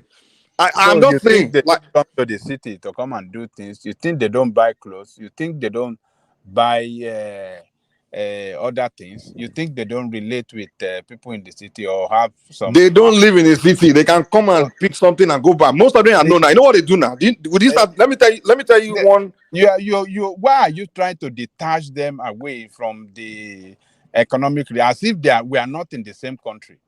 You need to travel to. Hold on, Mike. What Mike is saying, and I suspect myself as well, is that their economic reality is a different reality from the metropolis, and how the economy impacts on them. It impacts on them at a slower pace because that is not true. It's true. I'm telling you. It is true. That is not true. And let me make this I'm point. telling you, I'll travel to this rural part, and I'm telling you that I even envy them. These people. This point to one man. What you know, village you go in Nigeria now, you don't see electricity there, or someone have a cell phone. They are trading. Let me tell you what somebody I know in the village that's living flashy life. Hold on. This person does the trading over the phone, right? They order all their goods from the phone. They don't have to travel to the cities anymore. They order it from their supplier from their phone, and then they will have a transporter. They will send message to pick it up. They wire the money to him. He picks it up. He just deliver it right to their place. And sorry, Mike, I've experienced that directly. Actually, there was a time that I was going to Ondo, and then the vehicle that I was boarding, some lady gave a package to him to give it to somebody at the depot. That's what they are doing now. And they paid him, so it was more like a parcel sort of parcel like Uber kind of system. I've never seen anything like that before. That's what they are doing now. Even there's that Uber system. They're doing it now. Even some guys, that's what they do now. They don't. And it's the phone that facilitates that. The phone, exactly. With the advent of technology in those rural areas, those rural people are living better life. Hold on. She then takes the phone number of that driver and then text it to whoever the person is that she's sending the thing to. And then so that when that person then gets there, the driver can then match the numbers together and hand it over, probably take a snapshot, and that's it. So I'm telling you, that's what goes on in that rural part. I go there now. They are making money. They are just living a good life, man. Hello, man. You know one thing? Our need for forex, Babajanle Koko. Yes, the economic reality differs. For those in the cities, it is part of the aspiration of the parents to send their kids abroad to study. The people in the village don't need forex. They don't need dollar and pounds. Their own economic reality is to send their children to Auchi Poly, University of Benin. So they don't need dollar. That is one of the yardstick people in the city use to measure governance. While for those people in the rural area, it is not part of their own ethic at this point. We are not denigrating them. We're just saying their economic reality. No. You guys are getting it wrong. Look, number one, these people are the most neglected people. Right? Really? Hold on. Feel the impact of government in their life. There's no good school in their in the rural. Is that not the space that gave us good luck, Jonathan? Up to PhD level. One thing I have to say about this Buhari government. Let me learn now. Okay, go ahead. There's no good school there for their children. There's no good health service there. And these people there's no pipe-borne water. There's horrible road. There's horrible road. What do they need pipe-borne water for in a village? Oh man! In most Nigeria, I don't know about everywhere in Nigeria, but I'm telling you that I do more traveling. When's the last time I went to a village? You're still talking about villages of the 90s. What is the problem, man? Let people talk now. Sorry, Ajanle Koko. These people don't have good road. Even the little farming, the subsistence farming they are doing, they cannot transport. Most of the time, this thing, they get rotten. They can't transport it to make money. So this thing that, they don't feel economic reality, they don't do this, they don't do that. They are the most hard hit. And there's no opportunity in those rural areas for them to improve, no economic opportunity for them to improve their economic well-being. What are you people talking? They are the most hard hit in this situation. Okay, let me come in real quick. I mean, forget about whether they pay for school or they don't care about going to abroad. Even in their own country, they are the most neglected. That's not true. Neglected people. Let me come in. State governors, they have to go and get a vote from local governments and all these areas where there's no villages. They don't do voting. Now, I'm telling you, they have been traveling to rural Yoruba land. Maybe it's not happening in the east or north or so, I don't know. But I've been doing a lot of, when I go to Nigeria, I don't even spend time. But if I spend time in Lagos, maybe 2 days, most of my time is in the rural part. And I'm telling you, this Buhari government, as I'm talking about before, just 4 years ago, every year I go to Nigeria and the rural, those roads there, in the rural parts. I won't say it's Buhari, it's state governors, the Yoruba, the Southwest state governors. they are reaching, they are performing in the rural part. I'm telling you. Like literally, I know villages that went like even 6 years ago and they have electricity or good road. This state government put it there for them. Like they put in school, everything is being done in rural part. I'm telling you, it's being done. I don't know about is it. I would say wait. Around all the rural area. The best thing. Wait now. Let me like you are talking. You didn't allow me. Madam, this thing. What happened in those in the past was that we had 36 states of military rule, whereby you will put a military governor, you bring one northern guy to be a governor to be the Anambra state governor. You bring one guy from Jigawa to be the Osun state governor. Military governors, all those they don't know anything about those societies. They don't relate to the traditional people. They don't relate to anyone. But with this system we have now, this governorship, this local governor system we have now, this system we have, the governors, they have to battle for election and they have to go to all these towns within their states to bid for beg for votes and things like that. And they have to meet the traditional ruler, they have to meet it, and those one will tell them, come on, in this our village, we need this thing here, we need that thing here, we need this thing here. And that's what's been happening. These governors, they know where they need votes. So they've been reaching all, because they are from there, they are from those states, they know each and every villages and each and every locality. And I'm telling you that these past 6 years I've been going to Yoruba and going to these villages that I've been going to. On a yearly basis, this is getting better. Like the road infrastructure is coming there. There's actually no some villages that know that they didn't know what electricity was 8 years ago. They have electricity there now. They have the kind of house they are building now. It's not even, they don't even use them mud anymore. They use real concrete POP building inside rural area. I'm telling you, and their life is still the agricultural life. It's not the city life. Their primary way of economy is still agriculture. They all go to the farm, they produce, and they have transporter that pick up their farm produce and take it to the cities, and they collect the money, and they don't pay rent. They keep the money. The rural part of Yoruba land, I don't know if it's the same thing in other parts. They are getting better. Now, when you are saying, oh, they need this thing and that, their life is getting better. Before this system came, it was more the huts. It's not like they had one advanced society before, or anything like that. But what I'm saying is, the people there, in the rural part now, you see people looking fresh. Like if you go to village, they look dusty. Yeah, taking it too far. One man, you go to those villages now, you see fine girls, man. I'm telling you, these girls are looking fine girls in the rural area. I'm telling you, one man, they are wearing jeans, they are looking fresh. But you know one thing, Baba. Even when you go to the city, you see the people. The only place I saw hunger was in Lagos. See poverty was the city. I'm telling you how people look so lean and Ajale Koko. One man. Ajago, let me land. One man, this last year when I went to Nigeria, I traveled through those rural parts and I didn't see anybody looking hungry. It was something I went to Lagos, I went to go to the capital city, I started seeing poverty, beggars, everybody just hustling, back. But the rural people, they're just looking fresh. They are looking fresh. They're eating fresh food.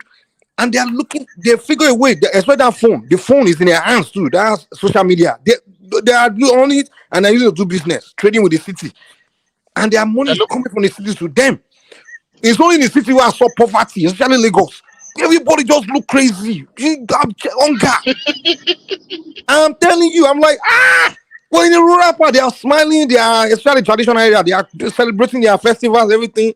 And electricity is now there. Now I'm like, around these people are going to build a house. And there's no corrupt, they are not as corrupt minded. They still have their humility. They have families together and they go to grow their food. They even they order easy clothes. They order clothes from the city. They wear clothes. They are trading, even buying everything online. They are online. Rural part of Nigeria. Hello, Mike. Hello, Baba John Legoko. You know one thing.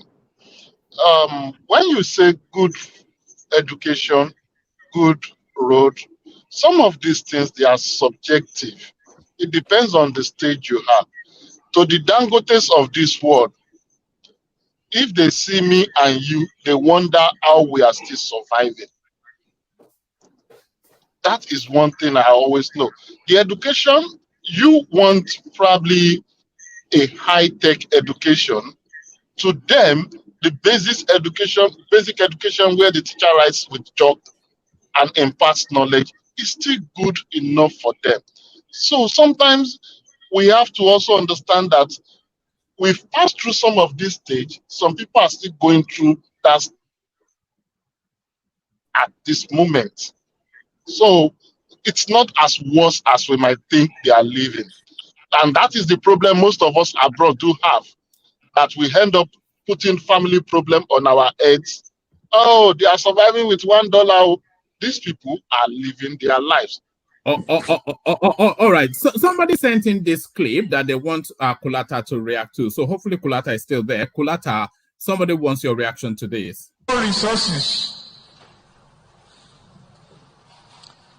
Okay, please spare some of the expenditures of going to space to invest in a pipeline that will give you gas in Europe. I don't care what Russia will say. I want to compete.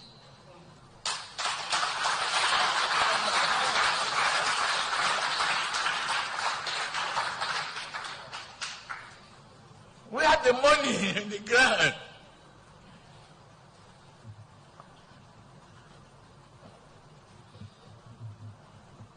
What I come to promise you is that this action will speak louder than my voice. Everything that I've loaded in the teleprompter and I departed with them after listening to you. I was talking from an imaginary point of view of the promise.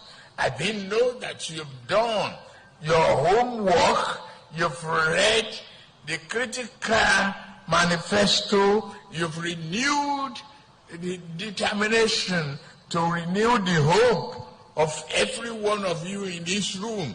You are determined to be here, spend time, to do something.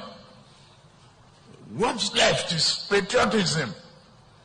The country is ours. And the passport that you are holding, until you go to exile, I hope you will never again face the goons like I did. The usurpers, the military goons that petro-bombed my house. So there it is, Kulata. So this narrative of Niger Republic, it cuts deeper than just what is going on now. Because that gas pipeline is central to Tinubu's economic planning. So that's one. And then his loathsomeness for military administration. We all know the reason for it. He suffered from that space. That's two. So all of that makes, and that was as far back as the campaign, which is now fast forwarded to real-time play out now. Well, I mean, the complexity, I think I was one that brought up this pipeline angle a while back now. It's obvious, like I said, every country that is not fighting for its interest is a stupid country. Will be a stupid country if this pipeline is not the topmost of our priority. Security and pipeline, of course. We don't want instability. It's also going to be stupid for Niger, the junta, to fall in the hands of Russia, that is going to ensure that 10% that's supposed to accrue to Niger's account does not get to Niger's account. I think they too should not be stupid. Because what is Russia going to give them? Nothing. Nothing, apart from keeping junta in power with subsidies crippling them. It's in U.S. interest for Al-Qaeda not to get uranium, because that's a dirty bomb. That's why U.S. is there. It's also in U.S. interest to be able to buy cheap uranium like they buy now, uranium and gold from Niger. So it's in France's interest to maintain their status quo. keep them poor, keep buying uranium. What is DJ's interest? Every country should fight for their interest. It's common sense. We don't fight for our interest. This is the first time we should really, Tinubu, if he wants to, I've said it before, it's like I'm saying the same things all over again. If Tinubu wants his government to be successful, he has to do everything within his power to get this pipeline, because that will be his legacy. If he's able to build it, if we're able to get an alternative source of revenue, that will be his legacy. The alternative is we build additional trains for LNG. We make some money in LNG, but LNG is not as scalable as pipeline. So, I'm sure it's at the back of his mind. What form will this gas even take? Is it going to be in gas form or in liquid form? All this gas, do you know? I'm not. The last time I did anything in chemical engineering I didn't do petroleum. That's in the 90s. So I'm an electrical by training. So I can't. I would want to think it's gas, pressurized gas with different pressure points, so they can push it from one point to the other. It's not going to be liquid. The liquid one, those ones are taken by ships. We already do that one, by the way. That's one area that's very efficient in Nigeria economy. And the reason it's efficient is because I think the Shell, or is it the British people, control like 51%, Nigeria has 49%. So it runs flawlessly. That is very well protected. So, is the economic stupid? Like Bill Clinton said, we are talking about low productivity. We're talking about possibility of, inflation is still going to continue.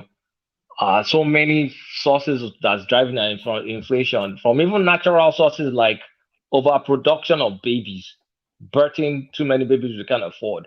Is even that's just a natural, like if everything status quo, that in itself will push inflation on. How are we growing? We're not productive. We're not able to export anything. We're not even growing food that we eat. We import too many things. We are not adding value, every single thing. And this is gift from God. Just take it out of the ground, sell it to some white people, get dollars for it. That's all. Simple thing you have to do. You don't even have to think. You don't have to think. People are ready to give you money to fund it for you. The only thing you have to do is just to give them your resources. Kulata, you know why they are not doing it? They are waiting for European expertise to come and show them. You know. It ain't justified. If it's European, bring it. Just money. The country needs money. Because all this stuff, we talk it up, we talk it down, we talk. We need the money. Like, at least gas, if it's in a pipeline, are they going to be busting the pipeline and now be stealing it like it's still crude oil? Who knows what Nigeria will not attempt? A country where we built second Nigeria bridge and they've looted every single metal on that bridge. Just to pause you there for a moment, do you know that there were about 3-4 trucks arrested in Kano? Do you know that these people were unscrewing the rail lines and going to sell it for scraps?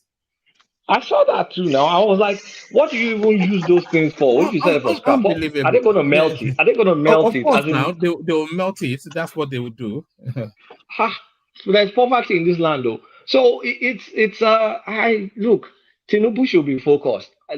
First thing, nobody shouldn't fight any war, and I think America too, based on that political article, America sees that place being unstable is not in America's interest, because then they cannot monitor people that may get a dirty bomb. Because if you get enough uranium, you can create a dirty bomb, and that's what. And there's insurgency in that area. So if that place is unstable, America will not be able to monitor that. So I think France is the oddball now, because France is like France is like that toddler that you took his cake. They're ready to just mess the whole place up. France is who I fear right now, because France seems like they're just losing out from their colonies. So what will France do? France may go for destabilization. Will America let them go? Because this thing is now so big. Because I see the junta hesitant with Russia, because if they get involved with Wagner and Russia, they too, that 10% from pipeline will never get into their pocket. That's money for them too, free money coming from Nigeria. So will they go for that? And what will they get in return? Russia just coming to steal the uranium, sir. I spoke about this few weeks ago about the amount of money involved. In 2021, Europe bought 400 billion worth of gas, $1 billion worth of gas. Guess how much Russia got from that money? 40%. That was $160 billion. So Russia is going to fight dirty. Or imagine we just get 20% of what Russia supplies to Europe. We are looking at almost 80 billion.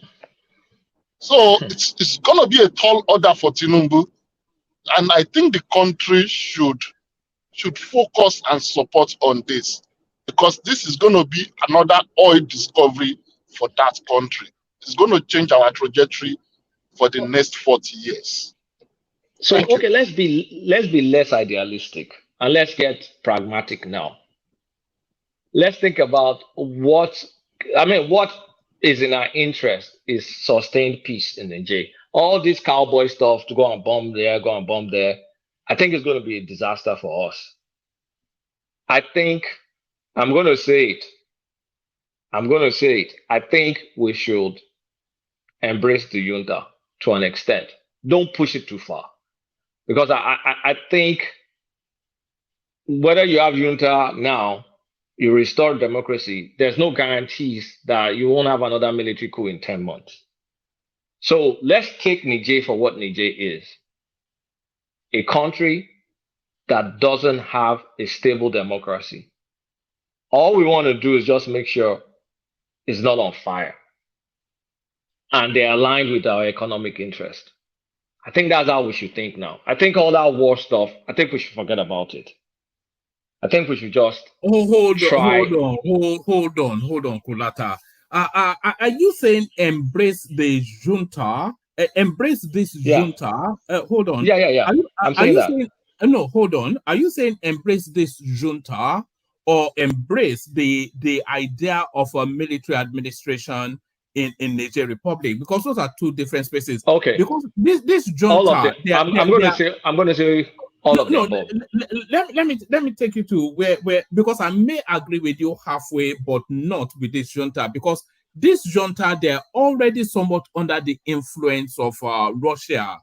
So if we embrace them, they will perpetually be just a problem for us.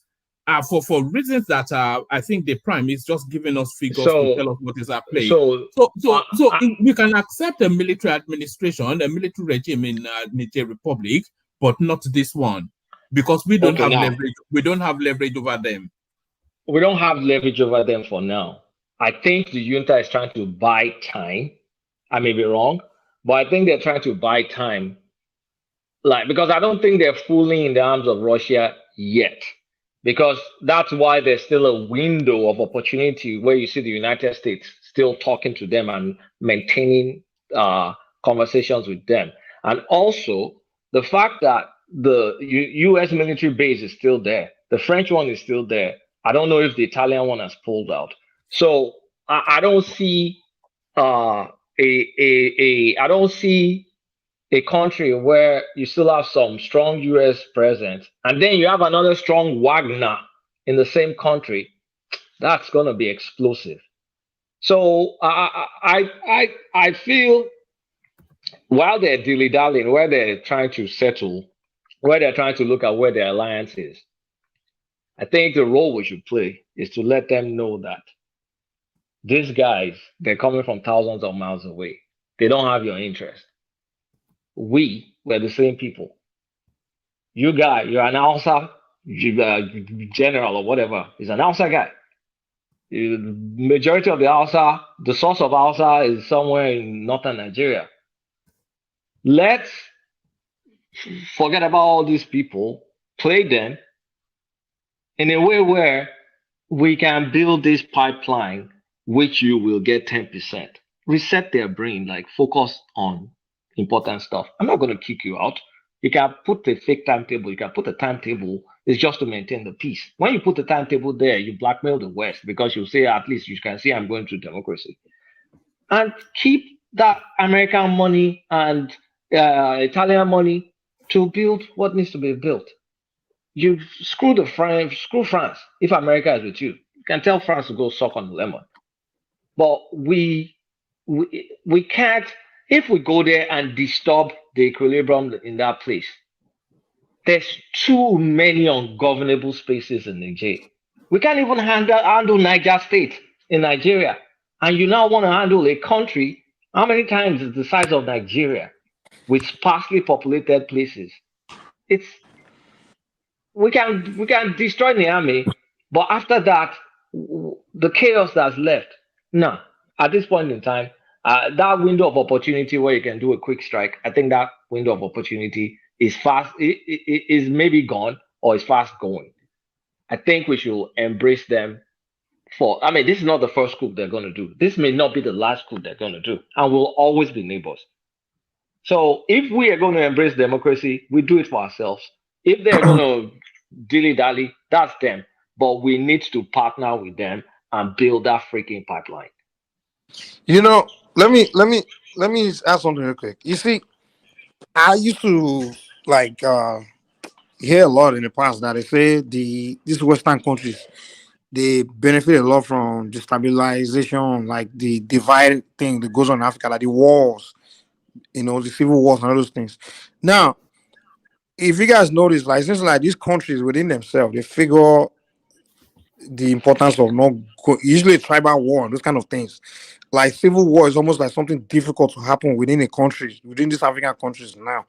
So do you guys think now the next move, approach you want to take now is to now make it more, rather than just a civil war, inter-country wars, nations fighting war against each other?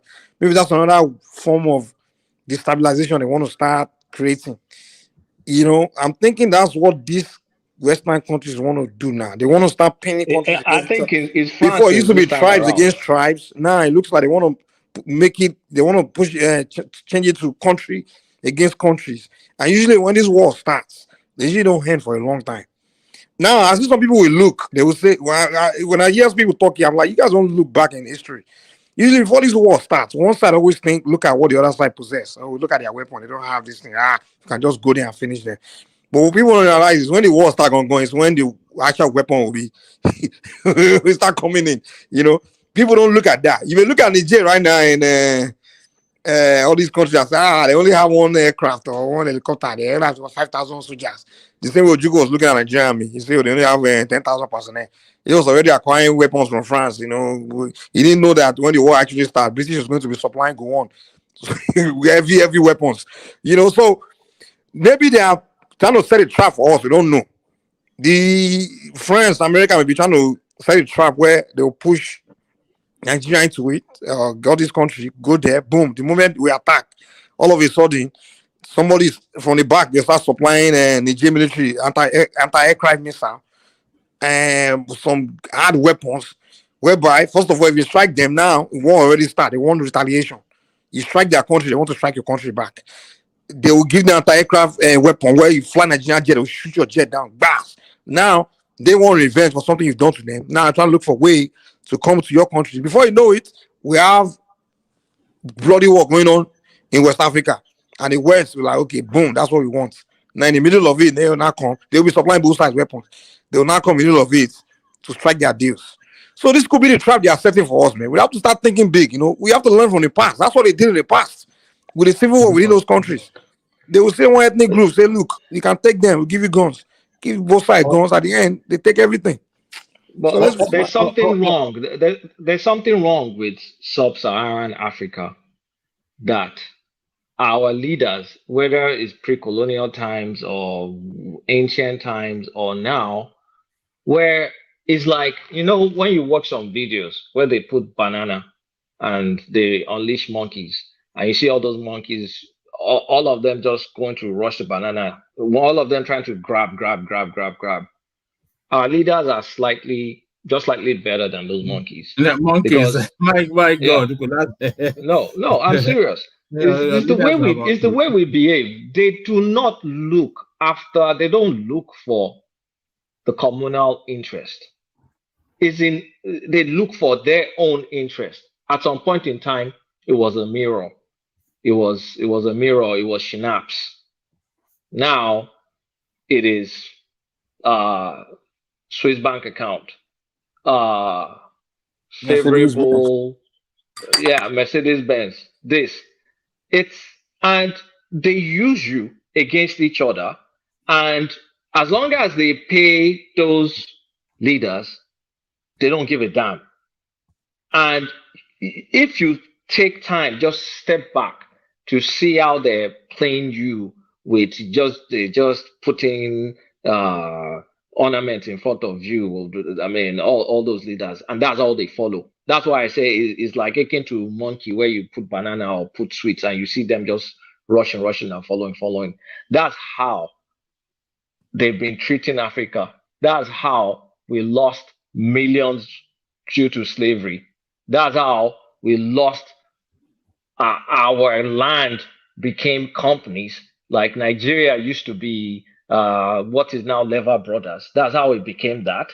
That's how till now Niger, that has uranium, is having to rely on electricity from Nigeria, that Nigeria cannot even give itself electricity. You see how fucked up that is? It's just the way the black mentality is, and we have to acknowledge it. Otherwise, we'll never don't know how to think big. You don't know how to think like wow. Mike, let me bring you this thing that somebody just sent in that actually adds some a lot more data to what is in play. This is from Bashir Ahmad. He's not the one sending it in, but he's the one that's put it out into the public space. So Bashir Ahmad, who was one of the lead spoke voices from the Buhari administration, he says, this is a map of Nigeria's Trans-Sahara gas pipeline, which will have a total length of about 4,128 kilometers, which is 2,565 miles, of which 1,037 kilometers will pass through Nigeria. And now, this next thing tells us just how crucial Niger is to us. 841 kilometers through Niger, and roughly 2,310 kilometers through Algeria. According to plans, the pipeline will also serve regional and local energy markets along the route. So hopefully that answers your question, Caesar. A mere glance at this map will summarize the importance of stable Niger to our economic development. It is crystal clear that President Tinubu's ambitious gas agenda needs a strong leadership stability in Niger. So now this is the root of that. You know we've discussed this endlessly, Kulata and everyone else, but this is now the root of that gas pipeline. So So there it is, all the way from Nigeria, and then it cuts through then that 800 and something kilometers, crucial in Niger, and then and then immediately it goes into Algeria, and those are the networks then for Europe. So we cannot we cannot afford that country to be a basket case. It's as simple as that. The last time I checked, the last time you talk about stability, right? The last time I checked, military administration is usually the most, stable. We usually have the most stable country, to be honest. The military administration, because the military, one thing you know how to do is create security. That's one thing I know for a fact. Because when we have military ruling us, I mean, they know how to put anything like insecurity, all those kind of things. They know how to nip it in the bud quick. They don't wait for some kind of process of killing, like we are doing civil administration. You have to go to legislative, judiciary, all those kind of crap. They crush instability and insecurity quick. So you're telling me that our interest is Niger, a stable Niger, and then you're telling me that our military that took over is a sign that there will be instability. When this military themselves are telling you that, hold on, don't worry about all that. You see, a military administration, there's so many things. There's the lack of predictability, that's one, because they don't act to constitutionality, they act to decrease. So, and then of course, there is a lack of continuity as well, because a military administration is by itself a temporary situation, which does not then tell you what succeeds or anything. You know, so you are. Well, I can make the same argument with civil administration now, because the next president, they have to run election again. What if Bazoum loses the election? The next guy that comes in is not in favor of whatever you. Yes, but bilateral agreements are a lot more binding on a civilian administration than a military administration, and there's more predictability to civilian structures. No. I don't think so. Bilateral agreement, I mean, that's country doing deals in another country. I don't think military or civilian. I don't think a country, Niger, we sign contract in Nigeria, then the dictator will now wake up because the soldiers say, okay, now I cut it. No, that's not the way it works now. You're dealing with, of course, that's the way it works. The more chance of that being changed is probably new civilian guy that will come in. I don't like it. That's not really an argument, man, to be honest. Like, well, it is, but I just don't want to get into it because So this idea that because we want to be pipeline, no, that's why we have to have Bazoum there. Bazoum is not going to rule forever. Bazoum was elected. The next election, Bazoum might lose. So let's forget this. That's not an excuse to go there, to be honest. The deal with what we need to do is this guy that comes in, whoever comes in, we engage and say, okay, are you serving our interest? Are you against our interest? Why are you in? Whatever. That's what we need to. But Nigeria, before Tinubu started jumping the conclusion, they block our pipeline. We haven't even have any conversation about our interest with them. We have not. I mean, let's do that first now. It's not like they already call you, say, okay, we took over country now, we are cutting ties in Nigeria, we are anything. They didn't say that. So all they did was just did a coup, which I'm against. We're all against coup. I understand. ECOWAS will say we're no longer tolerating coup. But hey, it's not what now creating more, turning into our enemy or creating more problem, going there to shoot up, bombing things, and because of Bazoum, who the hell is Bazoum? I mean, want to go and kill people because of Bazoum to be president? No. I don't think so. I don't agree with that, man. Hello, Mike. And lastly, this idea of Russia coming to block Nigerian interests. I don't think. This last one.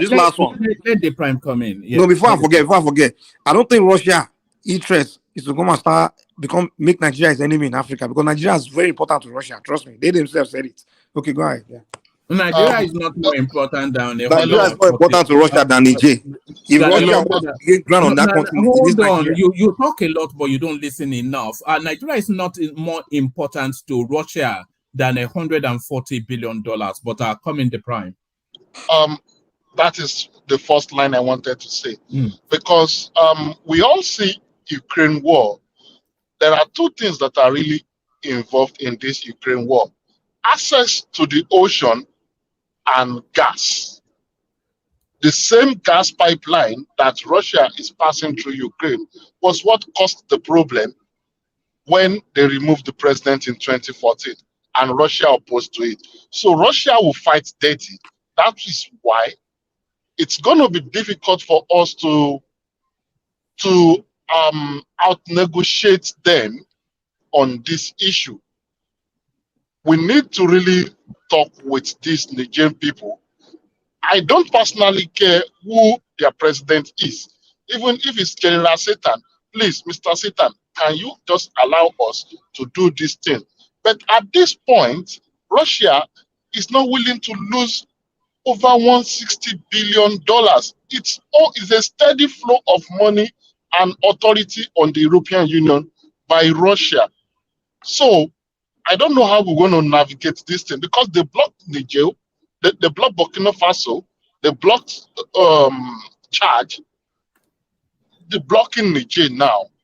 It's obvious that Russia is targeting Nigeria on this issue. Yeah, I don't know why this fallacy. It's not a fallacy. Just sit down and look at the map. First of all, you say the pipeline is the reason Russia invaded Ukraine. That's not true. The pipeline is because of Ukraine joining it is military issue. It's more of a defense. Secondly, wait. Secondly, Russia is supplying Western Europe. Wait now. Beside Russia. But I know what I'm saying. Okay, explain to me why the pipeline was the reason Russia invaded Ukraine. Ukraine will stop. Okay. When this issue started in Ukraine, it didn't start yesterday. It started since 2014.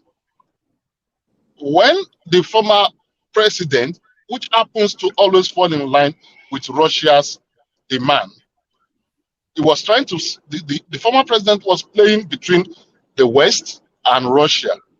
When the guy was kicked out, Putin understood, and Ukraine was demanding for more energy. Then it wasn't in the best interest of Russia. And the second thing was the Black Sea. Russia doesn't want to be blocked away from the access from the ocean, because they have their military base close by. No, we're talking about the pipeline. I'm telling you, those are their major thing. Estonia. Russia, wait, the pipeline, real quick, before you move to other, that pipeline, I want to pin you down real quick. So you're saying Russia's pipeline is afraid that Ukraine will, Russia pipeline to Europe. To Europe, exactly. But let's not get into let me ask you now, let's not make it rowdy. Wait. Russia is supplying Europe, right? And Europe, Ukraine also want to be ally of Europe. So why will Russia not be worried that Ukraine will stop their pipeline supply of Europe? I mean, it doesn't make sense, man. Like, I mean, it's in Europe's interest. It's in Europe. Wait. It's in Europe interest for Russia to supply them gas. So now, why will Russia not be concerned that Ukraine will block their supply to Europe? It doesn't make sense. That's what I'm trying to tell you. Okay, this is what the situation is. When the pipeline passes through Ukraine, they pay certain amounts to Ukraine. If they don't have a government that is favorable to Russia, they tend to increase the cost of taxes that goes through that on that pipeline. It's no longer good for business for them. So they need to have a government in place that takes the little they give to them. That is one major thing. The second one was access to the sea. You remember when they took Crimea? Those are strategic locations. They took Crimea because they need access to the ocean plus the pipeline. So those are, this whole thing is more of economic war and security. NATO, if you look, Estonia is a border country to Russia. They are part of NATO. Russia did not jump to the ocean. They just and they left it. Finland joined NATO. Russia has not done anything. They've just hey, please don't do this. We don't like this, because there is no serious economic cut on this matter, and they always know that the government in this Eastern Europe will still listen to them. These are funny politics coming up in this part of the world. I hope I made some things clear. All right, brilliant.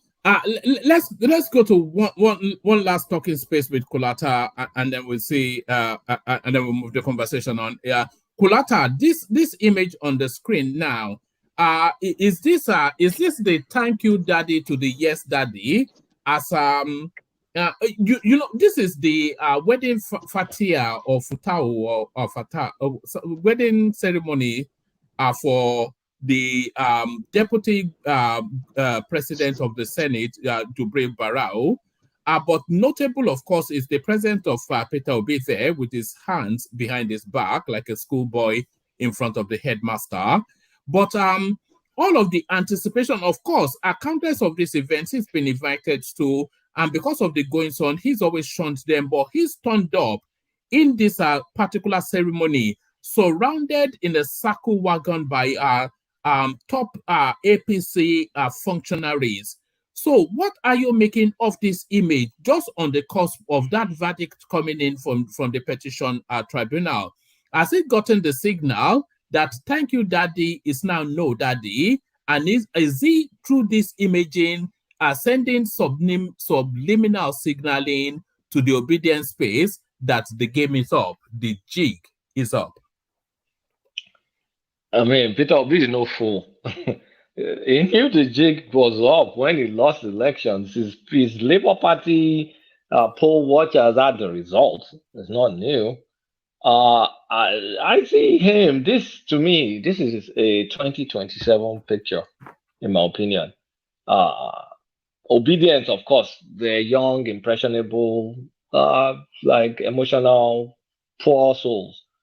They may not read too much meaning into this, but I see this as a big kind of like changing his strategy for 2027, being more familiar. You can see he's trying to be more familiar with the core north areas where he got less than 5% of the votes.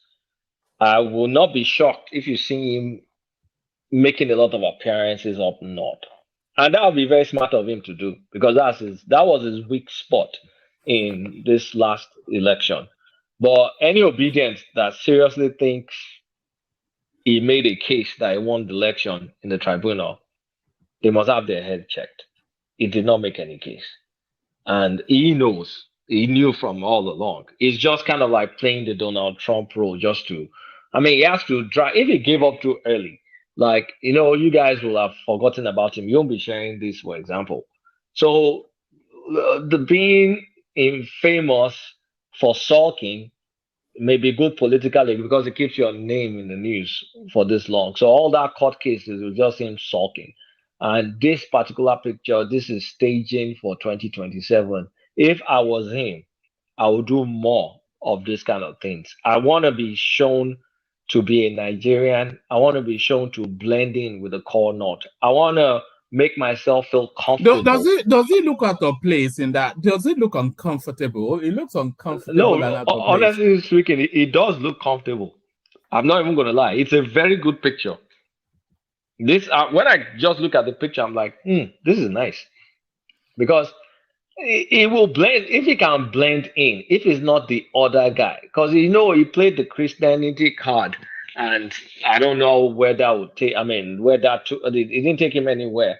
But if he can blend in seamlessly with people, Yoruba, Hausa, Igbo, then the man is maybe smarter than we thought, because it's a sign of learning from his mistakes.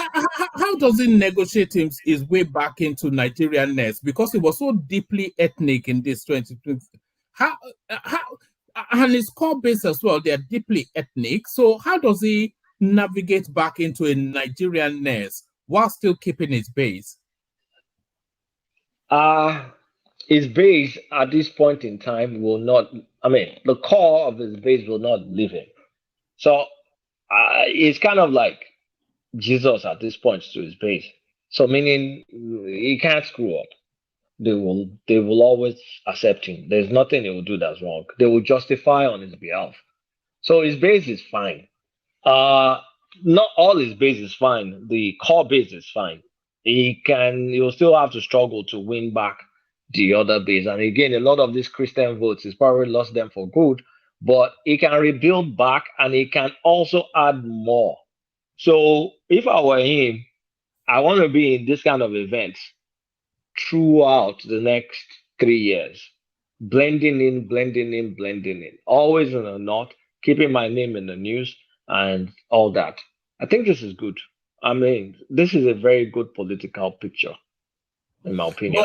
But is it also a picture of surrender? Is this the marking then of the end of this thing? And then when the verdict comes from the petition tribunal, do you expect him to say, okay, we've given it our best shot, and it's very rare that the Do you expect him just to end it there? And no, he can't end it there now. That he knows it's a charade, so he has to continue the charade all the way to the Supreme Court. He can't end it there. No, come on.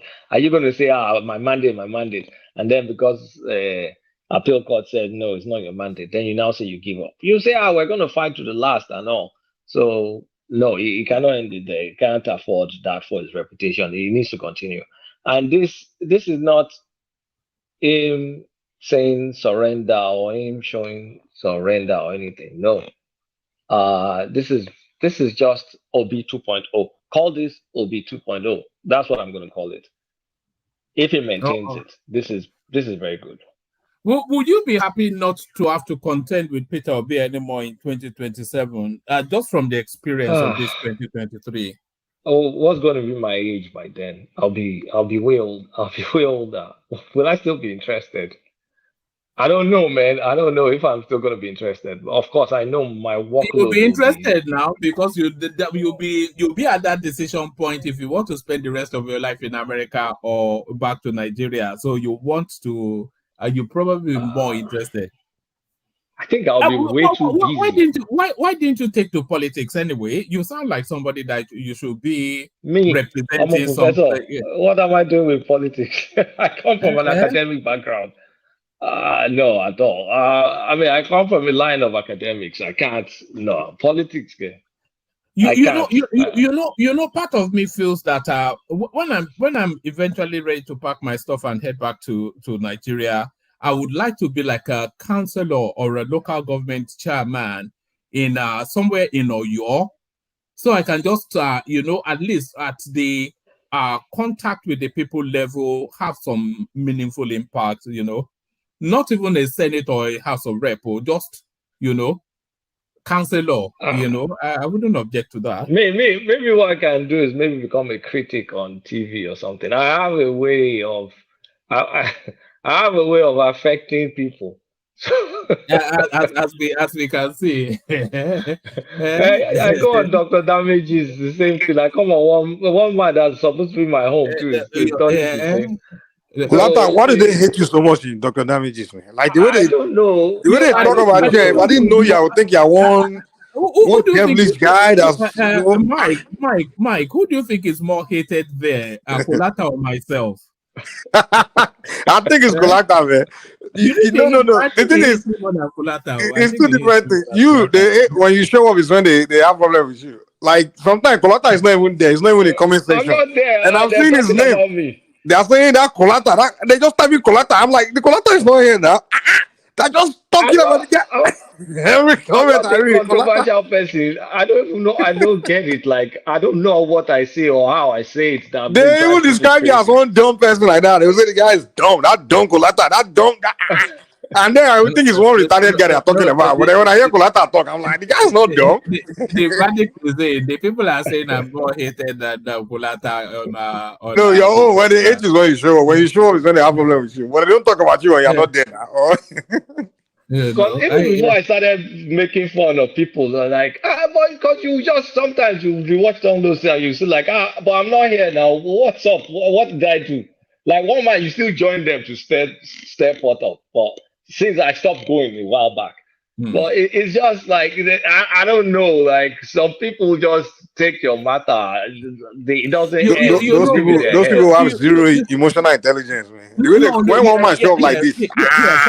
Thank you for saying that, that they've taken the fun out of it because you are there to troll them. But if you are trolling somebody, they have to be in on the joke for it to be fun. But they don't get it. You're just there to troll or to banter. Yeah, it takes the fun out of it. Yeah, because they take it like they take it too hard. Like, come on, man! As soon as I leave here, I'm gone. It's finished. So you just had a bit of a chuckle with them, and then you go and have tea or something. And then you drink wine. You go live your life, but someone is still ruminating about you on damages. I think their heart is so broken about Obi that election, man. That their heart is very broken. Like, that's been pain them. Somehow they thought they were supposed to win that election somehow. And but so hold on Mike. But that is what really puzzles me. All the manners of things that they throw at Kolata on Rudolph's, and he would just banter back. And for that, he would tease him a little bit here, and it gets a bit irate. Why is that? No, this is not. This is not teasing. This guy that's here. How do you go and start imagining things? I try and tell him like, you're imagining stuff. Stop! Don't hurt yourself. I don't care about you. I don't know you. So stop imagining things. So mental health is important. People should take care of their mental health. You know what I think it is. I think it's intellectual side eyeing. I think there's no side eye. There's no side eye. I've been here before. You are too high functioning, highly educated people, and it's somebody has to sit on that seat. So there's nothing like that. We're not in the same level in life. So that's nothing. I come here, I talk, and I leave. That's it. It ends here.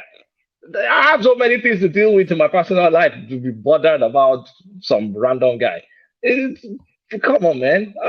Don't you guys just enjoy the banter and just leave? That's what it's supposed to be about. If it stops being fun for me, I'm not sure I'm going to. No,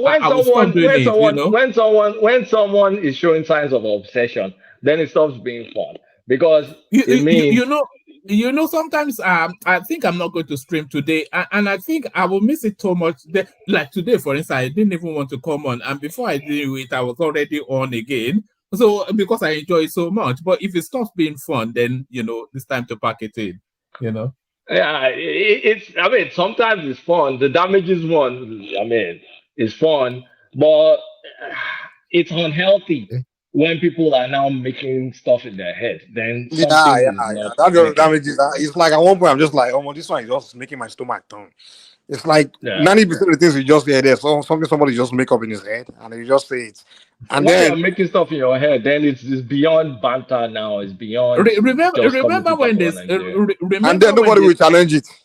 Remember when they said you were being sponsored, that your education was sponsored by the one thing that I react to is when someone comes to lie against me. I can take if you yab me, I do not move. You can curse my mother, everybody. I don't care about that. But as soon as you make something what happened to that woman that comes and swears at everybody? I was wondering though. I hope she's okay. I hope she's okay. I hope she's okay. Kolata, the issue is this. People react to intellectual conversations differently. Some people, they bow to superior arguments, while some people, they are so arrogant in their ignorance, they can't stand intellectual discussion. When you come to them with logic and facts, they are so emotionally engrossed in their naive opinion that their reaction is to be violent to you. Why some other people tend to seek tap from your wealth of knowledge. On this platform, I particularly visit here for a few people's opinion. There are few Hausa guys that comes around. Those guys are really intelligent and informed. We've been very lucky with the North so far. The level, Ribadu, Hassan, Q, all these. Woman, do you know when I think it was Mohammed when he went to Dr. Damages, they almost hang the guy there. And this guy was very polite and was speaking logic. And still they were attacking the guy. I'm like, Kilo day. Kolata too is his view of life is not going to be common, because I think your view of life is formed from logic and facts. So it's not going to be common. So you will always find people antagonizing your views, even when they're talking things out of the realm of possibilities. If someone thinks that Obi, that has about 5% vote in the North, is going to win an election in Nigeria where almost 50% of the vote is in the North, and there is another strong Southern candidate I think that person has simple problem with mathematics and logic. Logic. It's not going to happen. Because if a very terrible formula was battered in 2015, the North and the West formula, it's really dangerous for the politics. So, because it became so clear that it takes just those two major zones to always produce the president. And the South has seen that thing. Wike whipped his people into falling in line in order for, to secure the region for him and for his people.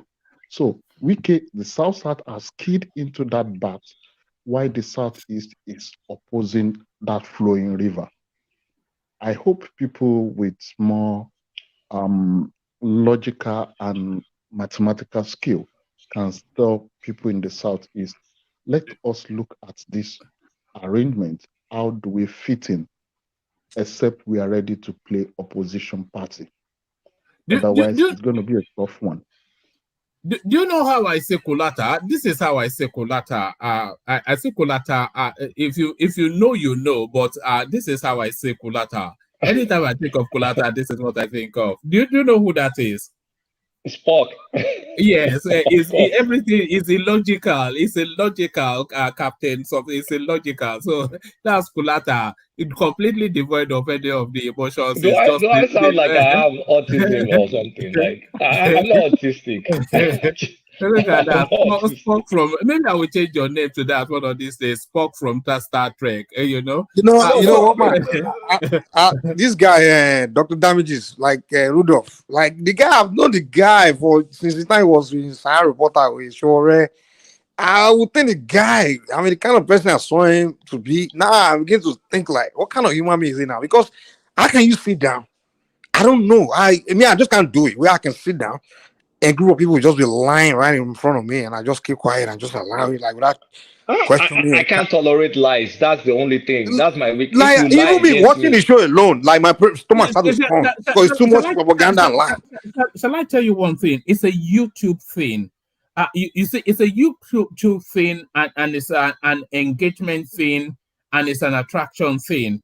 So that narrative that they propel in on Rudolph's, it has a lot of, because that's the same narrative from Indenje Media, from Niger Watch, and then of course, depending on the refinement of the host, but it's still the same narrative, and it's like a honeypot to bees. It just pulls them in, and then just as on Niger Watch, but Indenje doesn't tolerate it that much because he's a more cerebral sort of space. But that sort of narrative is like a honeypot to bees. It pulls them in, but then you can't overtame it because you chase them away. So he just has to let it doesn't tame it at all. And they even what makes it worse, that's his traffic now. So why would he even give those liars the more voice? Like you allow them to speak more longer. Like this guy was literally telling the biggest lie, and you're giving 5 straight minutes to talk. But then when someone that's more honest, more clear, more logical, and more it don't talk starting in there. I'm like, come on, dude, what you give the liars more time to talk? Look, something happened sometimes ago. I went to one of the platform, probably Niger Watch, and they started saying, Emeka, you are here again. I'm like, I'm not. Who's that guy? Yeah, King Emeka. That's it. Remember King Emeka during the spreadsheet, Emeka, days. Emeka, you change your stuff. I'm like, can I put on my camera for you people to see I am not Emeka? Someone was swearing that he is 100% sure. So it gave me that, okay, these are people that are sure they're betting 100% on what they don't have idea of. I put on my camera, they saw me. Immediately they changed the narrative. Yes, it is still Emeka. I'm like, okay, now there is problem. So yeah, it becomes difficult to engage people like that. I'm not Emeka. They said you are Emeka. I'm like, okay, it is what it is. So some of them, they believe the little they know. They don't have open mind to know more. Sometimes we go into argument and we learn, but some people just do it for their ego. But can you explain this? I don't know. This one is the most crazy one. Like someone just lies and say, "Oh, you Osun State is giving you scholarship and you are coming to." As if someone just makes stuff out of thin air against me. I'm like, how? Why? Do you even know my age? Am I a scholarship age person? Like, do you know what I in? I'm like, what drove you to just create a lie? Just fabrication, random. And there are other fabrications, even on one man's platform, like crazy stuff. Like, how did you get to this point in your life that is some person you don't know, and you just have to lie just to get to that person? What is that supposed to win you? It's and these are Nigerians that say, Nigeria is corrupt, is this, is that, is that. But you can't just formulate something to assassinate character of someone you have no freaking clue what that person is or what that person does. Is it that same guy that said you got scholarship from Osun State? He goes around saying that I told him that I grew up in Oyo.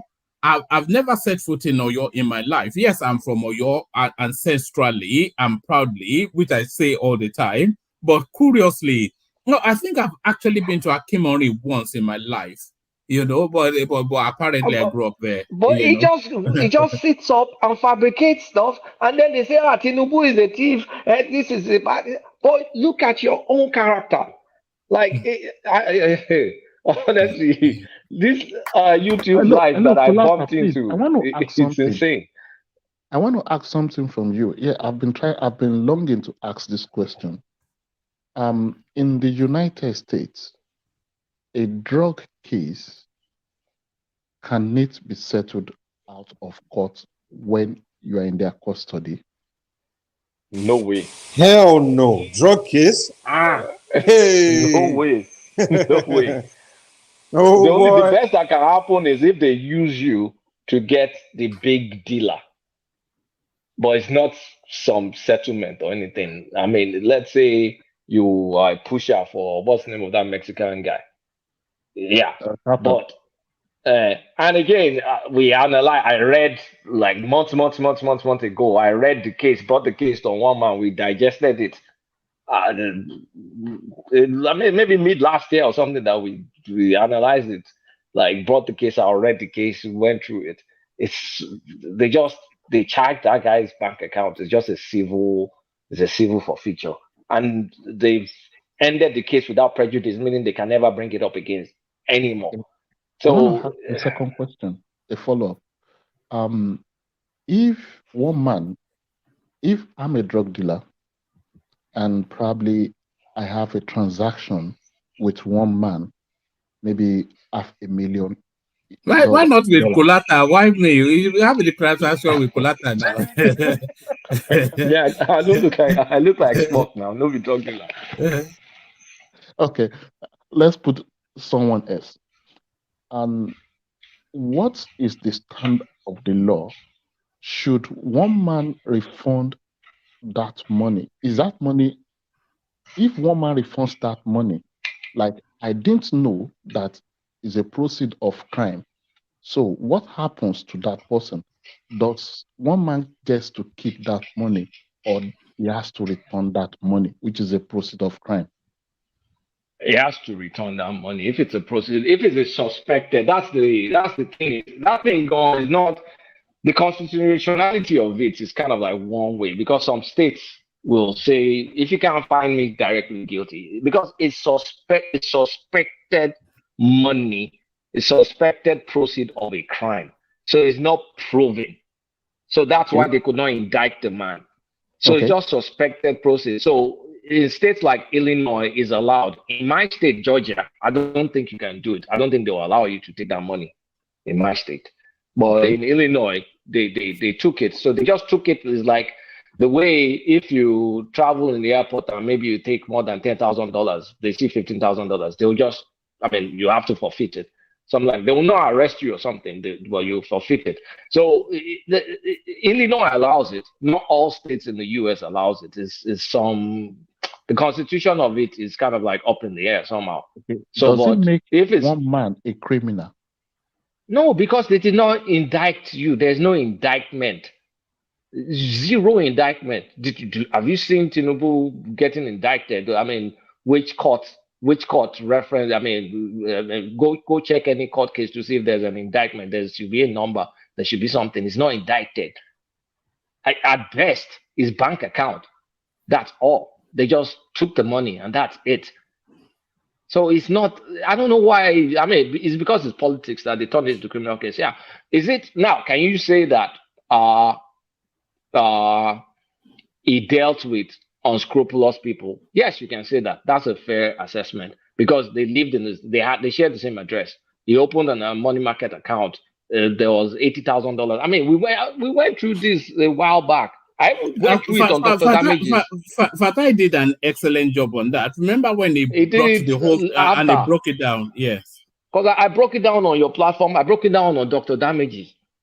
And that was a long, long time ago. That was even before Fatai joined this platform. So it's not like you can't say, yeah, is he a member of bad gang? And you can say a member of bad gang because someone that was dealing drugs and you share the same address, there was money passed. That's best you can say.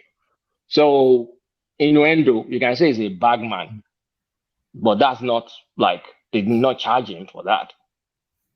So that's the best you can say. So you cannot really say he's a criminal because he wasn't arrested and he wasn't indicted. So it's just one thing. And if my memory serves me well, I think around that time was when there was war on drugs in the United States. And this was early 90s. Tinubu was not having any diplomatic coverage or protection. So I don't see how he would have escaped that punishment if he was into that shit. Sorry for my language. Wanted to actually fight it. It was Wale Tinubu or someone that convinced him to just give them this money and let it go. That is not what the fight. He really wanted to fight because he said he was innocent. So, I mean, it was like, it's not what, because it was in Nigeria while all this stuff was happening. It wasn't like it was in America. It was in Nigeria. So all these were just correspondence. So it's like, I mean, it got tired because after dealing, I explained it here, explained it on Damages. I just got fed up of it. Like, I mean, anybody talking about it after, I just tuned off because it's what more can be said than what we read from the case. It's not more than what's in the case. So what's the point? But it's good politics to refer to, yeah, your associations are important for a politician. And the associations are bad. The optics looks bad.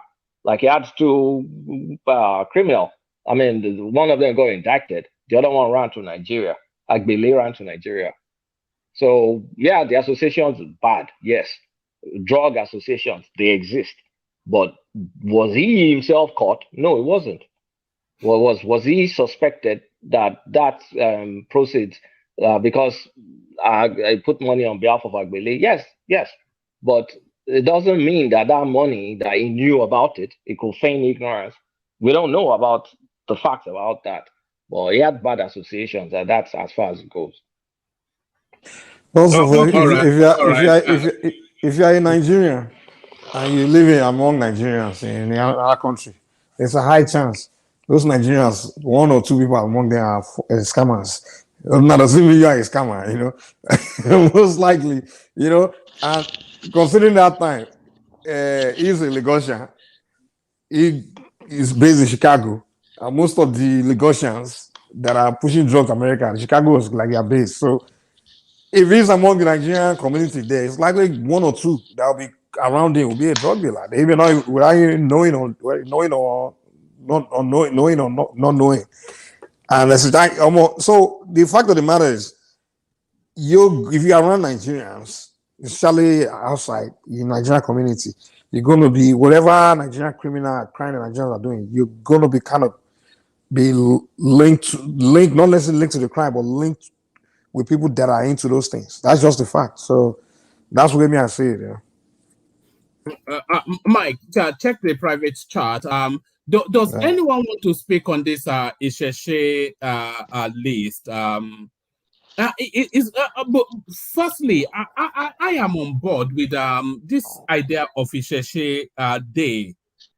More important, I would say, than Christmas even, because of course, we are Africans, so and more to it, regional to whatever our ethnicity is. So I approve of this Isese thing, but where it is coming in now, and the point that it's coming in, is this more to celebrate tradition or as a political weapon against both the Chineduism that we heard in March and the wider Fulanisation that is looming, and more to it, the goings on in Ilorin? What is anybody or everybody making of this Isese narrative?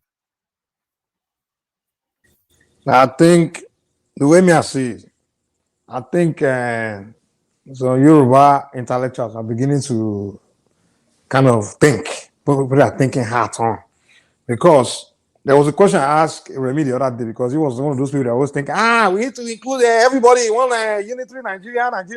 I'm like, okay, the question I asked him was, do you believe we should eliminate ethnic group, like just eliminate it, and maybe replace it with whatever Nigerianism or whatever Nigerianism is? We say a definition of Nigeria, culture or anything Nigeria, because what Nigeria is to me is English, British. That's what it is.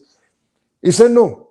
I said, so what do you have problem with, because what we're talking about was maybe teaching in Yoruba language in Southwest, in local languages in every part of Nigeria where the ethnic language, among ethnic territory, basically. So now what I see is the Yorubas in Southwest, like I said, begin to ask them that question, like, okay, where are we heading to? It's 100 years from now. Is this area going to be what it is today? Is it going to, where are we heading to?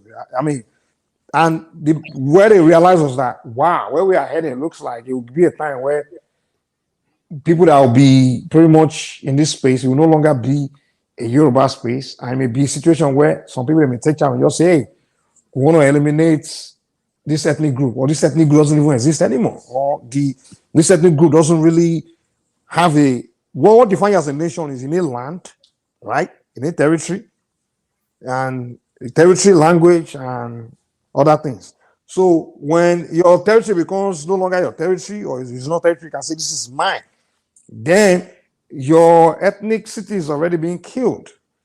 So what I think these guys are coming to realize that, hold on, what the hell is going on? One way to preserve your territory is to preserve your culture and your things that define that territory. In northern Nigeria, they will do everything to preserve their Islamic culture. They will do it. In Kano, they will make sure it's bad. The Sharia, Islam, you dare not do anything that will threaten Islam. So that's what makes that northern Nigeria. So if me, Yoruba, go there, or Eastern or anybody from other part of Nigeria, go to those part of that northern Nigeria, that place, you always know in the back of your mind that in this place, this is an Islamic land. You always know in the back of your mind. So you won't even get to that point where you want to say you want to be a governor there, or you want to be telling them it's no man's land. They will always tell you, oh, this is Islamic land. You understand? But in Yoruba land, if you celebrate your culture, you make in this land here, this is the tradition of the land, this is the spirituality of the land, this is the thing of the land, and you celebrate it, you do openly, you have a day for it, so anyone that comes there will know that in this place, this is their thing here. You understand? So that's what I think this guy begin to wake up to. Yeah, but Mike, can I contribute now, Mike? Oh, sorry. Let me just ask a quick question. Why are Ilorin Yorubas not ashamed of the history? Is ignorance of their history? Sorry, of their history. Why are they not ashamed, or why are they ashamed? whoa, why are they not ashamed? They seem proud to dissociate from themselves from the culture and associate themselves with the religion, with one fatal flaw. With the religion, they accept that someone that is Fulani is automatic head.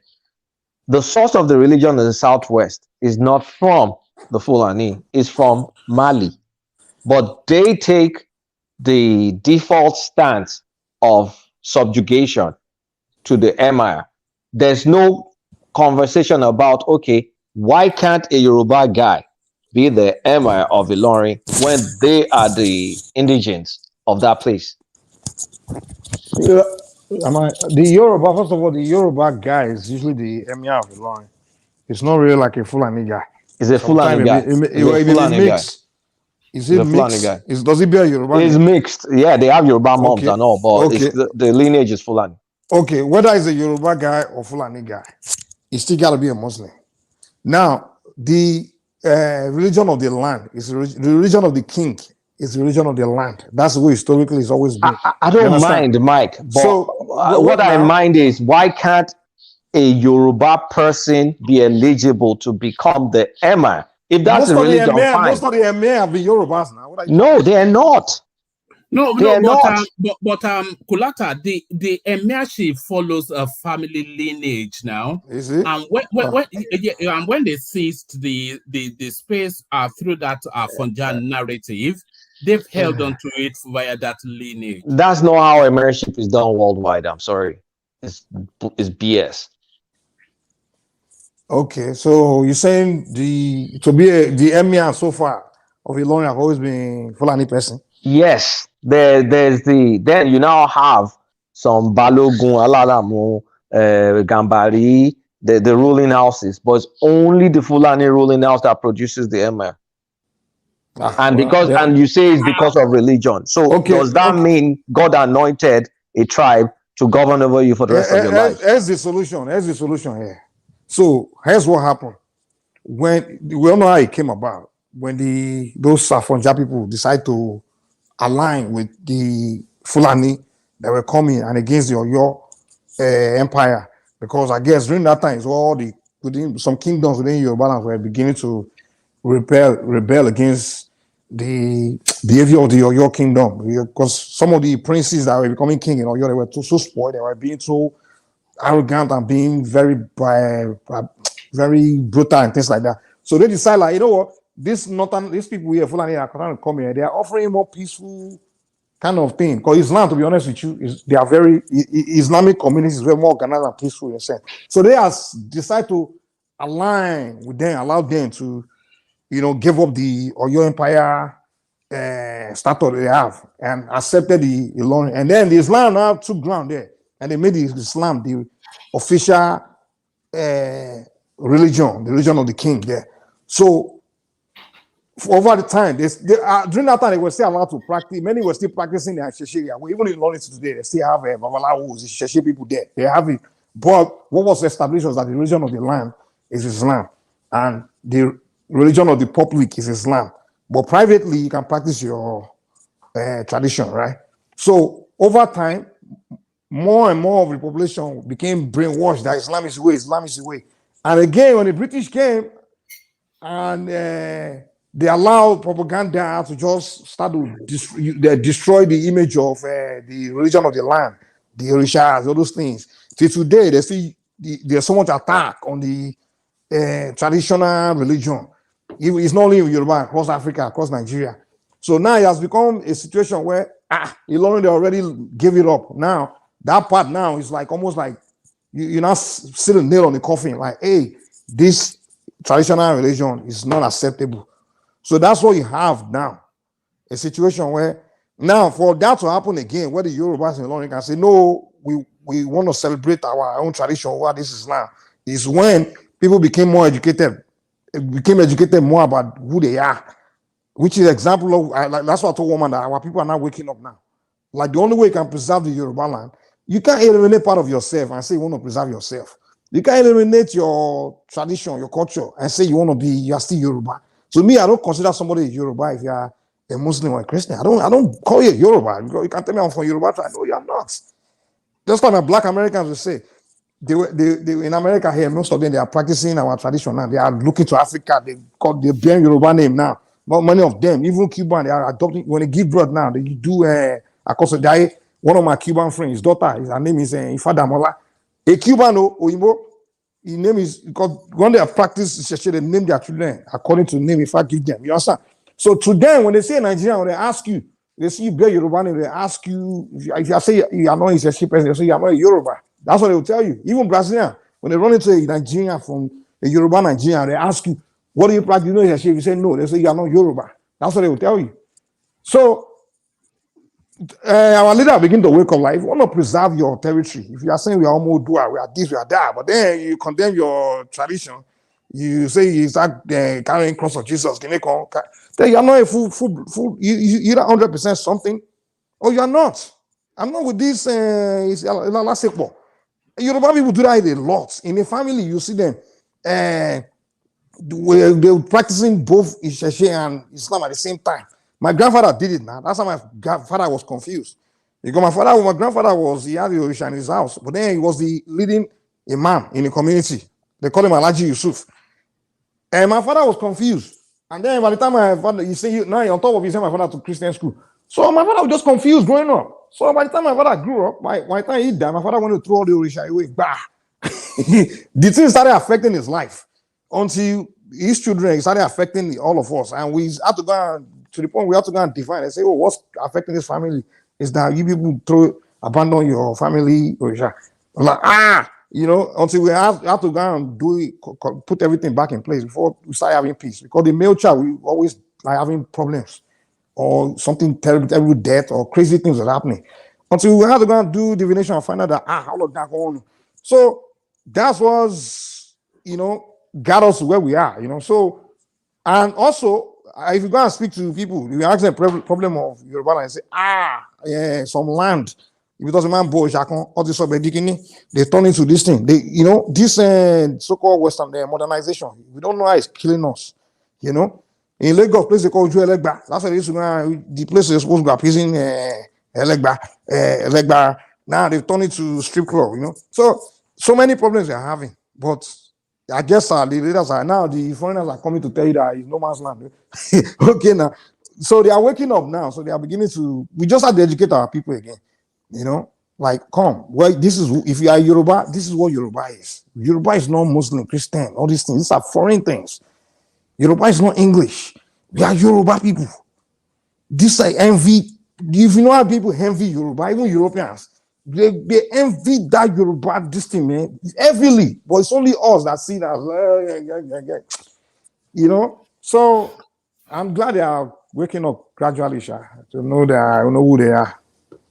All right, brilliant. Thank you, Mike. So, Mike, let me take this window to do administrative stuff. I think Remy wants to push back at you.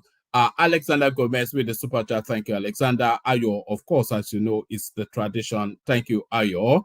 And then Olatubosun Oshun Leti. Olatubosun Oshun Leti, he joins that space as well. So there is that. So let me hand over to Mike to wrap up however the remaining of the session goes. So thank you one and all. Rejoin us tomorrow where the conversation continues, never stops. So I'll leave you here and hand over to Mike. Mike, you have to allow for voices that are different from yours. You have to let opinions that are different from yours have their say. Or let them land a point. No problem. Because as soon as they start to speak differently from you, you beat them down. Don't beat them down. Let them speak. Mike, to you, and manage the interjections as well and voices cascading over each other.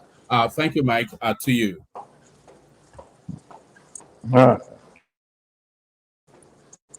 All right, who wants to go, man? Who's going?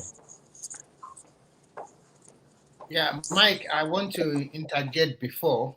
Good morning, everyone. Your last assertion about this. Hold on, Babati, you were waiting for me to leave to come in, Abi. All right, keep an eye on Michael, Babati. I'm trusting you to really mean if it goes too far. I can't even hear him. Can you guys? Can you hear me, Mike? Can you guys hear me? No, I Okay, I was. can hear you. I I can hear you. you. Yeah. I can hear you. Can you hear me, Mike? This is Remy. Yeah, I can hear you. I can hear you. Yeah, so you are talking the last time that about when we talk about using our language for instruction as language of instruction, and I think you quoted me wrongly. I didn't agree. What I'm just trying to say is that if every ethnicity have their own language of instruction, that would bring a lot of trouble because the Ijebu people, they are Yoruba, or it's not the same thing like the Yoruba of Oyo or the Yoruba spoken in Ekiti. And also, if you look at the South or all over Nigeria, they have different kind of language, although there might be some similarity. So how do you? No, hold on. We have what is called It's just Yoruba dialect. Jumolo. No, it's called Yoruba Jumolo. That means everybody has a dialect. I have an Egba, I have Egba, you have it. But Okay, we still have Yoruba Jumolo. let me just land and then you can come in.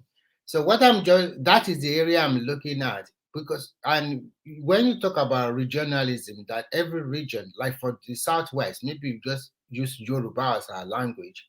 Then I made mention of the South when they don't have uniformity like the Yoruba have, because the language spoken in rivers is totally different in Delta or even in Edo. So they cannot have uniformity in language like the western part of Nigeria. So that's what I'm trying to look at that time. And just apply to this topic of today, I like it. I also want our traditional, I want our culture. I also want to push back from them because the way Islam and Christianity is going on in Western Nigeria, I mean, in the South, I don't really like it. It's like they are just extorting people and exploiting them. And my only concern about our religion, I mean from Shogo or whatever, are we? Is it really true that those people worshiping them nowadays are they also above board? Have they not been contaminated already? Because you can see the way we are choosing our Oba recently, and there are some bias and so many other stuff. And this our God is not fighting back like he used to fight back. So, but in the aspect of them coming upstream and they're also converting so many souls to them, if they can modernize it, I'm not saying modernize in the sense that they will, how to say, they will lose the normal values and culture values of this particular religion or of way of worship by our great grandfather. I think that would be cool because at the end of the day, the Christian and Islam, they are exploiting our people, and our people are quite confused. They don't know what to do anymore. People just want, because you have to also talk about modernity because we live in a modern world. Nobody wants to be practicing a religion that we hammer in there, not to do this, not to do that. Everybody wants freedom. But if they are coming on board and they can convert so many souls, I think that would be good for the generality of the people. Thank you. Sorry, can I quickly interject on something? Yeah, I'm already done. You can continue. Oh, okay. Yeah, I think we're making some kind of mistake that in my own opinion, anyways. There's difference between culture and religion, and when you think about all these things that we're saying is our culture in Yoruba, majority of them people are arguing that it's a culture. Majority of them are like religion, not even culture. Can you give us an example, please? Okay. In Yoruba land, we have people that are Egungun, like they're that people that are Shango worshipper, Ogun worshipper, the Obatalas, all those different brands. Those are not culture; they are religion in Yoruba land. And if you're talking about culture in Yoruba starts from mode of dressing, the way we do our things, the way we used to live. Those ones are culture, but we are mixing them together. What's the definition of culture? Culture is basically the way of life. Okay, so But what it's you're different from what the you're belief. practicing is not a way of life. It's What do you believe? different. No. It's different from the way you connect to God. Even in Yoruba land, in the same. Wait, what is what I'm saying? You might, like, I'm a Yoruba guy. I might practice Yoruba culture. I might wear all this kind of clothes that Yoruba wears. But my faith, my belief might not be the same with what the other person that is also a Yoruba is doing. Mike, So this is Wait, my brother. Let me. Can I interject here? This is it's not a matter of Bochembere. I'm just saying the reality. We are mixing it together. Even people that worship Ogun, they don't worship the same way with people that worship Oya or people that worship Shango. It's But they are different. parts and parcels of Yoruba culture. They are all part of But they are Isese. Yoruba. You might say those are the Yoruba religion. Hello. And Wait, whoever is that, hold on. Let him finish. Go ahead. Yeah, you might say, okay, those are Yoruba religions, but those are not Yoruba culture. Culture is different from religion because those things are the way that each of them believe they are connecting to God. It's different. Do you know that you guys give me culture is something that unifies. Sorry? Do you know how Yoruba culture was formed? Do you know who created the Yoruba culture? What is they don't create please, culture. Can you also please hold on? Can you also no please? Can you also explain what you mean by Yoruba religion? I'm confused. Maybe okay. Yeah, please. The religions that they practice in the Yoruba land, we might say, and even when you look at it, most of this religion, they were not something that were practiced when the Yoruba, or you can say, oh, this is like when you trace back the origin of Yoruba, because Shango, as we would know, was like maybe 200 or something years ago, right? There was nothing like Shango in those days when Oduduwa was still alive. First there of was all, nothing like. Let me clarify because you're going too far. First of all, Agbole ló máa ń ṣe Agbole. So it's not like everybody does it. Agbole will say, okay, in this Agbole, this is what we do. And like me, no, that's Oroile is different. No, let me finish. Because you were discussing dressing earlier. I cannot wear anything that is dark. And it's tied to my own spirituality. So the argument of, your culture is one way and spirituality is different. No, they are intertwined. You can't separate both either. You can't put them. I know you guys that are religious, all these foreign religions, trying to separate both. You cannot separate the Yoruba religion and the culture. It's intertwined together. You can't do one without the other. You must speak. I'm sorry. I know you're trying so hard, but it's not a matter of trying. Guys, give me 1 second, real quick. Give me 1 second. I want to talk to one man real quick. Hey, one man, if you're watching, can you repost the link real quick? Because I need that link to get onto my computer so I can get on the system to add people in. If you hear me, one man, please. All right. Continue. Whoever. Okay.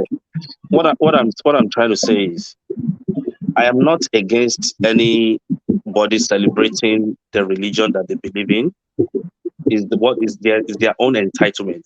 But when you look at it, even though the Isese people trying to fight for a day to celebrate, there's nothing wrong with that. But you can't say, like somebody that was saying that, the Muslim or the Christian, they were extorting them. They haven't fought for their rights, which is fine that they're doing for it right now. But the Isese, let me generalize it like that because that's where you guys are calling it. The Isese people, they have been doing some things that other religions are tolerating as well. I'll give you an example. If they want to do their Oro festival, they will tell anybody, like even if you don't believe in their Oro, you still have to stay indoor. Is that not a kind of extortion? Something that is not even concern me. Why must I obey it? But that's the way of the land. You are the Ajuji. You are a visitor.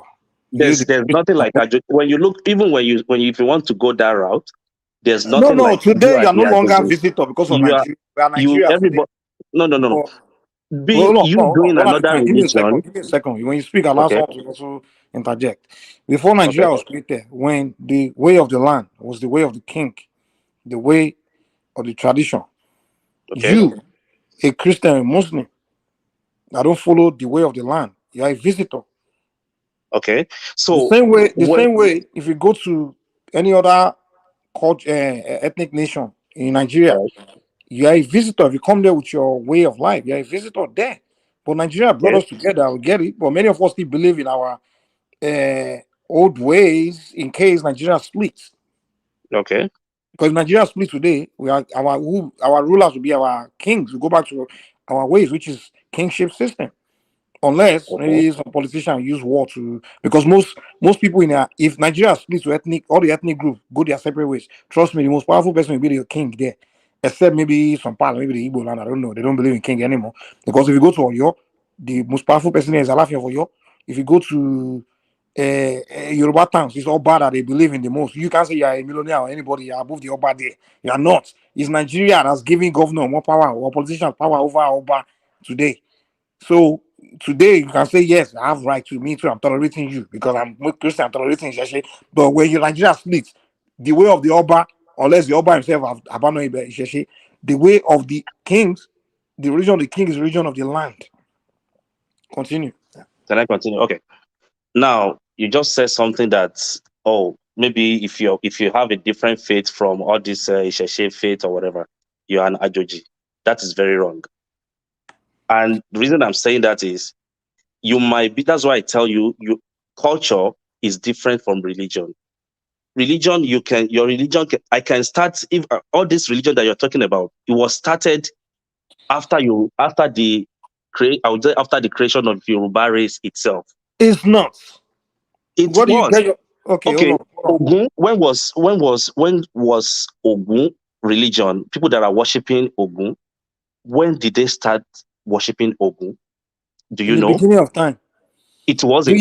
No, give me a okay. Based on what is your knowledge? Ogun what is the never source of your worshiping knowledge? himself.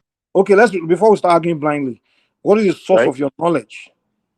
I'm telling you, I've read a lot of Don't tell me what you're telling me now. I've read a lot of stories. Mike, can I ask him a question? Because he Please said, do. Please do. How do they establish a town in Yoruba culture? How they establish a town is... No, hold on. When you go somewhere, and maybe you are the first person that got to that place, you started living there as... No. Oman Jifa Beni. They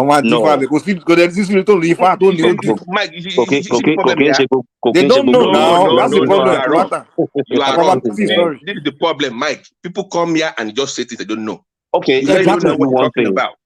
Let me tell you one thing. No. You cannot just go anywhere and just It doesn't establish. Man, now, this guy, man, just stop talking. That's why I'm asking him what's the source of his knowledge, so we don't start arguing blindly because he's going to tell you read a book by the source of my knowledge is... Mike, please, can I also throw something there? I will come in again. I want to put something. But wait, let me just answer the question. You are coming next. Let me answer the question I'm just asking. What I'm telling you is, if you read some of those books about Give us one. Which one did you read? Give us the source. I might not give you the name verbally right now, but I'm telling you there are some hunters that they will keep going. They were hunting, and when they got to a place, they settled down there, and people started meeting them, and that becomes a town or village or whatever. It's not all the town that someone has got to come in. Consult oracle or something. I'm saying that for them not to all of do them. that, hold on, even as an hunter, they consult. Okay, first to confirm that that's the place. If I want them to stay, they will still do as a man say consultation first. Okay, before they I want to travel law for a long distance. They have to go back and consult and then come back. No, is that what you're saying? No. Hunter is different from Ifa priest. They are not the same. They don't do it. Okay, hold on. We will continue from this point. I just want to Midwest to quickly come in, and then we're not. Brother, too long. We will pin him down. Hold on, Midwest. You say you want to say something? Come in. Yeah, I'm muted. If you don't know. 15 minutes, I will be talking. So give space to another person. Okay, you are going somewhere. Okay. Anyway, game changer. You see, well, I asked you what's the source of your knowledge. I've just told you. I read You read a books. book. I Okay. I Who? listened Give to me name the stories. authors. I'm a core Yoruba man, and I'm from Oyo State, right? I am all these things that you guys are Okay, let saying. me ask I've you. You are done from them. Oyo State. Okay, I've cool. done all this Ogun, Shogo, everything. I've participated in all these things. I know about them a lot. But Okay. what I'm telling you is those things, they are different from culture. Okay, Believe it fine. or not. You say, okay, fine. You say you're from Oyo State. Okay, let Yes. me see if you. Okay, who established Oyo Kingdom? What's the name? Oromia was a son of old. Okay. Okay, cool. Okay, we asked you what's your source. And I was just telling you, you see, if you trace the lineage of Shogo itself it's a like maybe great grandson of Oromio. And this Shogo, they started worshiping him after Great he grandson of passed Oron. on. Okay. Listen, Yoruba people, my source actually come from the tradition, meaning the custodian of the knowledge. You are the awo. You understand? So they have their own information, which starts from the beginning, going all the way back to even beginning of time. You understand? So the fact of the matter is, the Orishas, they lived as humans. You also agree with me. And Orisha, it's not like they were human. They lived among humans. They lived You know what among God. Orisha is? Do you even know what Orisha is? I mean, or was, I would say. Bro, let's not move things. You No, mentioned because Shango. you are mixing Wait, things. Shango and Orisha. Shango and Orisha. Shango is an Orisha because they are special people. What they call Okay, Orisha thank is you. people That's that it now.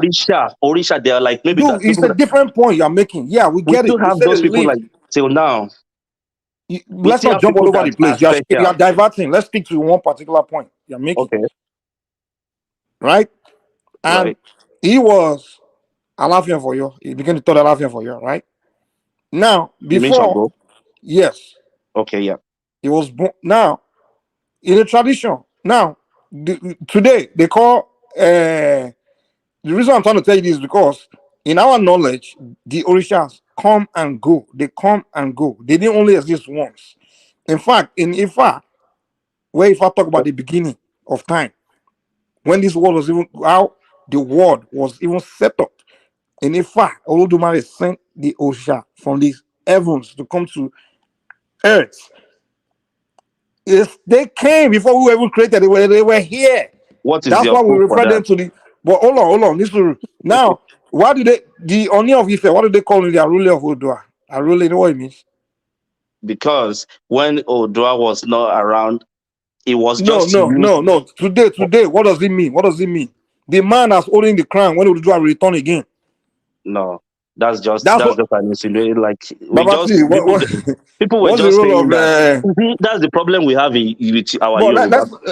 Other people want to talk anyway. Mike, I don't please, want to. let me just say this. Okay, hold on. Let me say this. You see, I'm a Yoruba man, but the reason is the problem with we Yoruba is most of our stories. You can't even present it. They are not straightforward. They don't even make sense sometimes. They can't make sense to you now. No, not to only me. These things, all these things that you're saying, there's no way you can write it in the book and present it on the world stage and want people to believe what you're saying. Now, we are saying that somebody, even our own, I always tell people, like, when they say, with the story they're saying, they say, I am Omodudua. I always tell them I'm not Omodudua. And I'll give you the reason why I say that. Because according to the story, they said Odudua migrated from somewhere and came to Ile-Ife. But you're hearing stories all over the place. I get it. No. I'm just saying this. Definitely, when he came, he met some people there. My friend, the story you're hearing is just he say, she say. Hold on, calm. Listen, the story you're hearing is he say, she say. This person write a book. That one do this. That one do that. Have we gone to actual source? But everybody were not there. This thing was like 500, now, 300, my brother, 700 calm down. years One at a ago. time now. Other people have to talk. You can't talk over each other. But you're the one that didn't even allow me to say whatever I was going to say. Okay. Who's that? Can we go ahead before this guy infests us further with all this mistruth? And because right now, Yeah, exactly. And Babati, and that's what the problem is, because the creation of Nigeria allow all kinds of people, including foreigners, everybody, to just start telling the story of the ethnic this groups guy and just said just something very earlier, because I was not even upset very, but what he said last really upset me, to be honest with you. But it's okay. He said, well, okay, so what was it? You said that. Hold on. Yeah. You said that. How will we go to the war stage and they will believe us? I don't give a damn what they believe. we want to live on other people's standard. That's our problem. We're not here to please white people. That's not the bad culture. So if I go there, Babati, hold on. What is your own religion? What's your religion? Me, myself? Yeah. Yeah, I'm a Muslim. You're Muslim. Okay. Okay. There are a lot of things in the Quran about, even the Bible is even more ridiculous. I don't know too much about Quran, but there's some few things I hear about Muhammad doing something. Are you an Ilorin Muslim? Wait. Muhammad doing something to move the moon or something like that. Also, how God appeared to him in a forest, you know. And if you look at Bible story, they talk about how whale swallowed somebody, and 3 days later it came out. But all those ones you can present in a war stage and it's acceptable. All those things, there's no question. Okay. But when it comes to our own, we have to say it doesn't make sense. Let's throw it away. Guys, wait. Can I make my point real quick? Because please. So earlier on, he said culture is the way. Because I hate using the word religion. To be honest with you, in Yoruba context, it's more spirituality, not religion. But just for the sake of argument, let's say religion, right? And he said, well, it's the way you dress, the way you eat. Well, unknown to him, your spirituality sometimes actually dictates what you can eat and what you can wear. So when you say Orodile, where do you think that Orodile comes from? From the spirituality. The deity tells them this is what you should do, this is where you should go. It's still linked to your spirituality. You cannot separate your spirituality from the culture, because most of the time it comes from there. This is where you go, this is what you do, this is how you dress, this is what you hear, this is what you not see. Don't go there. It gives you direction. It's still part of it gives you that direction. So this idea of separating spirituality from culture is laughable to me. It's laughable, man. It's inseparable. I don't know what you are talking about. And this idea of we must, if you go on the war stage, they will not believe us. Like we trying to please them. So let me now tell my story to what it will be believable. Who gives a damn what they think? What do you think is the point? Not what they think about you. What do you think about yourself as a people? This low self-esteem having attitude is what I'm like about sometimes. Can I say something? Because everything you just said now. The other people that are here, if you guys want to talk, let me know. So I'm not keeping you quiet. Well, go ahead. Yeah. Okay. You're talking about Orodile, right? Have you ever, if you are Yoruba, I would like you to be honest enough to say this. I know a lot of people that have their Orodile, the way they do their Orodile or whatever. Have you ever seen any of them call it their religion? That is the reason why I never even use the word religion. Because you are mixing No. I said I hate using the word religion, but I said for the sake of argument, I will use the word. For the sake of your argument, you are the one that call it religion. We never knew it as religion. I've never called Orodile religion. What I mean by religion is the religion is how you Yoruba religion now. Orodile is your way of life, right? But religion is how you sorry, for those that don't know, what is how you connect to God. What is Orodile? How you connect to your creator is religion.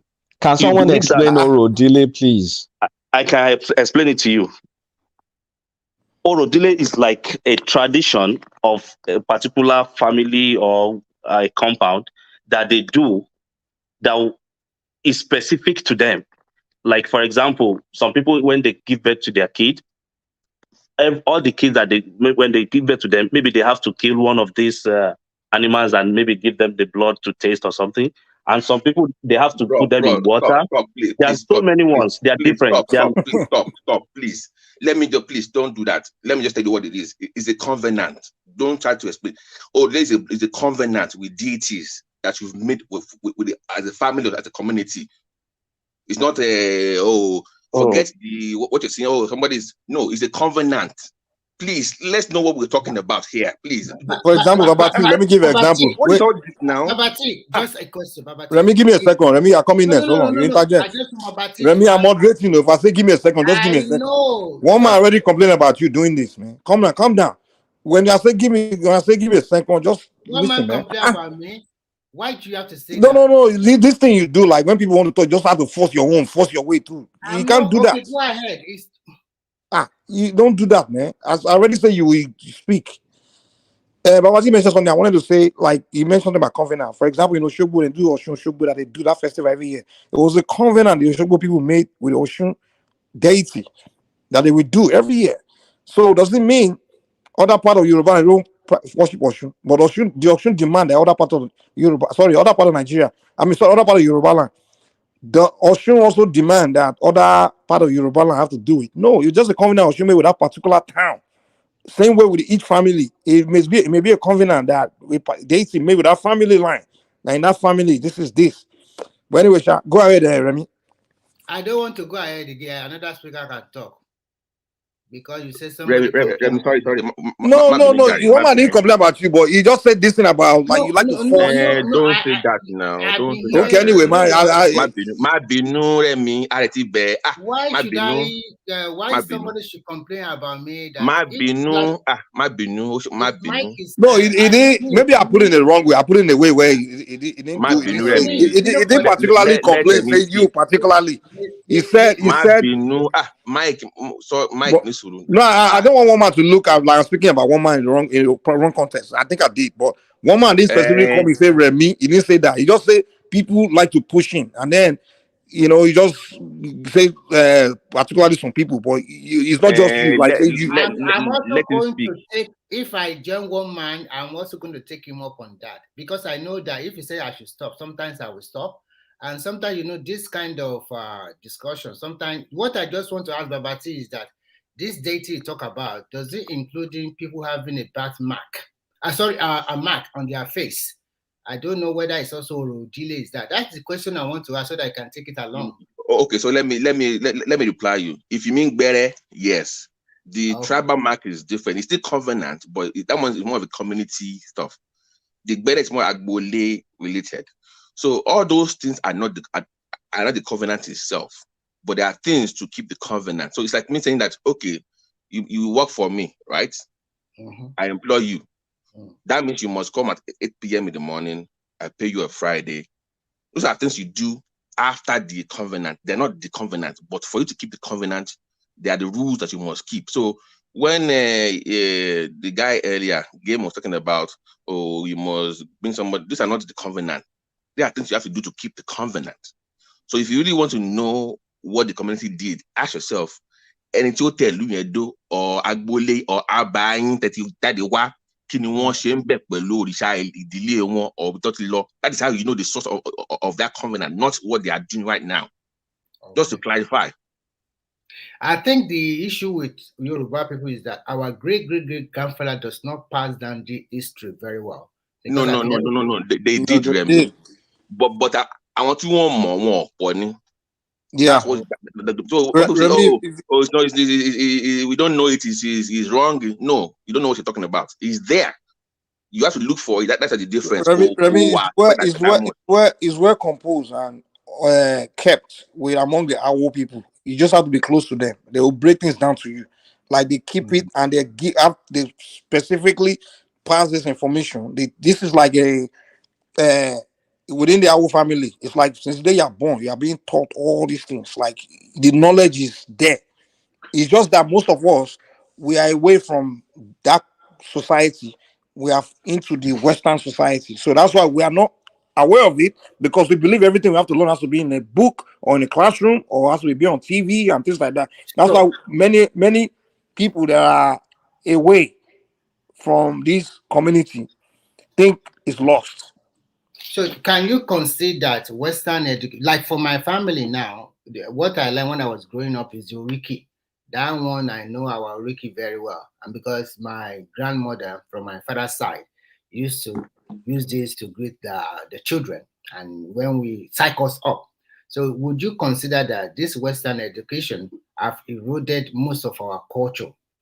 Because a lot of people even dislike our tradition and culture in preference to other religion or Western education.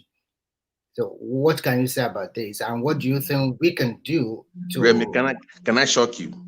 And I know Mike, you can even confirm this time about to say. More people, purist of Isese, are not even up to half of people that practice Isese. People that practice Isese the most are people that are so-called Christians and Muslims behind the scenes. Yeah. The purists themselves, but they will not tell you in public. But behind the scenes, they practice more. Of course, we know that most of them, they are mixing up especially in Yoruba land. They just mix it up. They are just, they will front another religion in front of you. But when you go deep with them, you know they mix it up a lot. I gave the example of my grandfather earlier. Go ahead, Sha. I know. I'm trying to say, I just want you to know that because of the education, Western education, and because of other religion brought to the western part of Nigeria, I mean the Yoruba people, let us because nowadays you can see a lot of people like this Isese that they want to do. I do not say anything bad in it because I see it as worshiping our deity and so many other stuff like that, and I like the way they practice it. But if you talk to other people from this area, maybe other Yoruba, they will tell you, I hate them, I don't like them. They are too evil. They are too. So you can see, even between the two religions, you can see that sometimes what baffles me is that you see some Christian, when they see some people, they'll say, oh, I can't believe you're a Muslim. You don't talk like a Muslim. It seems you're a Christian. So there's this, I don't know, in Christianity in the West, in Yoruba land, they see themselves as more superior than Islam. So, and anything that is white or good is Christianity. Anything that is evil or bad is Islam. And when you talk about the Isese or the local tradition, they will see them as the Satan. That is even dark side. Don't even go there. Demonic. Yeah, thank you. Yeah, thank you, Kolata. So I find it very, very, and when you go deep into some Yoruba culture or Yoruba people, you discover that nearly more than 50% of them are mixing it up. You will see them go to Babalawo, they will go to Afa, they will also go to Pastor. That's why you have to ask question. Okay, why? Why did this come up? Oh, why? I don't know. So that's why we are here. But listen, that's why you have to go back and look where we are coming from. And if you do that, you realize that, okay, when the British came, wherever they go, they learn from the Romans. And also the Islam, the Ottoman, they did the same thing. When they want to conquer people, the first thing you do, you have to give them your religion and also wipe out their own. And when the British came to Nigeria, their goal was to Christianize us. And what's the best way to do it? Is to demonize your own. And how do you do it? You use propaganda, right? That's the one effective tool. Propaganda is a very good tool. Another thing, you build schools and you catch them young. You start using brainwashing them from childhood. That's why when they came, they started most of the schools they were building were missionary schools. They didn't come and build science schools, or it's always Christian. Most of the schools were run by missionaries, Christian missionaries. And when you go to Western school, British back then, you have to learn religion. You have to learn the Bible study. They mix it with religion. I don't know why you think you come to give us the knowledge and you have to mix it with religion. I don't get it. So in that mix, they have to demonize what you do, your own local things and stuff like that. And that culture continues to today. So that's why I ask you, have to find out why we do things. What's the origin? When did we start thinking like this? Before the British came, were we thinking like that? Were we seeing our tradition as evil? Were we seeing ourselves like that? We were not. But they came, and all of a sudden, we became people that think like this. So we have to ask that question: how do we become people that think like this? That is exactly what is panning out in city like Ilorin, because there, most of the Muslim there, they see the Isese as something very demonic, something that is not to be distanced from. So that is the issue. Really? Can I shock you? Do you know that some part of, don't let me mention, you know where we come from now? You know, most people prefer to go to the local court than the actual Igbo court in our town. They prefer the one like in the palace of Alaki. Yeah. People prefer going there to settle dispute than go to the actual court. Because they know. Oh, le paron beni. Oh, le paron. So that is the reason. See, a majority of Nigeria, they don't want us to be using our traditional believe or value, like Shogo or whatever. Let's assume that they're swearing in for chairman, governors, and president, and they are using this kind of power. Everybody will sit tight. But the religion we practice, you can commit a crime and then you go back to mosque or why church. did God forgive me for my... And the pastor or the man will also say, I say that church. Just give them something and then it's over. Oh my God. Somebody was telling me a story yesterday, and I would like to share this story with you in just 2 or 3 minutes. It was very funny. There is this particular couple in Nigeria, in the eastern part of Nigeria, and the husband wanted to travel abroad. And the pastor that prayed for them when they were like waiting for the visa. So when they got the visa, the husband, traveled to UK. After about 2 or 3 years, all the savings, he bought a Venza for his wife to be using in Nigeria. Do you know what the wife did? The wife took this Venza, about 6 or 7 million naira, 8 million naira. He took it to the pastor and said, thank you, pastor. This is we are giving you this Venza for that because you pray. You pray for my husband before he went abroad. The husband now came back to Nigeria after about some few months. Where is my car now? Why do you use taxi to come and pick me? And then the wife said, I've given the Venza to the pastor because the pastor would pray for us. And then the man angrily went to the pastor's home and then demanded for his Venza. And the pastor said, no, he cannot give it back. It's already given to the God. The guy make a lot of trouble. And then the pastor started raining curses on him. But at the end of the day, he got his Venza back. So what I'm just trying to pull out is that we are being brainwashed by these people. So what do you think about this? And there are several cases like this in Nigeria. So what do you think about this? So that is the end of the story. I just want you to... that's the story. Is that for me or that's for Mike or where? Anybody? For everybody. I'm just like, okay, it's so funny. Let me first apologize to Game Changer for my tone. That was not. I wasn't trying to be disrespectful. We're just having a conversation. So apologies. No, that's okay. We are all adults. My tone of voice. So, but Mike, I'm ready. Can I? If you want me to, you can permit me to go in. Let Kulata land and come after him. He's about to say something. Okay. Me? No. I wasn't saying. Was it Kulata or Babati? Who was that? I was trying to say something else now.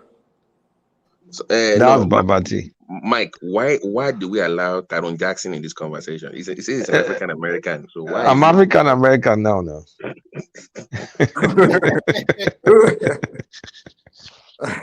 Okay, so funny. So Kolata, you don't know Orisha. You are asking a question to Babati. No, honestly, I'm not gonna lie. I'm not that deep in Yoruba. My momsy grew up in the southeast. My dad, I'm not that. That's just the truth. I'm not that deep. That's why my wife is not Yoruba, so I'm Tyrone. Just call me Tyrone. I'm pan Nigerian. I'm very pan Nigerian. No obedient. Me obedient. No, it's the junior Atiku of Nigeria. So I'm very Nigerian. I think Midwest wanted to come in. Midwest, yeah. Yeah, my brother, I greet the whole house. I was hearing those conversations about culture and religion. And the thing is this: we cannot say we know the history how those religions came perfectly, but one thing we cannot deny is that every culture you see with people, the religion shape it for them. So if you look at the western part of Nigeria, most of those things you see they practice, and maybe also the Bende people, the Benin, and some other tribes, the other ethnic nationality. It is the religion that shaped them. And in most cases, when you have this Oba and the chiefs, it's because of those religion. Someone have to be the head of those religion as well. So occasionally, the king can also appoint some people Because most of the people you now see today, they call Oba, they call this name. It's just this 18-something year, 80-something year, they started, claiming those titles. Some of them were appointed to deities. So they control some powers in some areas. So every culture you see or tradition, for example, our marital style of something, it is the traditional religion that shape it to that level. Likewise, the Western part. So for you to separate that religion from the culture of the people is going to be very, very difficult. That is just the fact. Because when the Roman came to Europe, they changed the culture of the Europeans. I went deep into Swedish history that even before the Roman came, man can have two wives in the ancient time. Yeah. So most of the European country. So it was when the Roman came, those cultures started going down. They started putting cultures of Roma down because they go with their religion. And that is what the British did to us as well. And when they came, as that my brother said, they gave money to church to build schools for us. They finance it. And the first thing that school will teach you is the religion, their own religion, to shape the people, because they know the religion will shape their way of life. So, like, frankly speaking, it's very unfortunate that the problem of Nigeria is very big. Because when I look at my country, I think people who plan for that country, they want to harm some certain people. That's why they give some people the brain. I don't want to mention name to start putting some structures on ground. Look, for example, if a king, the governor is not the one creating king, it means they want to destroy the culture and the value of the people. That's why they plan all these things, because it's beyond what we can just perceive easily. Because the other day I was telling people that, look, I don't see Tinubu as a bad person, but I feel being a president of Africa country, once you arrive off it, there are top secret files that perhaps you will see. Like British all their life, they were indirect. They never come direct. And when they were leaving us, the structures they put on ground will still remain indirect. It's not like French something. It's okay. If the governor is not the one creating kings, then the culture, the tradition and identity of the people is gone. That's just the fact. It's just a matter of time. There will be crisis. There will be confusion because there is no history you can attach to those people. They have to use propaganda now to start creating history for those chiefs and those kings. So I think we cannot separate our own we have from our religion. It boils down to the way we relate with one another, the way we greet, the way we settle issues. It is those traditional religions our ancestors were practicing that shape those things. How our communities were designed, and things we should forbid. I want to tell you, this Christianity we are practicing, I can say Dausa, it was from Benin, the man that really championed it. When you go back to his message, he has nothing to preach from the Bible that was not in the Benin, apart from don't worship idol. So my ancestors did not read Bible to know that adultery is forbidden. And likewise the Yorubas. And they did not read the Bible to know that you have to pay a dowry for marriage. They did not read the Bible to know that when you should respect your elders. They did not read the Bible to know that you must honor your father for your days to be long. So the tradition we were having and the religion, it was so unique. And the way they have tempered with it, going back, I don't think we can fix it. Because most of the things we now call our own religion, I don't think these were the things our ancestors were practicing. And the Christianity we practice today is not the one they brought for us. The Islam my people are also practicing is not the one they brought to us. Africa is at the Middle East are moving. But you see the way our people want to practice their own. The way they so to is that when a Muslim is in your presence, just as that my brother said, he will see like a Christians and the rest like demon. When a Christian is there, he will see the Muslims and the rest as demon. When a traditional person is there, somehow the tradition tolerates both of them. They don't actually demonize them. They just feel you can practice what you want. Because the tradition themselves were not so unique together. That is why you see some people will do this, what they will say they want to do now. Another community will not do. If you go to one village, there are some idols they have. You can't see it in another place. And they will, because of that idol, you that is even of the same ethnic nationality, you go to that settlement, they will tell you, oh, so place you don't go as far as you are still a stranger. Or so thing, you cannot do it here. Or so thing, we forbid it here. Like in some part when I was growing up in Benin then, there is even your own wife. You can never lie with your wife in the bush in so many of the Benin villages because of the kind of idol they have. You must have an affair with in your house. To tell you how strong those things are. So this is what I feel I can put in, but it's very unfortunate that the danger that is confronting us, particularly if I say Yoruba, Edo, and all, is just more than saying government come and give us road, come and develop and have economy, because those things they neglected is what is even shaping us. That is why we are not even moving forward. Because when our people were rooted in the tradition, they walk in cooperation, they walk in unity, not just this individual where we compete with one another and strive with one another. Most of these villages were built in togetherness. And a youth will grow up, he want to marry, the whole community will put heads together, his father will bring their resources, they will build the house for that person, and he will start his life. Go and find out few years ago, I'm talking about now, the generation of our fathers who built houses in the village of our fathers. This is how they build it. Not talk of the past. So they have tempered with so many things. And when you come abroad, there's everything like someone like social, the money they are individual, they contribute to one social government. And the government also try their best to reach out to everybody. That's why there's no jealousy. And that identity you have, they give you right over your land that has been in existence before they even create the modern day name we call their countries. Because most of them were also different. But everything is taken from us. People are converting our people into different things. They are being distracted. I think we have embraced this Islam and Christianity enough. I don't want to put the traditional something there. That we really need to ask ourselves a question. That is this thing really helping us? If it is not helping us, is it the religion itself or the way we practice it? This is my summation, because if I look at the way we band, we cast, then an evil is just ruling.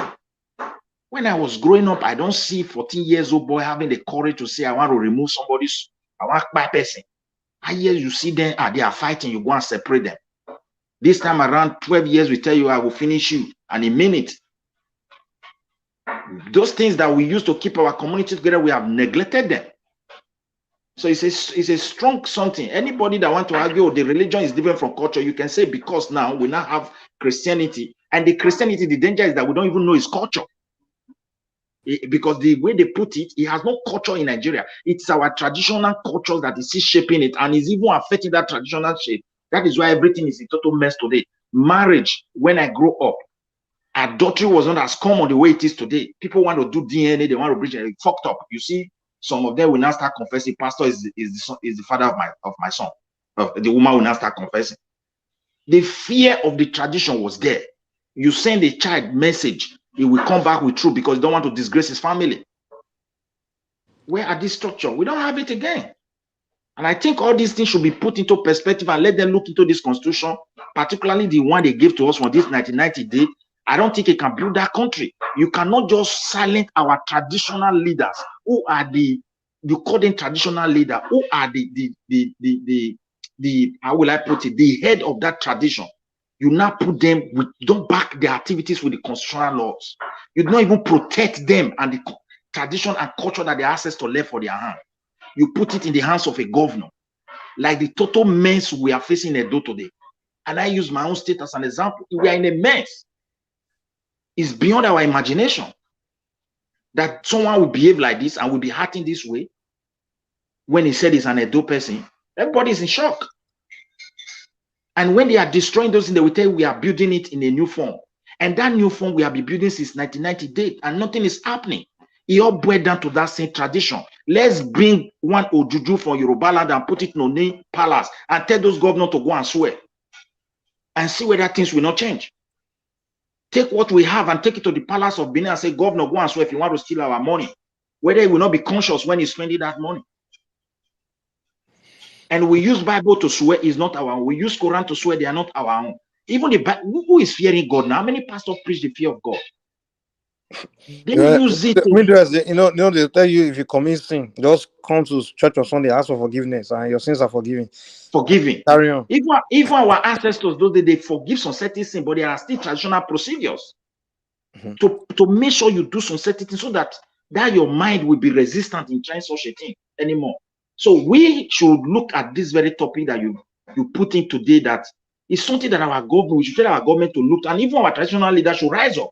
If they keep silent like this, that throne they are sitting upon, I keep telling people, it is the throne they inherited from their ancestors, and they loan it from the coming generation.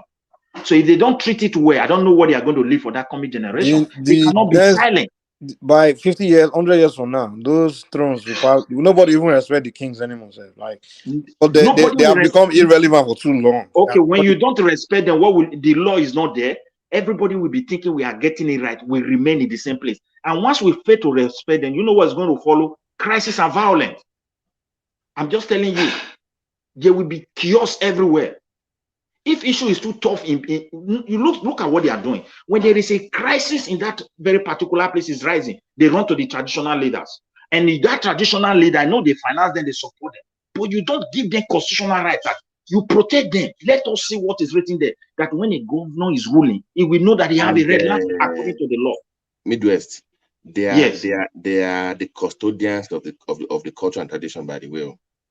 Yes. So if you don't give the custodian of the tradition power, with constitutional power, and the governor is not like the culture. Like some people now in Yoruba land where they call Oba. If they were to back Oni would ban so many of them because they were not even Oba. It's governor that is making it. He know that thing will cause confusion. It's going to destroy the history of that area. Even during colonization, this is what they did. Do you know why they put that Western people together? Like when they divide Nigeria, it was because the culture was similar. The history they were talking, it was reflecting almost people of the same generation.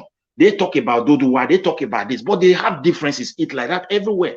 Where I live today in Sweden, somebody from North, if he come to South, when they are talking, the first thing, what are you saying? What are you saying? It will take him close to 6 months to 1 year before he can fluent. But when they come to reading and writing, they can understand. When they talk in the perfect the language in their news, the newscaster, he will understand all this information. But the way they talk in the street, the person will be confused. The way they twist the language because of the accent, they are still the same people. So we can't. Some of the things we want to solve, all this one we are saying to know. For me, I've never said Tinubu is bad. I always said it's too old. That angel is coming that is better than him without addressing this issue. That angel may likely create worse problem than what we are seeing today, like what we are seeing in those states. Because they feel they know much, and I don't know, they will jump into critical issue and create problem. And when that problem is started boiling, look at, okay, let me take Edo as an example. 99 before we enter this democracy, when you hear the word courtesan, it's like campus. That is where it is. People want to go to school, their parents will be advising them. As we enter this democracy, some of those guys they rusticated from school. This politician promised that will put you back to that school again. All those things they put against your name, I will erase it. Raise me, boys. That is how they transfer this thing to our society that is biting today. And now when the thing is becoming a boiling, they turn to the traditional leader. Okay, within this period, that 99 now this human trafficking, this stuff for Benin can become toxic. It do that they make law, the police arrest place tomorrow is free. When the traditional leader weigh in, bring what they have and swear, Italian government feel the impact, they have to come back to Benin. They never believe such a thing will happen. If we are to protect those things, tell me why they will not be able to weigh into some critical issue. All this corruption that we are just jumping up and down, everybody just want to put into their purse. The president is confused for me, the way I'm seeing it. I want to help my people. Let him give this money to governor and let us see what will happen. Nothing. They will silent all. I don't know, because I think this tradition and culture that they have tempered with, this religion particularly, is the greatest obstacle to our development. Because these people here, no matter how it is, like it's with every tradition and festival that their Viking did, they are still doing it. The dance way they. All the juju way Viking they worship, their name is still intact. Even some of the juju they keep out from museum. Midwest, can I ask you a question? How do you feel anytime you hear a king in your area that's supposed to upload culture, talking about he's worshiping Jesus Christ or he's worshiping Muhammad? How does that make you feel?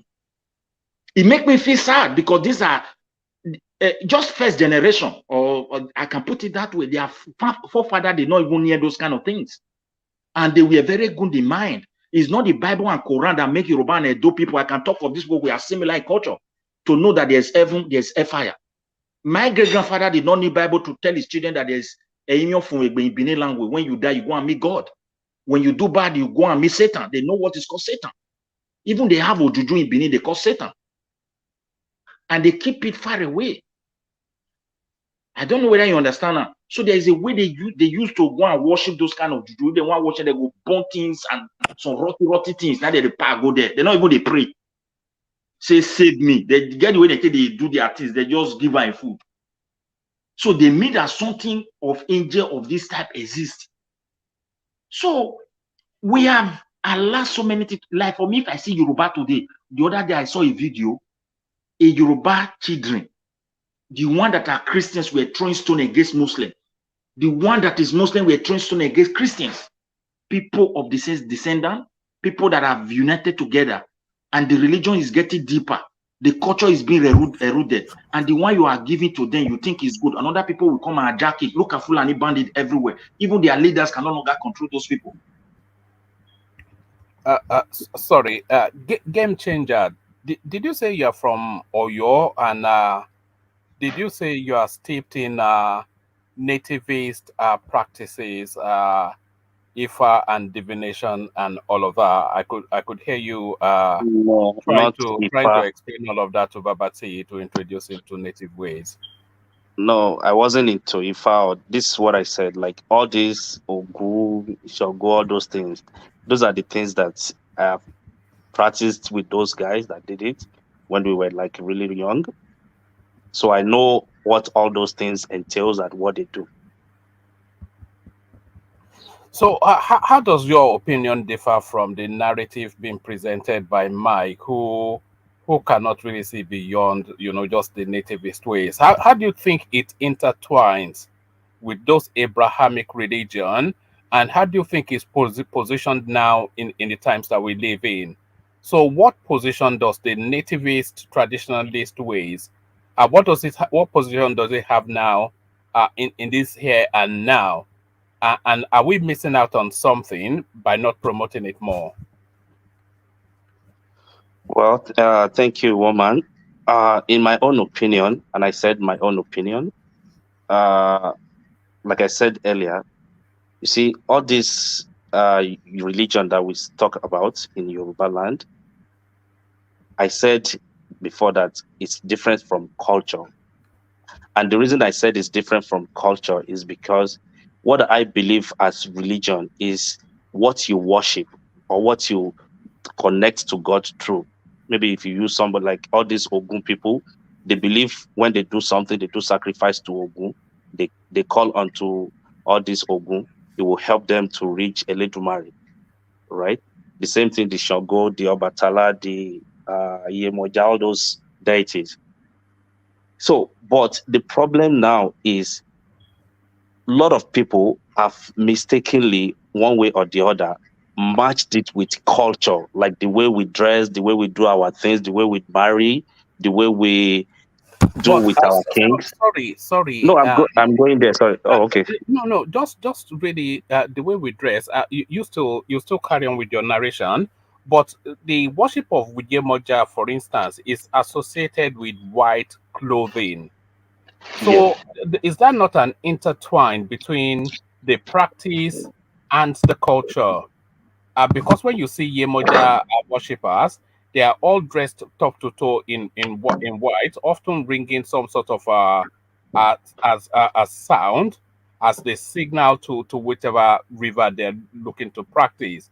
So there's that intertwine now between culture and religion. I'm not sure that you can make that distinction, or can you?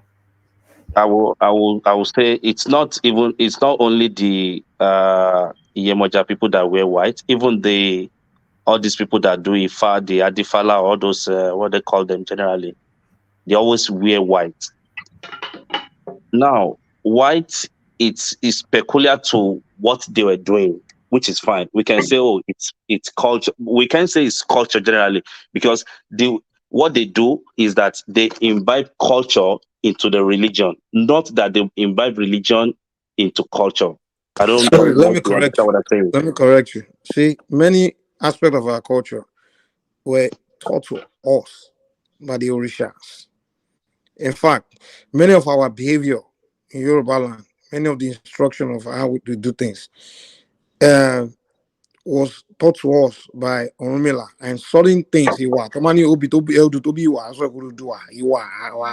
way of behavior, some of our character. Many of you also taught to us instruction given to us by Urudua.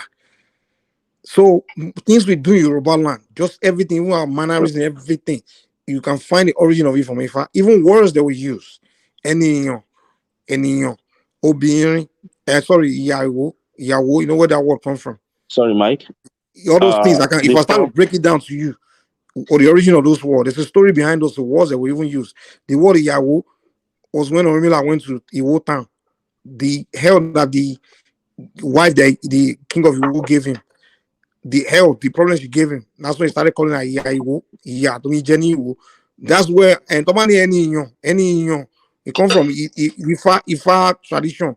It means when we're coming to this world, when we were choosing to pick our destiny from home of our ancestors, to pick our destiny to come to this world. And that's why we use the word Eniyan. Even our words, things we speak, our way of so many things you can come from the tradition, the spirituality. I'm telling you, all connect to the spirituality. Mike, you just said something now, and I know Odudua was not the first Yoruba, right? There were people before the first Yoruba. The Orishas were the first Yoruba, first people, the Orishas. But what I'm saying is, Orisha is not the first, and it's not the was last. one of them. Bros, you don't practice tradition, so don't. Let's not get into it. I'm just telling you, Orisha. You can't argue. You are a Muslim. You can't be arguing the knowledge of the tradition with me. I'm a Yoruba. It's not even. It does matter because we be arguing ignorantly. That's what I'm saying. Mike, can you just listen and let me say this? If I'm a Muslim, that's my religion, that's my faith. That's why I can't. Exactly. You're a Muslim. I can't get into the debate of Islam with you because you're a Muslim. That's the mistake most people make. They think, oh, if you're Muslim, you are something else. You are not Yoruba. But I'm telling you, that's what I'm saying. Listen to me for a second. I know about Yoruba tradition. I know about Yoruba tradition. I might not practice Yoruba religion. You can't say you know. Listen to me, bro. Hold on. Just wait, man. Can this guy listen or something? Oh my goodness! It doesn't have to practice it to know it now. Exactly, you don't have to. No, man. Yes, you do. From what he's saying, he knows enough to have some. No, he doesn't know enough. He doesn't know enough. He doesn't know. Okay. Do you even know what Orisha is? Orisha means somebody that are spectacular, that they've done something special. Like now, it's only that we don't take it into cognizance right now. We still have some people that we can say Orisha. If it was back in the days, somebody like Professor Wale Soyinka will be called Orisha because he's standout. People that stand out, that have done something special. Those are people they call Orisha. Okay, who elevates you to who elevates you to the level of Orisha? Nobody, it's just people. By people okay, giving credit to you. Okay. It's people giving credit to you. And it's Olodumare. It's Olodumare. They elevate entity. True. It's Olodumare. They elevate entity to the level of Orisha. And you get that special power. That's why. Bros, that's what I'm saying. Okay, like Mike, you practice bros, let's talk one at a time now. Let's talk one at a time now. Cool down. It's like you just keep. You are a Muslim. I can't get the issue of Islam and be debating with you. I'll be found ignorant. Those of us that practice tradition, leave the knowledge with us. You don't start arguing with us and debating with us. You don't practice it. You don't learn it. You didn't grow up in it. So what you are just speaking based on some things here and there. And then you begin to debate with people that are actually in a tradition and know that actually it's our schooling, it's our education. And that's the problem. And we are telling you, just stop it. Because you are just speaking out of ignorance. Mike, basically, this is the point to Game Changer. Not everything can be found on Google. Not everything is online.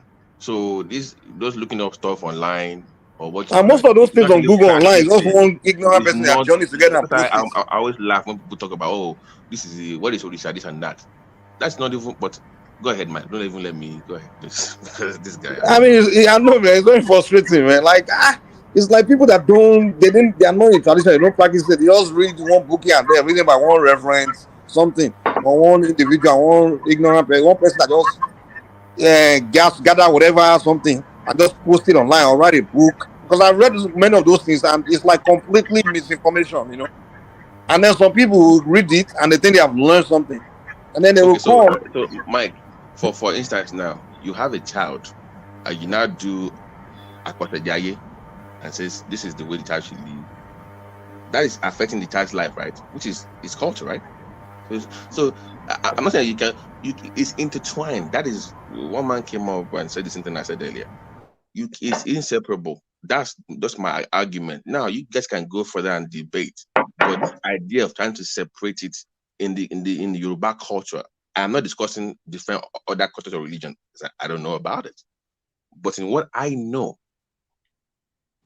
even any town, because I asked you, I specifically asked that question on purpose because I wanted to test the level of understanding about these things.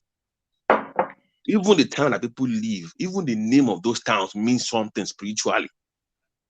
There's a reason they name those towns there for a reason. So even the name, the food, what they eat, how they live, how they sleep, is based on their spirituality.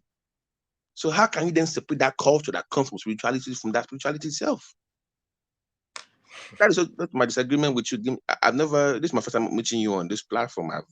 Hopefully we'll talk later.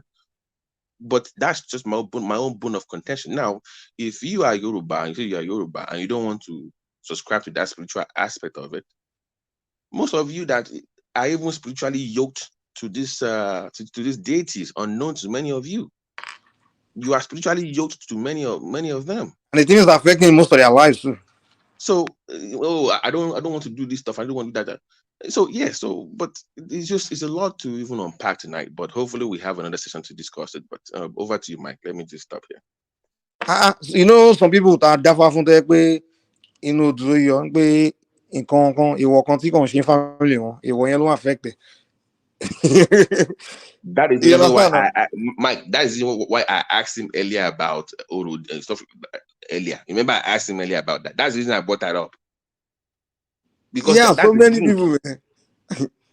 And if you don't, if you don't even get that basic concept, how can I debate with you? Why are we even debating? Mike, can I ask you one question, please? Because you say you practice. I don't know which which Yoruba religion you practice. Don't worry, man. Don't ask me a question, man. I don't want it to go somewhere. No. I have a little patience for. You know a lot of things, and I want to ask you this simple one. Let's not push it further, man. Let's just because people know me. I'm a very personal little patient. I don't argue from a just ignorant angle, and just if you want to do it, Babati, go ahead. He has more patience. You and he can push on with the debate or whatever it is, but I'm not going to get into it with you because I can't stand when people just want to like be engaging me, arguing with me blindly, and when they are not proficient or what's the word in something, but they want to act like they know it and just want to. I just can't do that. I have very little patience. You can do that with Babati, and he can continue with the debates, but with me, trust me, just leave it alone. Is it that you want to learn from me? Can I ask him a question? Can I ask him to your question? Are you there? Yeah, go ahead. I'm not scared. I like him. No, I'm not scared. He's fine. But okay, so the Yoruba culture, as you say it now, obviously it's changed over time, right? So that part of Yoruba culture that you subscribe to, the one you call culture, I think we can both agree that it's been eroded upon over the years, right? It's not the same that strong anymore. How can we bring that back? So I'm just going by your own logic now of not subscribing to spirituality, just the cultural part of it. What can we do to bring that back? Why you still remain Muslim or whatever you call it? Just for the sake of argument. I'm not trying to, but how can we bring that back? Like being a Muslim is my faith. It's my religion. I'm not discussing your faith now. You said since I still remain Muslim. That's why I'm saying that. Right. But the culture, the Yoruba culture, right, I still uphold some of this Yoruba culture, right? No. I practice it, and I'll tell you, right? Brother, I mean, hold on. You're missing my question. I said the part of it that has been lost, that we have abandoned. Mm-hmm. How can we bring those things back? Can you tell me one that has been lost? The language, where you have children nowadays on Yoruba soil that claim to be Yoruba and cannot even communicate properly in the language. That's part of culture, right? Right, you're right. And we are losing that where we have all these kids that cannot even read and write. Back when I was growing up, we went to the best schools, but we were still writing and we had to make sure we even put everything on it.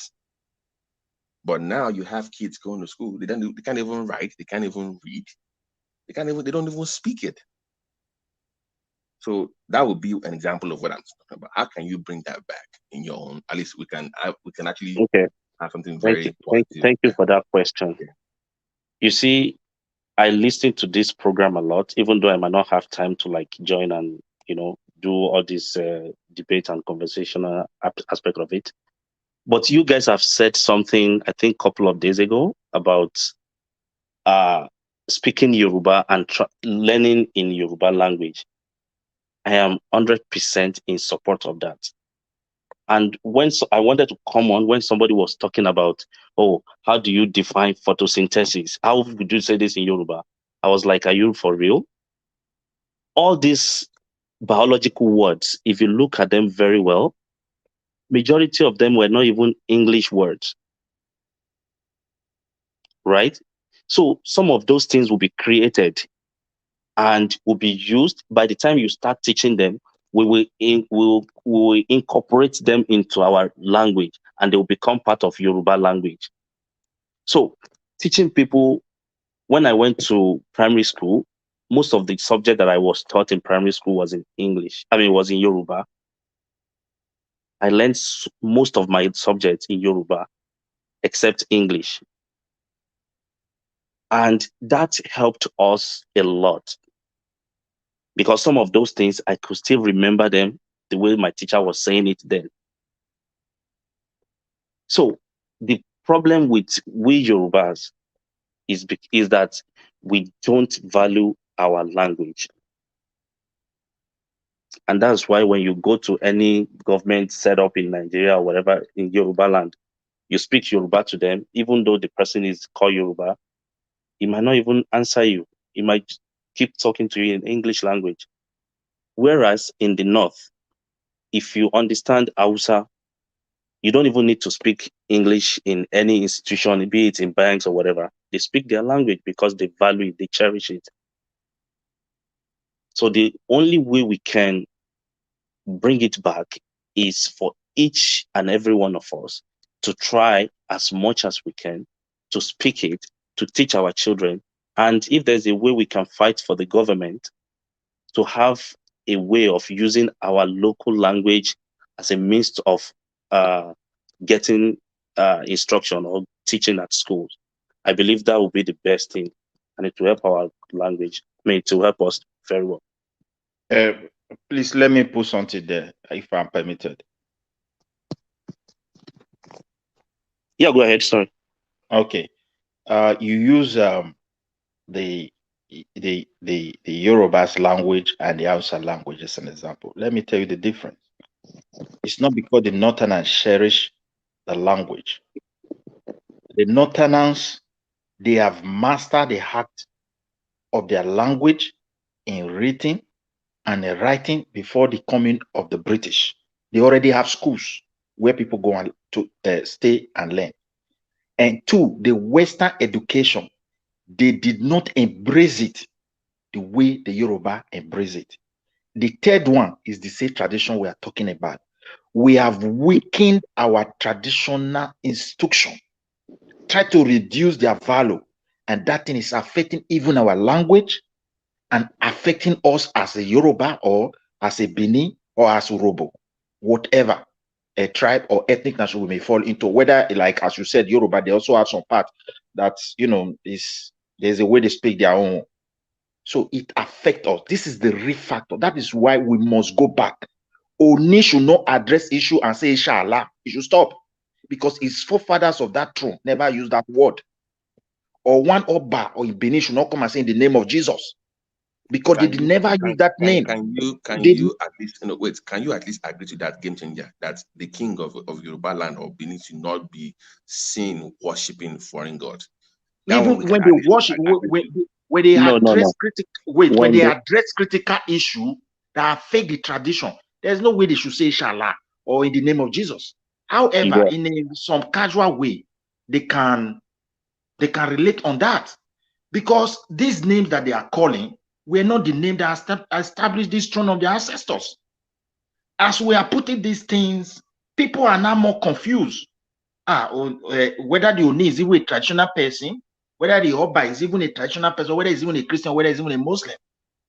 Children that is growing up, we did not even show one dot or something that traditional and culture that our ancestors left for us is so unique. All they did for the past 1980 something, when Archbishop Idausa and the rest rise up. I am not against Christianity, and all these imams started embracing them, is to demonize that our tradition. And whereas the only thing Islam bring to Yoruba land is to pray 5 times a day. Every other thing they are talking about is already there before they bring Islam. But what Christianity brought to us is only that believe in Jesus, don't worship idol. The rest has already been within us. What was not with us that they want to preach today? Is it how to believe, to have faith? Is it not faith our people were having in all those gods? The society were designed in respect. Fear this, don't do evil, don't do bad. They have it. They nurture their children how to grow up in that tradition, even when it was not written. So these things, to get it back, people need, it's something that we have to go beyond this one in all these, we're talking here. We should take a different path. We can come together and start helping our traditional leaders to see these things that they have to demand. There should be a constitutional power. The governors are creating problems. When you overpower them, they rush to the palace and be saying, the traditional leader is silent, but you are weakening the traditional leaders. When it becomes a full-scale violence, where is their king? Sometimes the king talk to the governor, he will say, I don't want to use that, what you are saying. And he cannot do anything. But if there is a law that said, the king said he's going to do that, he have to look for a way to manage what the king have said. Even when he did not agree, we look for a way to go back and say, look at my own opinion, why I said we should do it this way, in a respectful manner. Not like I'm the governor, I have the power. So we in the South, we are about, let me just tell you, if like the Northern, look at their tradition. If they put that value, because they have mixed it with their faith of Islam, and that value still remain. That is why their people must embrace that language first. So our own, we have diluted it. Your Professor Wole Soyinka, among all the certain people, he takes of Nobel Prize. He know they speak Yoruba because those people grow up with the tradition of the land. That is why it did not affect them the way it is affecting this generation. And even older people are not even the one destroying the generation, because they don't, as my brother said, you go to some office, you speak Benin for a Benin person. I went back home, I was speaking Benin, all the children, they cannot speak. The one that managed to understand is only English, they will reply me. So don't even understand. Midwest, I was crying. Midwest, let me even shock you. Me from a ruling house in our own culture. Imagine me going to a ruling house, having a family meeting. All the small princesses. Imagine coming from a royal house and you cannot speak Yoruba. From a royal family of the culture, and you cannot speak Yoruba. We have gone far. I see what we are looking at. The British knew what they were doing now. They came with a plan. Their plan was to destroy everything, man. And you see, when people, when they want to kill something, they can put 100-year plan in place, 100-year plan in place. Yes. They say, okay, by 2050. You know when they came, the SAC didn't submit to them. Like in 1950, they will be like, by 2050, this thing will be gone. They did not submit to them. They put a plan to make sure they weaken those people that did not. They are still afraid. Do you know how terrible that is? To me, I feel bad though. And when I ask their parents, my cousins or whatever, they're like, they go to private school now. I say, what? So what if they make you king or they make you queen next to you? So you say, go and find an interpreter for me. Abi, that's you know when I wake up, when I woke up to this as a problem, is when I came to America, I started meeting my relatives that were born here. that one became like just don't know the language, the culture, nothing. These kids, when they became adults, they are crying because they feel lost. Like they Brother, feel don't you see what happened to Bad Boy in Lagos? Bad Boy, I don't know, cannot pronounce his name. This By the Vivo. ball. Okay. yeah, Look, yeah. my brother, if for example, his father allowed him to embrace that Yoruba language, That would have helped him in that election. That would have helped him a lot. you see it now. And if his father also allowed him to that Yoruba culture of respect to penetrate him, he would have gone far. There are so many few statements you make with your arrogance. Everything ain't there about you. The career. That's why someone that want to lead must be careful. Those things you call anyhow. Some people in Nigeria, tradition don't make sense to them. But they don't know that small words you say about those traditional leaders, tomorrow your career is in trouble. All their people will turn against you. These two things, his parents deny him, and now they are regretting it. And that is the real thing that play against that guy. If not, he would have gone far, or even win that election. I see, because he himself, the way he presented things, as if you don't even see Yoruba culture, like what we are talking about now. Those kind of people are the problem. You have it in every tribe. He did not grow up to value that Yorubaness. Yeah, and now he paid the terrible price. Sorry, you see, these things started long way ago, even from our schools. I remember when I was in secondary school then.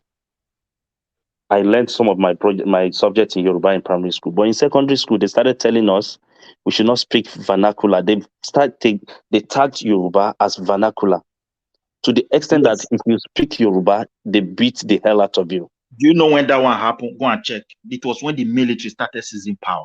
That's the genesis of our problem. And most of those military guys that were in charge, they were from North. A military governor in Benin, Onyega, I don't know, Mark Onyega, cancelled Ekpoma University, said school too much in Benin. He canceled schools everywhere. People don't even have a place to go to school. That everybody, some people have to be going to farm. All these things are still affecting the land today. These are the things, like people talk. That is why I keep praying. If another region person sees this power in the name of military, we have gone. All these things we are talking about, they will make sure they put another thing on ground to make sure the next generation to come. If you talk it, they will tell you, I beg go and sit down. We don't need that.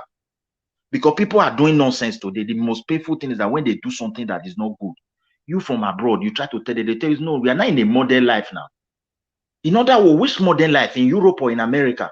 Someone is coming from America, he's telling you this one is not good. You are saying you are in modern life in Nigeria. And you said that modern life is how Oyibo is doing it. Someone that live with Oyibo is telling you, no, it's not supposed to be like this. Midwest, even the food, they've abandoned their food and they're not eating pizza now. Yeah, not even even the clothes we wear. You see a lot of people wearing only jeans. To even wear agbada for some people, it's really, really like, I don't know. They don't even want to wear it. People just wear jeans, wear shirts. That's what they believe. Let's also look, as this my brother said, you say we can separate. There's no way we can separate religion from tradition. Those days, if a Yoruba married woman dress, will you not know from her dressing? You will know. That is when the tradition, based on their religion, affected them. When my mother in their days, they are growing up, married woman, you know them by their dressing. Today, do you know who is married or is not married? And most of those women that were married, because of their dressing, even when they are beautiful, nobody put pressure on them. They see them as something that belongs to someone. They don't develop that appetite. Nowadays, woman said is married, you see half of her breast. When she turn back, you can't see how God they create her back. The mind not go to enter. That's why many things are happening in the office. Midwest, person women say they go club, married women say they go club. Okay. we don't go far, my brother. Me another person still saying, because I feel we can do something more than this. Back in the days when people they fear Ayala, they fear fear. They use and swear give you. Now those days they won't go sleep with person wife. No, fear not the lay person. But now which Christian they fear to sleep with another Christian wife? Or which Muslim they fear to sleep with another? Exactly now, what they fear? They don't fear any. They don't say Jesus no go vex. Like there's no say once they go church on Sunday.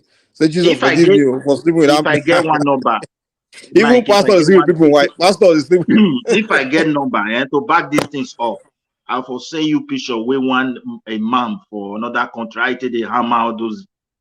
I tell you both those religion, Islam and Christianity, they are good.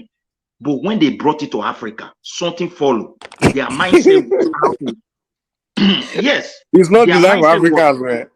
It was how to change. It was how to change these people to see them as superior. So there are so many things they add to it, and it's still affecting us. I will show you Imam in Sudan when they went to go and do investigation, and you see what Imam is doing. You will never believe a Muslim will think like that. I don't want, our own pastor, I don't want to talk about that one. That one is just too open now. So that of Imam self, you will not believe. I would like to get if you put number for me for back the other side, may I take send something. I'll send that for you. May you go to document what people do 4 days ago. Wait till Imam they tell married women, may they come do something, then the water will come up for saying go use that to bless them. Mike, you pull number for the other side, make I copy, put that for the other side, make I send you for WhatsApp. So that you feel one man is still playing small, may we know say this thing, there is a need to talk about our own value, because that value, Islam did not change anything. It's just like today when they are digging everything in Egypt, bringing it out. Those people who made it never read Bible, never read Quran. They never. Even to marry your family, they need to first verify the person where you want to marry first. Say that family normal, they fit your own family. Now you go say, oh, daddy, I'm in love, and that is it. And then they do the marriage now 2 weeks or 1 year. Everything. Don't pack over. Why not go divorce? Why not go divorce? You go divorce. No fear of God, no regard for tradition. How will people be able to marry? I keep asking this question. You see, like we go see Oyibo way of life. We say na civilization. You understand? Civilization. Just the way we do. For our culture, girls suppose keep himself for you for marriage at least. If not, at least the value we say, if you want submit yourself to a man, the intention is that okay, you are submitting yourself to this person, say one marry him. But in both culture, go and date. They call something called dating. You understand? You date. Yeah. You know what I'm saying now? So now you start dating at 15. You don't date this one, get this boyfriend, you don't break up with you, get another boyfriend, don't break up with you. By the time she turns 25, we won't marry. You go don't date at least. About 15 boys don't break up with us. Waiting be 15 boys. You don't get like 15 different boyfriends. No, the first he don't meet my way get 16 plug. He don't meet my way get 8 plug. Maybe the man we want to marry call get 4. You know, say I go there. When we had to grow up, see, when we had to grow up, it was more like. Say we don't use that word boyfriend, girlfriend those days for Nigeria now. Now it's a new thing, right? Say those days when you don't grow, when you start getting like where the woman like, she go begin to talk about it will become my husband. It's like they are getting together for the purpose of okay, they are going to get married. That was the mindset. That was the mindset. But today it's not like okay, now fine boy, now fine okay, I can't become my girlfriend. They are just now dating. It's not like they are dating, saying they are planning to marry anything. They just want dates. And okay, so now you are dating. I was telling to one of my young niece. She said, my boyfriend. Now I was okay. So okay, what's the purpose of this boyfriend? Just dating now, just like each other. Okay, so where are you going with this? She can't even tell me that okay, we are dating because we are planning to get married. So she said, but that's normal thing now. Everybody, she didn't tell me say it's normal thing. Everybody have a boyfriend, girlfriend. I said, no, don't finish. I said, okay, when that boy give you breakfast, don't come and cry, because first of all, you didn't discuss, say, you are dating him because you want him to marry you. Now, when the guy don't give you breakfast, go stand at that girl when you on dates. Don't come and be crying. Because that's what you guys think these days. That's why most of the girls today are crying, saying boys are bad, man. Because they don't get sense. During our mama age, they don't just submit themselves to man without the guy having planned to marry them. You understand? But today, when I just want to get boyfriend, and then you are crying that they are breaking your heart. Which boy they go reject girl? Let me put this one. Let's even say you want get boy. Okay, let's even say boyfriend is okay. Normally, you're supposed to bring the boy to come meet your parents just if you wanted the person.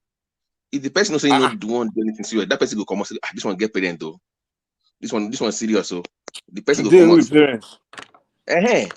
So I always tell girls here, I'm like, if you want to know who's serious, even if it's boyfriend, that person has to meet your parent. They'll say, what do you mean? They must be my dad. What do you mean my dad? The value for that, they don't come out self. They don't even value their parent like that anymore. We don't turn Western. We are Western people now. We are British. We are no longer. We are not even the Western. Mike, look, I was talking with somebody. He said our Nigerian men, he said they know they respect. Hello. We are hearing you, sir. Adewale, hold on. Let me do this last real quick. Land your point. This one. He said our men know they respect our Nigerian women. There many things we they do. Our men know they like to do. We they want make them behave like African woman. It was not just describing our own traditions that our mothers were slaves. I said, okay, come. The Oyibo you are pointing to, their men are good in doing it. Is their marriage working? Like where I am now, there's nothing like marriage. It's boyfriend or girlfriend, and they go they sign. Before you go here, say they do that marriage. Out of all the old people they live together, may I say 1%, now I go do that kind of thing.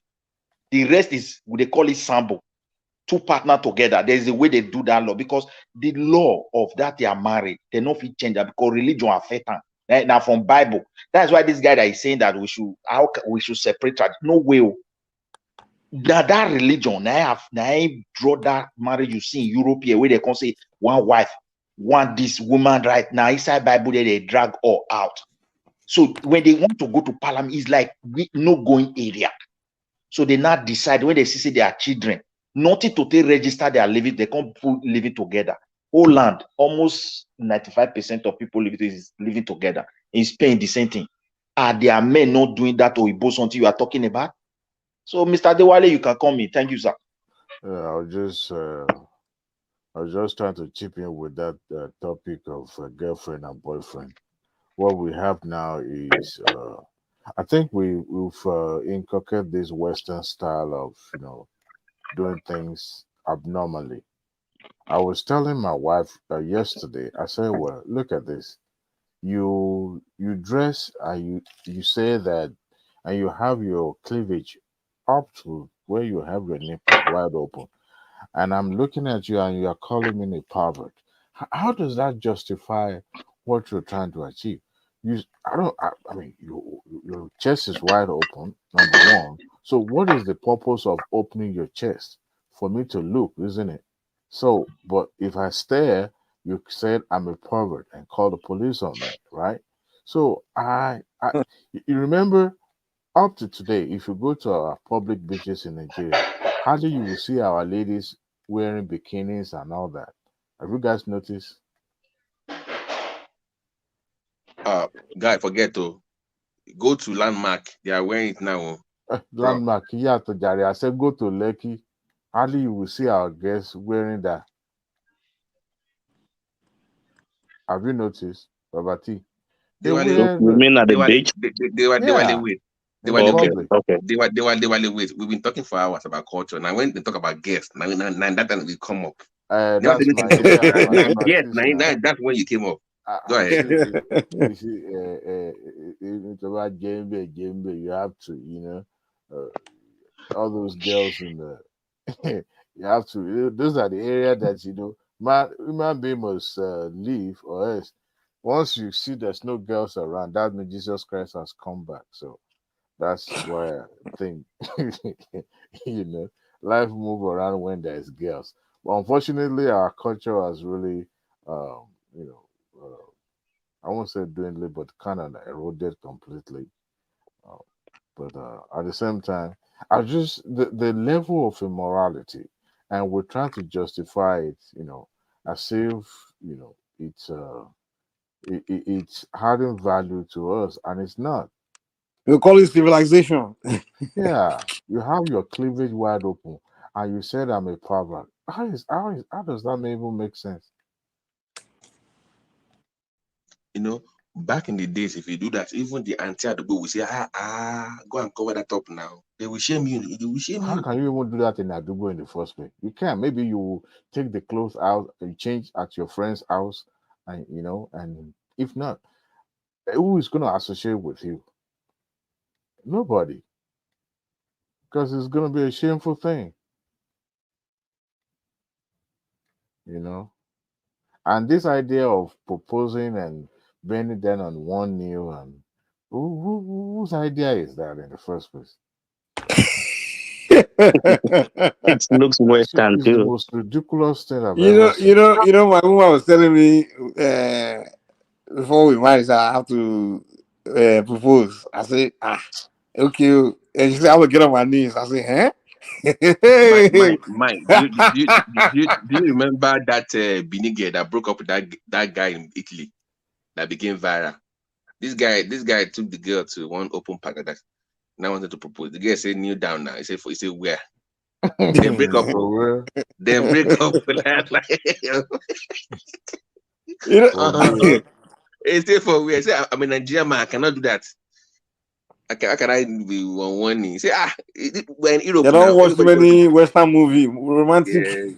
But this is Africa, man. Nobody. To me, if you want, when you're going to marry, your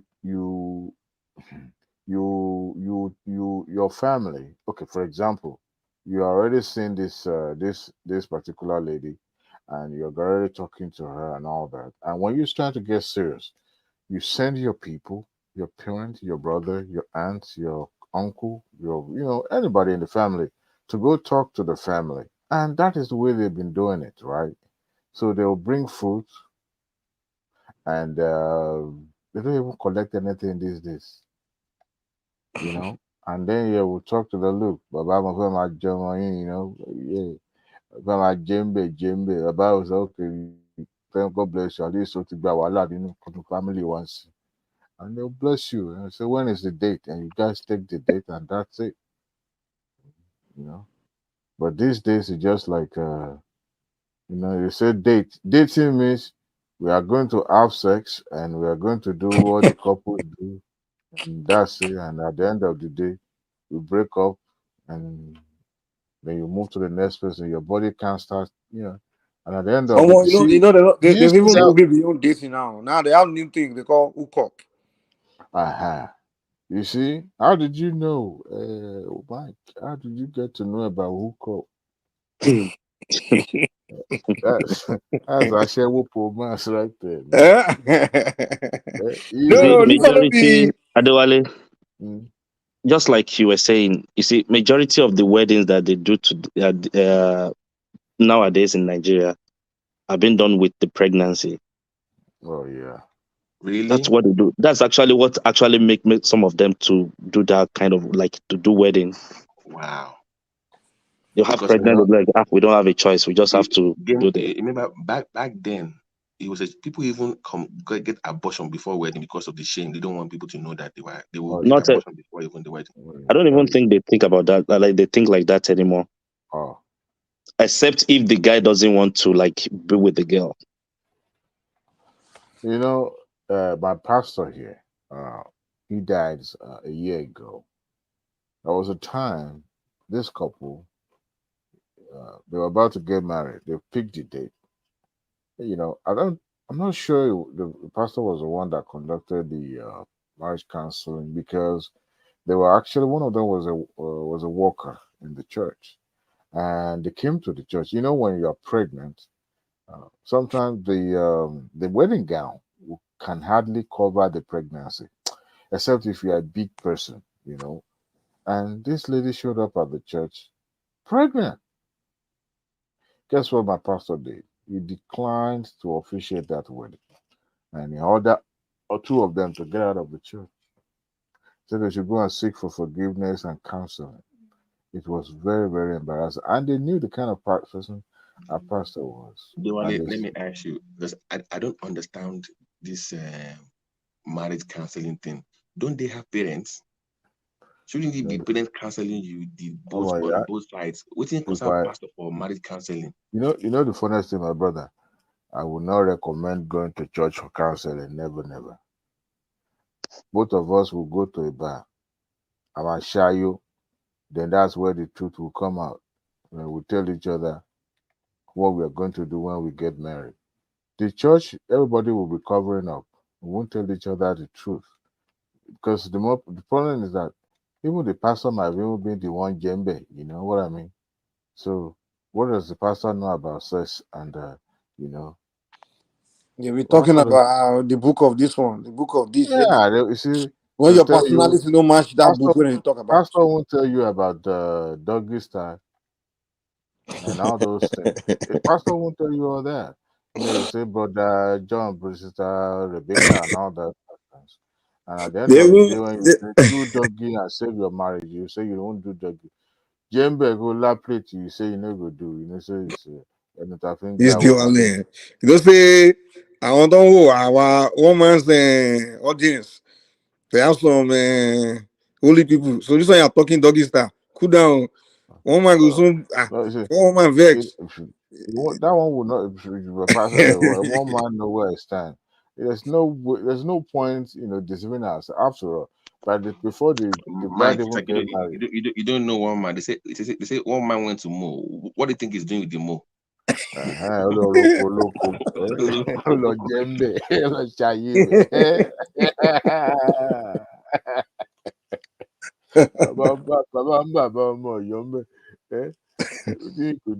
The bottom line is that all those things, all those shenanigans stuff, at the end of the day, Akubalo man find in marriage. Look, do what is best for you. You know, person. You see, they said that I forgot how they said this in English. That you you see the person that is like you know. And one thing is that if anywhere you can't hide it, and you know, I know people pretend a lot. In marriage is even more difficult because you're talking about two human beings that, you know, decided to, you know, come together to form family. And at the end of the day, it's tough because, you know, when I see young couples these days, you know, they see, especially when I see them on TikTok, and they're acting as if, you know, all those white people's love, and I have to kiss you every second to show my affection towards you. I would be like that. These people are crazy. Don't they have beat? They are still buying flowers. Like, Yeah.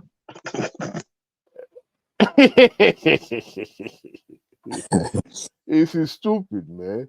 When you get married and the reality setting, you're starting having kids, you realize that those flowers, you will end up hitting on each other's head one day. It is the reality, my brother, because you now have responsibility. You know, it's no longer you and you only. Now you have an intruders in your house, and you have family, extended families, and all that. So that's where the reality set. It even look different. Everybody will transform. It's either you're ugly or you the one that they do now. The one that they even do now is the me and my husband. Nobody else invited. So if people will have a big house, nobody they can. Your own in-laws cannot even come and see you. There's no. What kind of nonsense is that? You see, that is the issue. Where are the cousins? What do you mean, me and my husband? In the olden days, you know, you get married, you take your wife, go and live with your mother for some time to, you know, to learn about you. I know people don't do it, but if you are living in America, I still recommend it that you let your wife go stay with your siblings or your They parents. were like, even my own kids, they prefer to hang out with grandma. That one will let them escape with ice cream at 9 o'clock. You know, so you know that those kind of. But it matters. Even the grandparents enjoy it. They live longer with that kind of feeling of their grandkids around. But you don't know your auntie, you don't know your uncles, you don't know your, you know, how can you? I mean, you know, in America, the kids are, you know, struggling to make sure that they're with, you know, the kids. They want to spend time with their cousins, you know, because hardly do they even have enough time.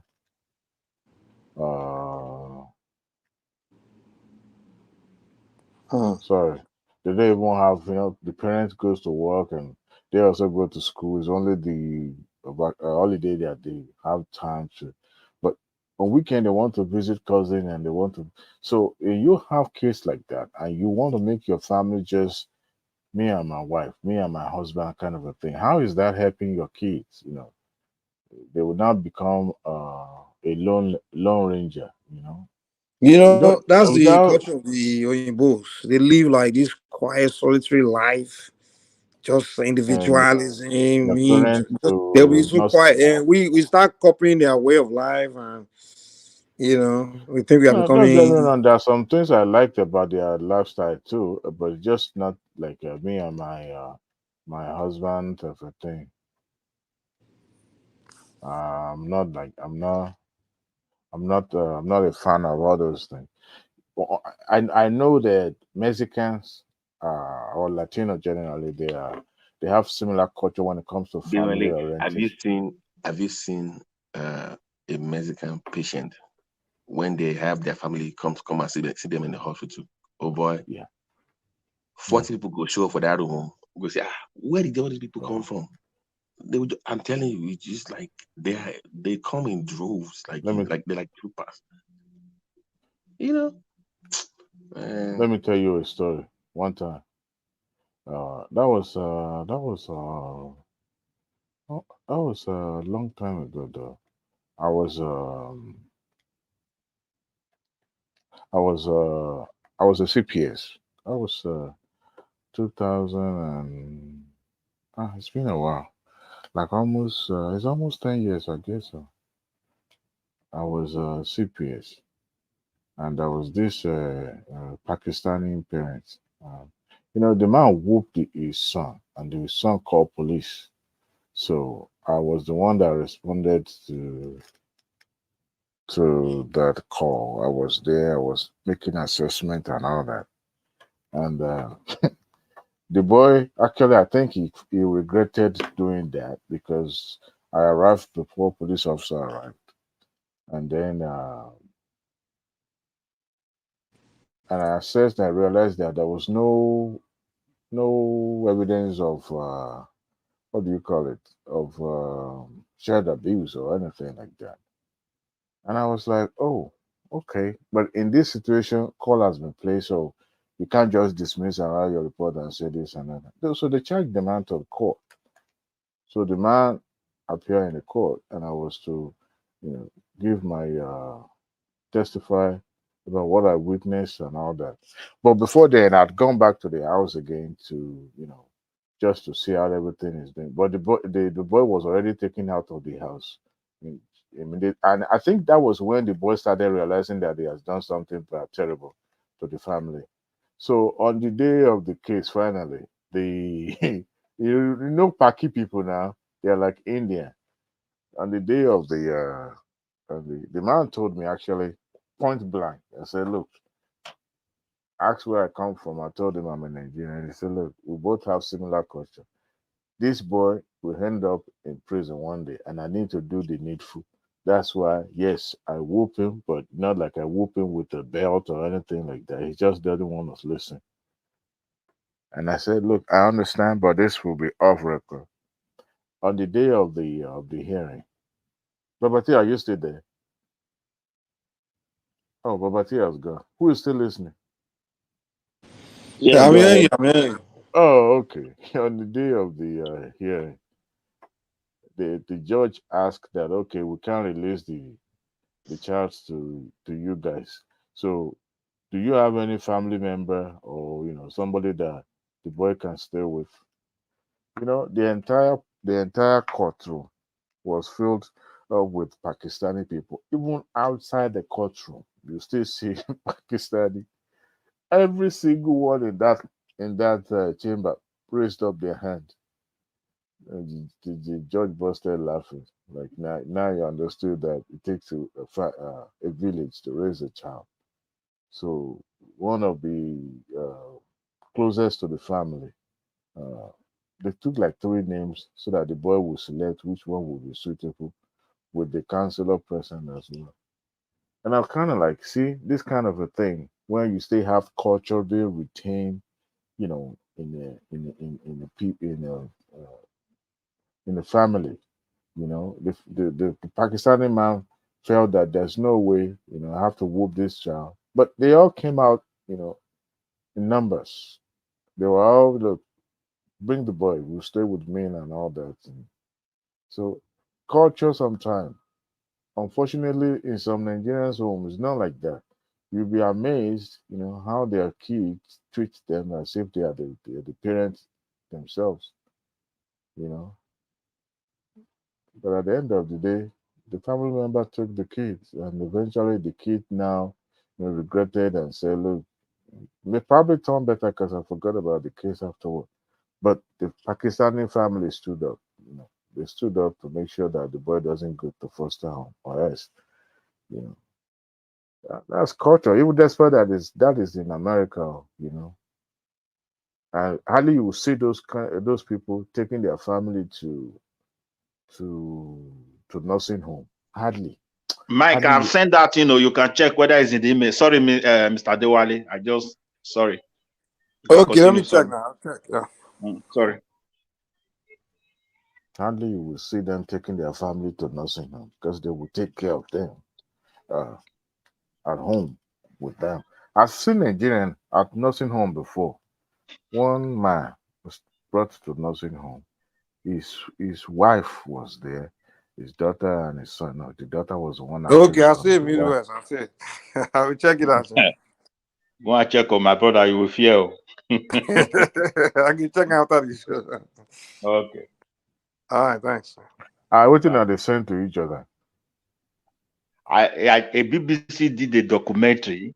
We just enter because this African culture that we neglected, where Imam is deceiving women in I think in Sudan. When they go there for help, and he will tell them, okay, I will use my bola to help you. Then the water that come from it, I will use it to bless you. Imam that read Quran. They will not even waste their time coming to Nigeria to come and do pastor home because those ones is so obvious. So I just send him Imam so that they will know where we are going because they don't go get time for. So no need to come do pastor. If they do, wait till they go see, go shock them. So if you watch if you say you go surprise one man, it's good to send it to one man. Hey, Mike. Yeah. You're on Twitter too, right? I don't even know too much about Twitter, to be honest. Well, good for you. I don't even know why I've been frequenting that space these days. If you see the way Obedient descended on Donyo Kukwe of what he posted on Twitter, my brother. What did Donyo Kukwe do? I thought the guys were Obedient too. Oh, Donyo Kukwe. Donyo Kukwe's post these days is more like a patriotic Nigerian who is trying to okay, now we understand, but we have to come together. He was praising Tinubu practically, literally was praising him, and I was shocked when I read one or two lines of his tweet, and I was like, no, this can't be Donyo Kukwe that I know. But the Obedient went for the jugular. They were raining curses. They were saying sort of like actually his nickname now is a green snake. That when somebody said that somebody who works in obese camp was a snake and working for APC and all that. So the people are now saying, oh, he was the one that they were referring to and all that. Man, the man was, just posting things that you could term it as pro-Tinubu kind of. But, so the one I've been seeing on YouTube, it's not enough. The one on Twitter is even.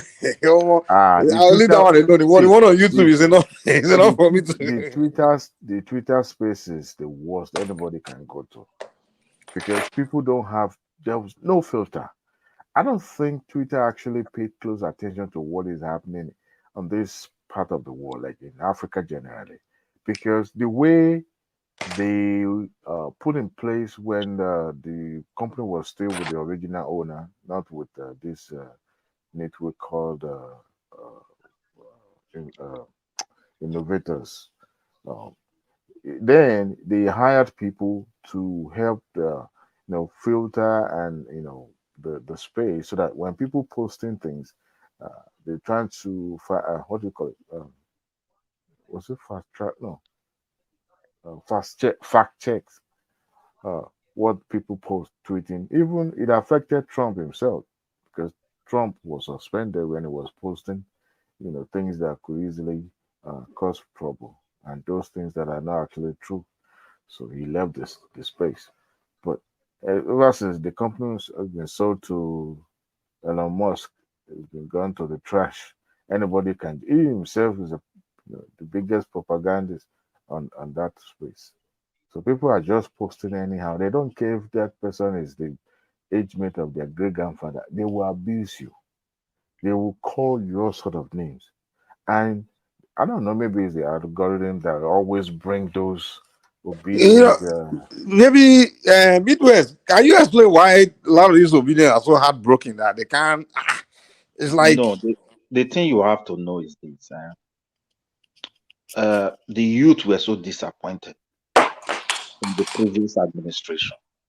But they know we did not win. Why but that's the thing. It was an election I don't want to talk about winning here. I want to point to something like as Mike asked me. I think that pain of Nigeria not meeting up with the expectation. I know everybody is having broken heart. That is one. But second one is the natural attitude of, it's also boiled down to this culture we're talking about, tradition, of particularly people of eastern part of Nigeria extraction. Even before Tinubu, this propaganda and insult is what led to that problem in Southeast today. So it's already there and nobody can correct it because the traditional leader there, with the way British people, established the East, is quite different from what happened in the West anyway. People don't want to go to history. So they completely destroy the culture and tradition and take it to a place where those people will be governed from a place where there will not be root of tradition of African way. But though they claim to be practicing the tradition of Africa from there, that of regard and respect and honors and presenting our grievances with kind of attaching respect to so that your elder will listen was not there. So that is what is boiling down and is not good because the way things are, we need to reason. Well, if, for example, even the Peter Obi is the winner of the election, here come a country where the rule of law, we all know how it plays. And you have a president. Now he associated to set up ministers. The government is already running.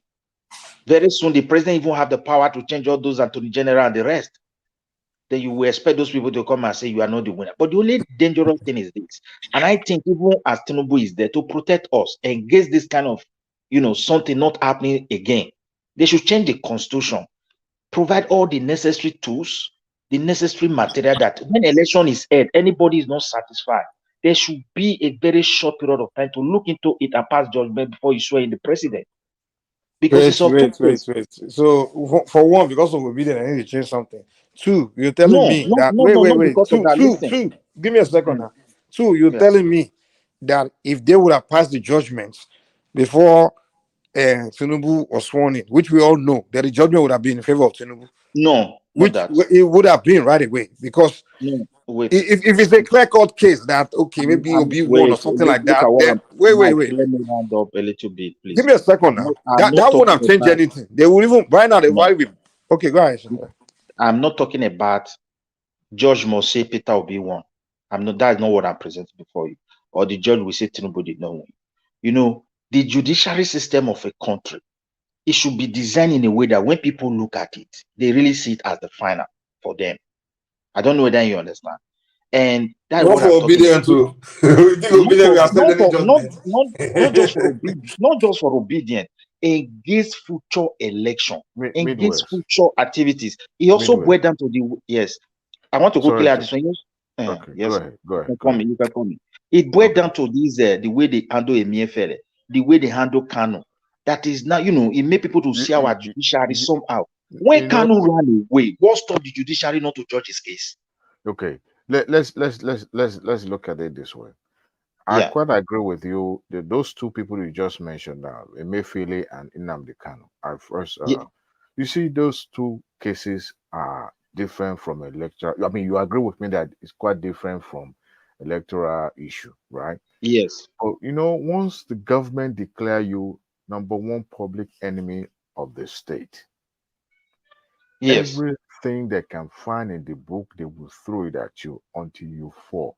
Now, you know, I knew even when the court declared that Nnamdi Kanu was acquitted. I mean, the judge himself, I think it's from the southeast or south side. I'm not so sure, but it's not from the north or southwest. It's the southeast or south side. okay, And when that court, the pronouncement was made, I knew for a fact that the federal government is not going to let go because yeah, they knew who this particular person was and still is and what he stands for. So they will find everything in that book to make sure that they keep him. Probably right now, I see him like a political prisoner who, at the end of the day, he was able to negotiate himself. He will end up like Showore, who was once placed, restricted to Abuja only, but now he was allowed to travel outside Abuja, but cannot travel outside the state. So they try as much as possible to reduce that influence that you have, and it reflected in Sowore's political outcome during the last general election. You could say that people are no longer, Obi took some chunk of his followers, right? So yeah, those two people have their cases. Emefiele is not a prisoner of, is not a political prisoner. Emefiele is a criminal. Emefiele is okay, not just an enemy of the state. Emefiele shot himself in the foot. So where he found himself today, he dug that pit for himself, and he has yeah, himself to blame.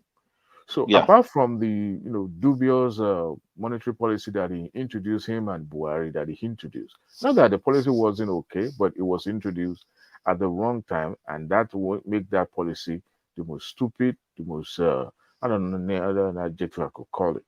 So apart from that, under his watch, what federal government is dealing with and CBN is dealing with today, if he had put in place plan and policy that are able to safeguard our currency other monetary issue, we won't be, yeah, going back and forth with the bureau de change and trying to rescue our yeah, currency and all that.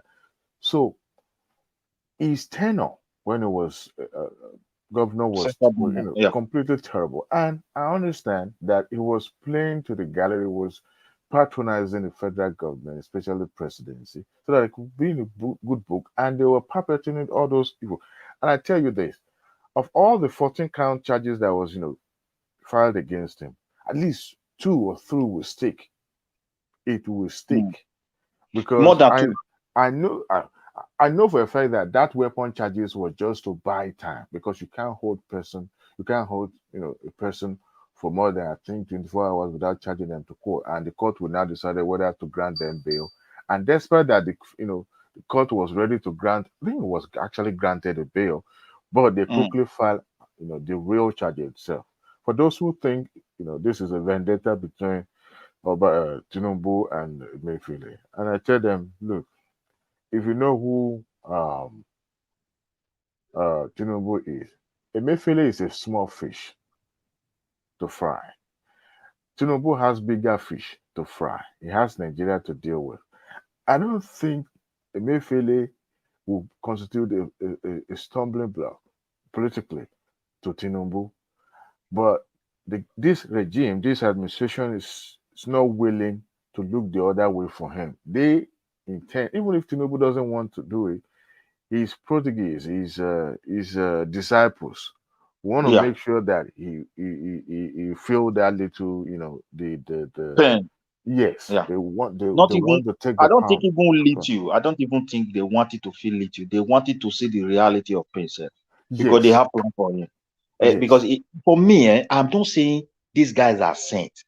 Sometimes, I want to. Nigeria should be copying No, things. I'm coming towards that Yeah, issue of the obedience, not letting go, and all that. Mike, I think it was Mike that raised that question. yeah, I could remember. I think it was 2015 when Trump became president. Was it 15 or 17? When my Trump became 16 became president. You know, I didn't support Trump. I supported Hillary Clinton. I can yeah, remember that night. A friend of mine also, who is also in Nigeria, who supported Trump, I question his sanity. I actually question, because I don't know how a reasonable Nigerian will support somebody like Trump. But it made me understand that, look, this is the right man for the country. I was livid, I was mad, I was pissed off. When I went to work the following day, even at the office, same thing everybody was discussing. Everybody felt like, dejected. But one thing I realized is that people quickly moved on, even though Trump was doing his shenanigans, being in the news every day. I myself personally, I quickly learned that his progress is also my progress because I live in this country. Not that I actually really dig him, let me use that word, like I really like him or like, but I realize that he's now the president, whether I like it or not. There's nothing I can do. All I wish is that he do better so that the country can do better, right? But at every occasion that I get, I criticize his policies, I criticize what he done wrong. And when he does something right, you may not necessarily say, but I mean, you can't kick somebody that is down already. So when he's doing something right, of course we'll look at it. Oh yeah, he's try. But when you do something not too good, then we can now criticize.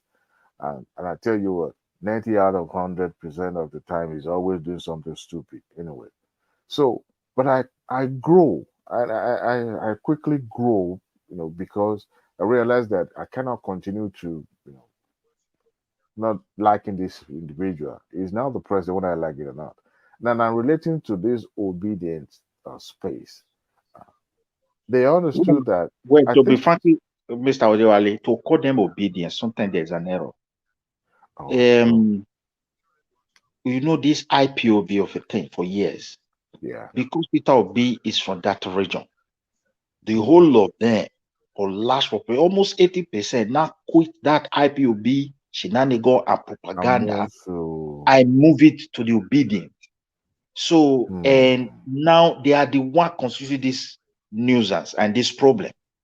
Even if you go there, you will see the one that they said they have already cancelled Tinubu. Tinubu is no longer president. I've seen it. That the court have cancelled him, is no longer president. So they want to stop, and the case they have never charged. I saw propaganda to that degree. I was so shocked. I said, no, this is not easy. These things are coming to hurt Peter himself. Maybe you know what I was thinking? I was suspecting that too. Like, I think it's the IPOP guys are really more disappointed. Did you guys watch the documentary? And I think they are disappointed because it's mainly because Nnamdi Kanu is still locked up, because they know that Tinubu, they think Obi was they only supported Obi because they wanted to enter and come and release him for them. I think that's the only reason. And then when Obi they didn't win, they just lost.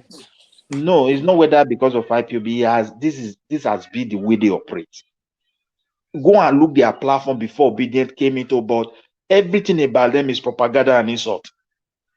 If any elder from their region speaks anything that doesn't match that their IPOB shenanigan something, you will see.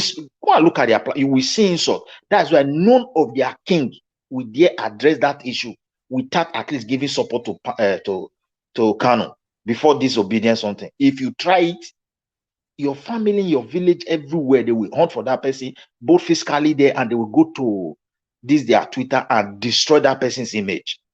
If you are a governor, you don't do it that way. That is what they have been doing for years. So I think that attitude is what they brought into that movement now, which is now already a challenge. And if Peter Obi I even ask myself, if Peter Obi is even a president, as we are supporting, with this kind of people, would this man been able to govern this country? You know what I think about the Southeast. The biggest mistake on that space is that they are upright people, the decent human beings there. They sat back and allowed the worst of their society to just be in charge of their society. I think it started from that Ujuku time. I mean, to allow that kind of human being to lead an entire tribe into war. That guy is not a good. The guy was not a good human being. He was a very pathetic. He's not a good person. He was a very wicked. That is why I mean, the way, even from what he did during the war, just when Red Cross told you that, listen, okay, if you already lost this war, just give it up right now. There's no way of you winning, coming back. And now they said, if you don't give it up today, about 50,000, whether it's 250,000 children will start to death. Just give it up so they work hands so we can save them. He chose to let those children die because he was expecting some weapon on the way so he can still fight. So he made that, which, that alone tell you that guy is a pathetic human being. And then at the end of the day, when within weeks after he made that decision, or maybe less than a few weeks after that decision, he ran away anyway. So after letting those children die, now you now ran away. So from then you will see, even today, if you look in that space, the kind of human being that will just have the voice of the people that some of the most disgusting, most evil human being. And there's no other tribe in Nigeria that can happen. In Benin, can you have one useless criminal like that just be in charge of the space, have more power than the Oba, and all the upright men will stand up against him. Like, no, this is not. Who are you? They will stand up against him. But in their own space, look at Igbo now. You see all this kind of, you can name a bunch of upright human beings. People like Alain Onyema. You have names like Nkoji Ewela. You have names like so many upright, prominent Igbo people. They are just like this useless one. I just the one in charge. I'm like, what? You guys need to stand up to these guys, man. The thing is, though, even those to the point where they are doing it at home, they are flogging women. They just took over their tribe. I'm like, what kind of tribe is this? Mike, the thing you have to understand is me. I don't want to talk about them as people, because among them there are men that deserve to be respected. There are quality people also from that region. But one thing is this, this Nigeria government want to be taking blame. I keep on saying it. Sometimes instead of claiming, no, I don't accept that. You just mentioned something. Wait, man. You just said they are wait. You said they are respectable men up among them and things, and those men sit back and allow the useless one among them to run their space. Those men are not. They are not to be. Come on now, Michael. Look at what I'm trying to present. We know that is bad, but you cannot leave your space to go and tell them how they should deal with their issue. What made them those titles and big positions is the ability to say, look, this issue deserves truth and we must speak truth to it. We have allowed Nigeria to be designed in a way where people feel that Nigeria is just only the problem of everybody, that you are not giving me right to exercise my, and which is true. If, for example, we have a regional government that contain them, they are to manage the resources and there's true accountability. I don't think they will have anybody to blame whatever is happening in their place. If they want to divide that place to 100 states and they have the resources to run their state, it will be good. So these issues still boil down to the government. And I feel they should look into this issue from different angles. That's part, I don't want to even talk about it again, because let's go to this obedience. But what is really happening within obedience space is that IPOB people are now the one, hiding behind this thing and be railing it, so try to design a propaganda. And that propaganda will definitely backfire. It's just a matter of, I think Tinubu is already getting settled down. People will follow them up. And propaganda, the bad thing is that when people now realize that, I don't know if you watched the documentary during the election period. It was a documentary that was done by the BBC. In that documentary, they showed how all the political parties used influencers and bloggers, to change the narratives in a public. And then I was told that some people were actually put in one place, like a call center kind of a thing. They gave them some data, and they log into every space on social media, whether it's a YouTube or anything. They just antagonizing and going against people and just saying things that are derogatory. BBC actually carried that documentary, and I was like, this actually speak true to what because I wonder how come every now and then you say something and all you see is obedient every angle. If you go to our Sleep TV now today, majority of the people you will see on that channel commenting on the social media, especially on YouTube, and because they are also aware that people are watching them on YouTube, especially. Most of the people you will see on that YouTube. Mr. Dewa, let's look at it from, why I refer to judiciary in the initial stage. If the necessary materials and tools are there, before they even sue any president, the judge will do their job. I just strongly believe that. Now, for example, that the case is no longer there, what would they be doing inside that YouTube, Twitter, and be insulting somebody that is already? It's because we still have a case behind the president, and many people international don't even know why is it happening. So they are not queuing into their narration. If you look at people who are not even Nigerian, who doesn't even know what is going on within our house space, are seeing it as if people with influence have already used, they have already pocketed the judiciary system. The judiciary cannot even act. Election is over. They swear president in when he's having a case. These are things why I refer to this even Kanu. When Kanu flee away, somebody that you said is already he committed a treason and there was a lot of charges against him, that would have been a space for you to judge his case. The day they nab him, he will be from that day to prison. There's nothing for a lawyer to do any longer. Because I knew somebody that he did something in Italy, came to Sweden here. So he even got his first Swedish paper. So it was when he wanted to renew, he put his paper down, everything just came out. It's like when he got the first paper, the case was still there. They haven't judged the case. Because they didn't see him, the judge judged his case and sentenced him. So he was already here in Sweden, while they have already sentenced him like a year plus in Italy. But the day he wanted to complete and renew his document in Sweden, they just caught him that day. And the people say they just look at the Africa. Before you know it, from there, they bought it, they just arrest him, put him in the next flight. He land Italy. From that Italian port, straight to prison. That's all. So that is how you work here in Europe. All European, if you run away from any case, once the judges they sentence that person 5 years. If you are able to hide from the day they judge it in that 5 year, police not see you. You use one day to pass that 5 years. The case is dead. Nobody, no way to put you in prison again. If you remain 1 week for it to expire, then nab the person, you will start serving that 5 years from that day. The whole of Europe, I know of Spain, I don't know whether that place, but Italy, and here in Sweden is the same thing. If you run away from the charges, that will not stop the judge not to judge the person. So in Nigeria, the way they do the whole thing, I think they should try their best and make it look, because people are looking at us outside the border. Because what obedient are all these IPOB are now queuing into is that a case is in court. We have an existing government already, and the court is unable. How will you not truncate an existing president as a judge, whether that person did not win or he lose, in a country that is not stable politically? And don't expect a severe crisis. There are wisdoms that judges use sometimes that we ourselves we don't use it. Even the persecutors don't even use it, because I've seen a case here where somebody committed a crime. They put the person for it. The person said he's not the one that did it.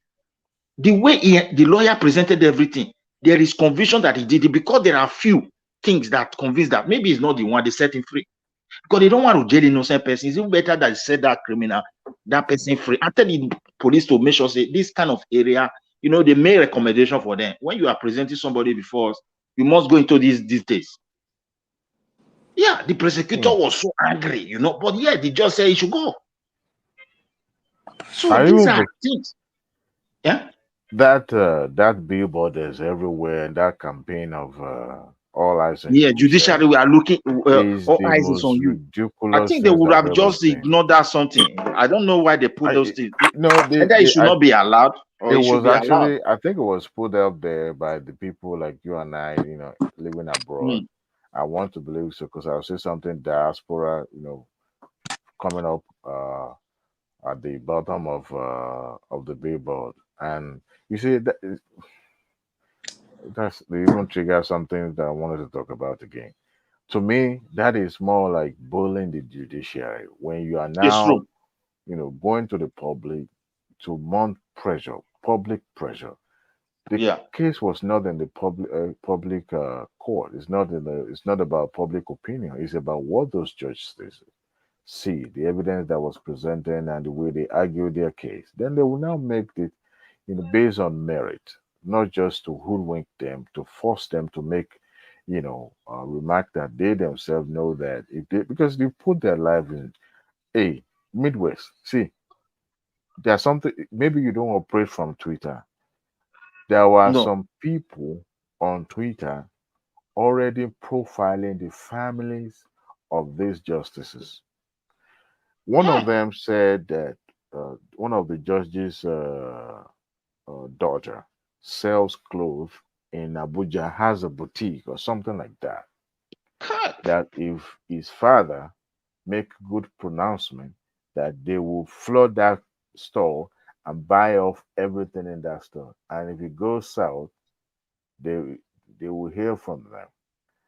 It's not just one. I still have the screenshot on my phone. Somebody actually screenshot it and said I will keep it for the future reference. And those are the kind of people that, you know, that will always put those information out there on social media. You know. For me, I'm a little bit worried. Even I if they watched the put show that today. Yeah, you can imagine them profile. yeah, So when you have a billboard that said all judiciary I mean all eyes on judiciary on the presidential election tribunal, it begins to wonder. You already emptying the court judgment, because if it doesn't go in your favor, that means the court is biased. But if it goes in your favor, oh, the best thing that will ever happen in a judiciary. These people do not know how to play politics. You are creating enemy. When you create enmity, you know, against your people. The enmity is already there, and Politically, even those that are supposed to have their networking with the people in politics, they will ostracize them because they won't even know where they stand. What I mean, if you look at it today, every politician from the southeast has no political currency. Right now, they're operating like a floating, unlike before. So, for example, Tinubu wants to give ministerial position. Look at Odius Okalu. Of what uh, importance or value is Odius Okalu going to add to the Tinubu administration when his people did not even vote for him? You see what I'm talking about? So, it render Kalu useless by the virtue of the office that he was holding and his time in the Senate. Odius Okalu was supposed to be number 3 man in Nigeria, supposed to be Senate president. He qualified for it. But if you look at it, what is his political currency? It was stripped bare. He couldn't command anything in the southeast. They despise him, right? And you can't overlook all that and say, oh, because he has been in politics all this way. He managed to win, but that is not the issue. He barely managed to win. So even if Tinubu had wanted to support him in the first place, he would rethink and say, look, man, I can't put my water in an empty basket by supporting this man, because it's not going to, I'm not going to gain anything. If his people will not vote for me, why should I stick my neck out for this man? And then that means I mean, one way or the other, it's like a domino effect. They're going to alienate the Odius Okalu and people like him, right? So people that you now have that will represent you will be some people that have no political value. People that they like when you have a celebrity group B or something like that, they won't even listen to them. It's unfortunate. It's unfortunate. It's very quite unfortunate. unfortunate. It's quite unfortunate, my brother. I cannot lie you, because even the real supporters of Peter Obi and even the elders, from whether from Yoruba land, from any South, from everywhere, they're already giving up because of the attitude of these people. I'm just telling you the truth. I mean, look at the governorship election. It reflected.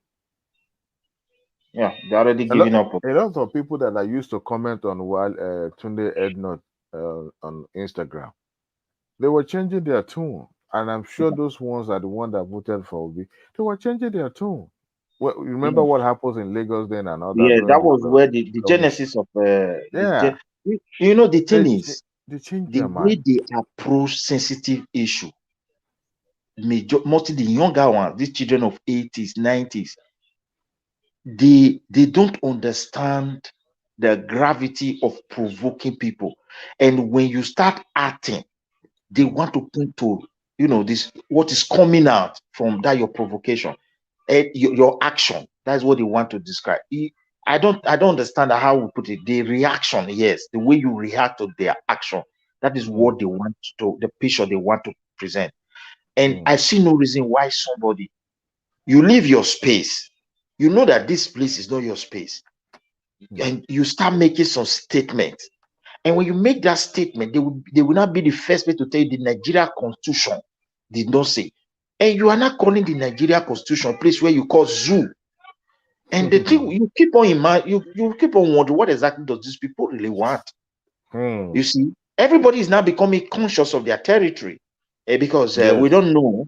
Yeah, people, I cannot lie to you. People are, those who have those they can reason with are already reasoning the entire issue. That free movement of everybody go here and that with what is going on, because we don't know what may happen in the country tomorrow. Only God knows. And we all hope to have a safe country, united country. That is our own desire. But tomorrow things may change. And another thing again, I think Tinubu should never neglect that South-South. He should not neglect South-East. Whether that is after the judiciary, because what I hate about this judiciary is that people looking at us across the border, none of them listening to the explanation of other Nigeria apart from this. IPOB something about this, because they are wondering, how did you swear this man in? He has ministers. He has changed the head of the army, the head of the police. And he have a case in a court that will say whether he's no longer the president. They look at the judiciary somehow. And the other day, that of Mefele came out. The court said someone should go home and they were rearrested. Some people say it's correct, it's not correct. But for me, I think from my own point of view, there should be a process that everyone have to respect whatever the judge said. If, for example, there's a way you can present those forms before the judge. Wait. Before you continue, maybe there's one quick thing. You said, like, the president, right? How should they have have a power to be appointing ministers, running as the president? Not for him to have power. You look at where I speak to. It's like after the election, there is a judiciary issue. Judiciary matter is there. The way the judiciary is structured, it's like everything that is final in the I see what you're saying. You're saying because there's a court case, election court case. In most cases, when people. But wait, before you divert, I'm trying to understand that point you made. There's electoral case, right? Court case going on, filed by someone that ran an election that believes something was wrong. Under normal circumstances. But wait now, but what you are saying is that because that case is going on, so because someone is filing a case, now they shouldn't. It's best they shouldn't swear president until that case is, what's the word? Taking. Is that what you're saying? Wait, Mike. When you conduct an election, even when they have announced the result, before swearing in, there is a length period. And in most cases, every country where there is a challenge, that length period, they will settle that judiciary matter. I'm not saying the judge should say this. You're saying they should have settled it between that length period before. You're saying they should accelerate the. Yeah, before swearing in. But what if wait now? But before, by the time the OB and all these people they have issue, by the time they gather their evidence, don't put OB. Just okay. Those that have issues, to get me cool down now. But if you allow me, don't worry. If you allow me, those that have issues, right? They want to go to court. But what if the time they are gathering their evidence and everything? If they needed enough time, it's also wait now. It's also I'm not saying Tinubu is the cause. So you used to try to agree with me. I didn't say that. I'm not saying Obi is the cause. I didn't say you said it's the cause. I'm just referring to the way they structure. You saying the judiciary, say the process. Yeah, it also boiled down to so many other things. But wait, before you move, I'm trying to get that clear.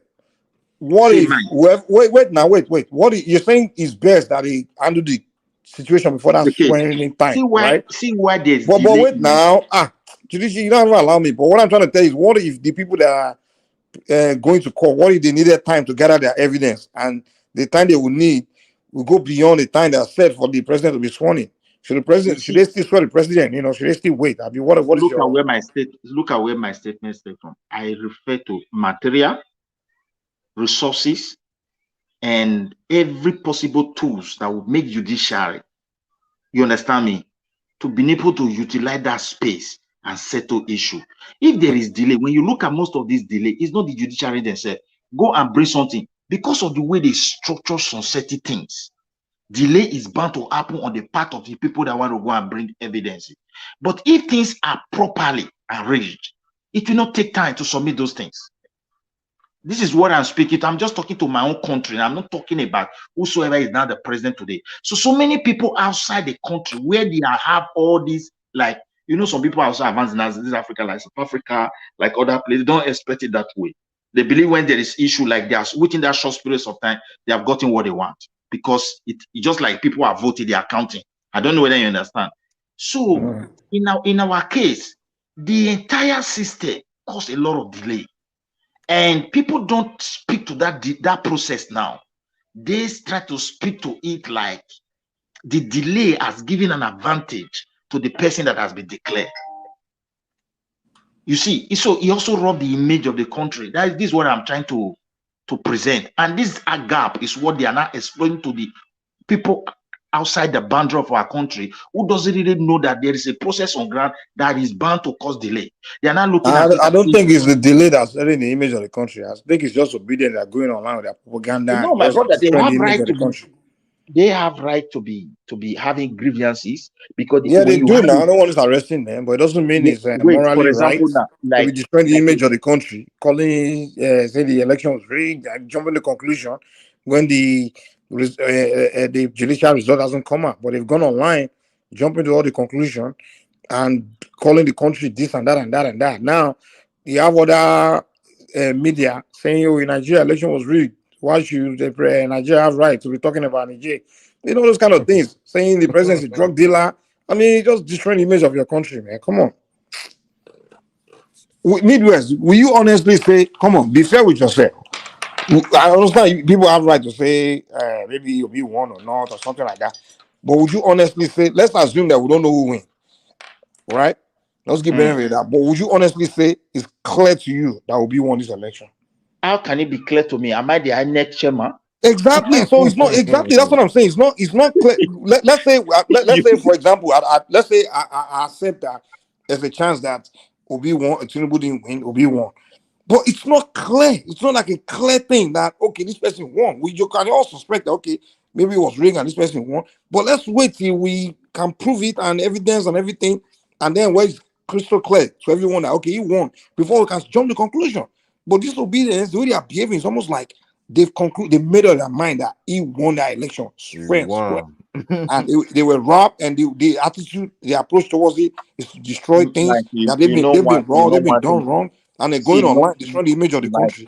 Naturally, at the election, when you support a party and the party lose or the party won, if you won, you go to celebrate. If you lose and the party is raising the voice, look, my man, in this place they shit us. You are going to believe your party. So you can't blame those people so much. No, how can you just believe party? You don't have to be blindly following that. No, definitely it do happen. It do happen this way, and that you can because you can follow your party, but you can't just conclude. Look at where you have sense now. You can't just conclude. You can't say because Mike, let me just quickly round up. You won now. You have to conclude that you won. Come on. The next person that have to follow up is that party. They may organize some protest. It will be peaceful. Where he will address his audience. We are approaching the judiciary. What I was trying to speak to is that we shouldn't allow our things, particularly the judiciary, that do you know there are case file a year plus, nobody attend to it, all those, it boiled down to this situation. These are things that used to happen to common men. Now, when you now come to the federal level, you will now also discover that the resources is not even there, the materials are not even available. The space, when they ask for one thing, they are not going back to that institution that wants delay things to go and get something. To fix something they're supposed to fix on time. I know when Kenya was having the same problem. Yeah, one of these, the former president of Kenya and this challenge, they went to court. Before they saw him, the court trashed everything and threw it away, and that's all. You remember the drama that happens on the eve of, on that election night, when the electoral body, one of the member of the body didn't want to announce the result. I think the majority that announced the Ruto's result they disagreed. It was a drama that was happening. In fact, was capable of destroying that exactly the country. Yeah. And but when they approach the judiciary, if this is also an African country, all those material when they demand, it did not take much time, and they trashed that case. But our own case, what I'm speaking to is that everything must delay. People see things that they don't expect that a whole Nigeria should be handling their things like that. I think whosoever that is becoming the president, they should go and ask the judiciary, what do they need in case if this thing happen tomorrow? We want this case to be trashed and let the person be sworn in. For example, they have trashed these cases. Then they say, okay, Tinubu, we affirm you because of this technicality of this and that one. You still remain president. You INEC social law have to be changed, and you have to be taken responsible for this. The country, whosoever that want to cry will cry. Somebody who wants to celebrate will celebrate. The same candidate that challenge may not decide to say, "Yeah, I am. Congratulations, you can carry on." He has reached his limit. I don't know whether you understand now. So, but a situation whereby we do things is like it's only power that is playing out. In politics, there's power. In politics, there's influence. In policies, there is that. I want to strive for it. We can't take it out. You have an opponent. So that only that one alone, people now capitalize on it. Oh, maybe Peter Obi is not powerful enough. Big powers are the ones suppressing. For me, I may believe my candidate won, as this guy asked me. Am I an INEC? Am I there? Even the INEC chairman is not in everywhere. You see? So they have to put things together before they can say this is the winner. And sometimes the winner will say, no, something happened somewhere. You, the chairman, something happened, there. And those places you are pointing to, the chairman is not there. So you see, all these things is what I personally, I'm not saying that Tinubu is not the problem of this issue. I'm not saying so. It is Tinubu right because the constitution has shown him as the president of the country to have ministers. He must have it. He must go into the security architectures and do the needful because he's the president. And as he's doing it, a case is in the court. It looks somehow. Then what is the position of the judiciary in the country? I remember when Trump said, so people from this country, you don't come to the United States. They approach a court, Supreme Court somewhere, whether in the state, I don't know how America, because those people, they structure their things not to create problem for themselves. A high judge sat down and questioned certain things about those things. There was nothing. He said, no, those people can come to this country. They land in his own area and they entered all the immigration officer. That same moment. What are you saying? They obey what the judiciary said. Instantly, everything. When those people were coming, go in. Nobody want to risk his life because they will send you to jail straight. Our own place, let us see that judiciary, something that is growing and is already on top of that country. I keep referring to this case where they are now saying free Kano. Someone will jump bail. He has charges on ground. Does that mean you cannot sit down and trash that case? I keep on asking this question. Now, if, for example, the case has been settled when he was in exile, as he's coming and going, what will you be telling? You will not be telling someone that the judge has sent, go and set him free. You arrest your people.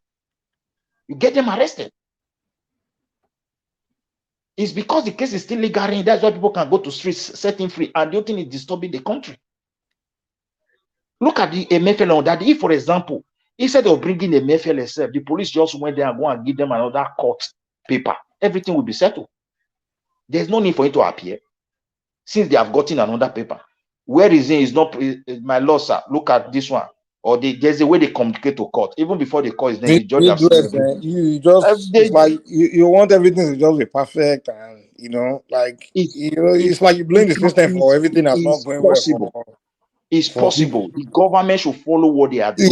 The point of the matter is you are blaming the system because obedience are not happy. So the system should be like this. It would have made them happier. Even if the system would have been the way you just want to describe it, these people will still be the same, man. They still behave the same way, man. It's not the system that will change their behavior. It's the people that have to change their own behavior. I beg. You can flip the system and change from this democracy to another thing. I'm not talking about their behavior. Wait, when we had dictatorship, people complain. We have democracy and still complaining. Wait, Mike, I go to YouTube. People who are not Nigerians are even queuing faster to their narration than the reality on ground. And that's what I just noticed recently. You try to go there and see platforms that are not for Nigeria. You see the way they are dancing faster to them. And what they are pointing to they sometimes when they talk about it, you will now understand where they are drawing their opinion from. So that is why I'm pointing to this thing. Even you, if you look at it, we are also in advanced country. Take for example, Emir Fele, they have charged him, and you know everything's under investigation, and the DSS have found another things to present. They wait because the process all those security agents normally pass through to get those documents very fast. Every country designing like that, because that very few hour that the government gave to you, that if you pass this hour, they must set you free. But there is a clause. There are so many clauses for them to detain the person. And when they approach the court, the process for them to get those letters is very, very fast. So if they have gotten those documents, they just wire it to them. This man is not even standing before a judge today. So because why do you care so much that my Mayfield is safe? What is that the list of? I mean, we have bigger problem than to be caring about things not being fair for Mayfield. What about the regular people on the street that are just they are I'm not even talking about whether it's fair for him. It's not fair for my country. I'm talking. You are concerned about system being good for Mayfield. What about ordinary Nigerians? They are in prison. They are still waiting trial for for 1 year, 5 years. They are going through this system is not working for them. Why is it that billionaire Mayfield is one we are concerned about system not working for? Come on, huh? I'm not talking about him. I'm just talking about the system itself. Even he himself, don't you know the statement he made when he was doing cashless? People approached the court. He said court don't even have jurisdiction over central bank. Did you not see that statement? But now he's inside. He now realizes there's a court of law. So I'm not support. You are not have to agree that Hagerman needs to be punished, man. The guy. I mean, what he did to people, it was terrible, man. People died from that useless thing that he did. God knows what the hell. I mean, come on. These 14 charges, maybe the man may not even escape one out of that 14. I'm telling you, Nigeria, Tinubu did not believe his eyes. When he appoint people, he telling people to check that central bank for what they came out with, he couldn't believe his eyes. Most of his policies, he's going to revise all of them. Now the reality and the state of the economy is coming out. He couldn't believe it. That these people, yes, that these people will go to that extent. We don't know what is happening when it comes to the finance of our country, my brother. No, I mean, I think even a common Nigerian knew that any person coming into the office, whether Tinubu, Atiku, or Obi, or Konkozo, we all knew. Maybe people that are not actually conversant with what was happening, during the Buhari, will think otherwise. We all knew that whoever comes in will be having a hard time to stabilize the economy, because we all knew that Nigeria actually was broke during Buhari. We all knew they were borrowing money left and right to make it look as if we are doing okay. We all knew, and it was an open secret. So, and even if Obi is in the office today or Atiku is in the office today, he will be having a hard time to get his foot down to stabilize things. Now, Atiku promised to privatize the refineries. Yeah. Also privatize NNPC. Yeah. You know what? I knew for a fact that it was just lie. He would not be able to do that, because that is the cash cow of the federal government, to completely privatize it and leave it in the hands of individual. That would be too great, too suicidal for federal government. So all those political talk was just for rhetoric's purpose, nothing more. And Obi, that every one of them think is the Messiah. I actually wish the man win the election. When I was during the election, I was secretly hoping that he wins, just to quell all this unnecessary agitation. That the people of the southeast. But where I was having issue is whether the northerner would willing to relinquish the power for an easterner. Yeah. To become That's another challenge. That was where I was.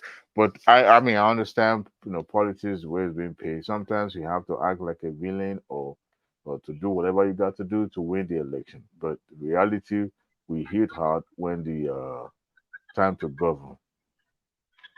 It's true. So I know that. Mr. Dewa, sorry to God. I listened to one analyst.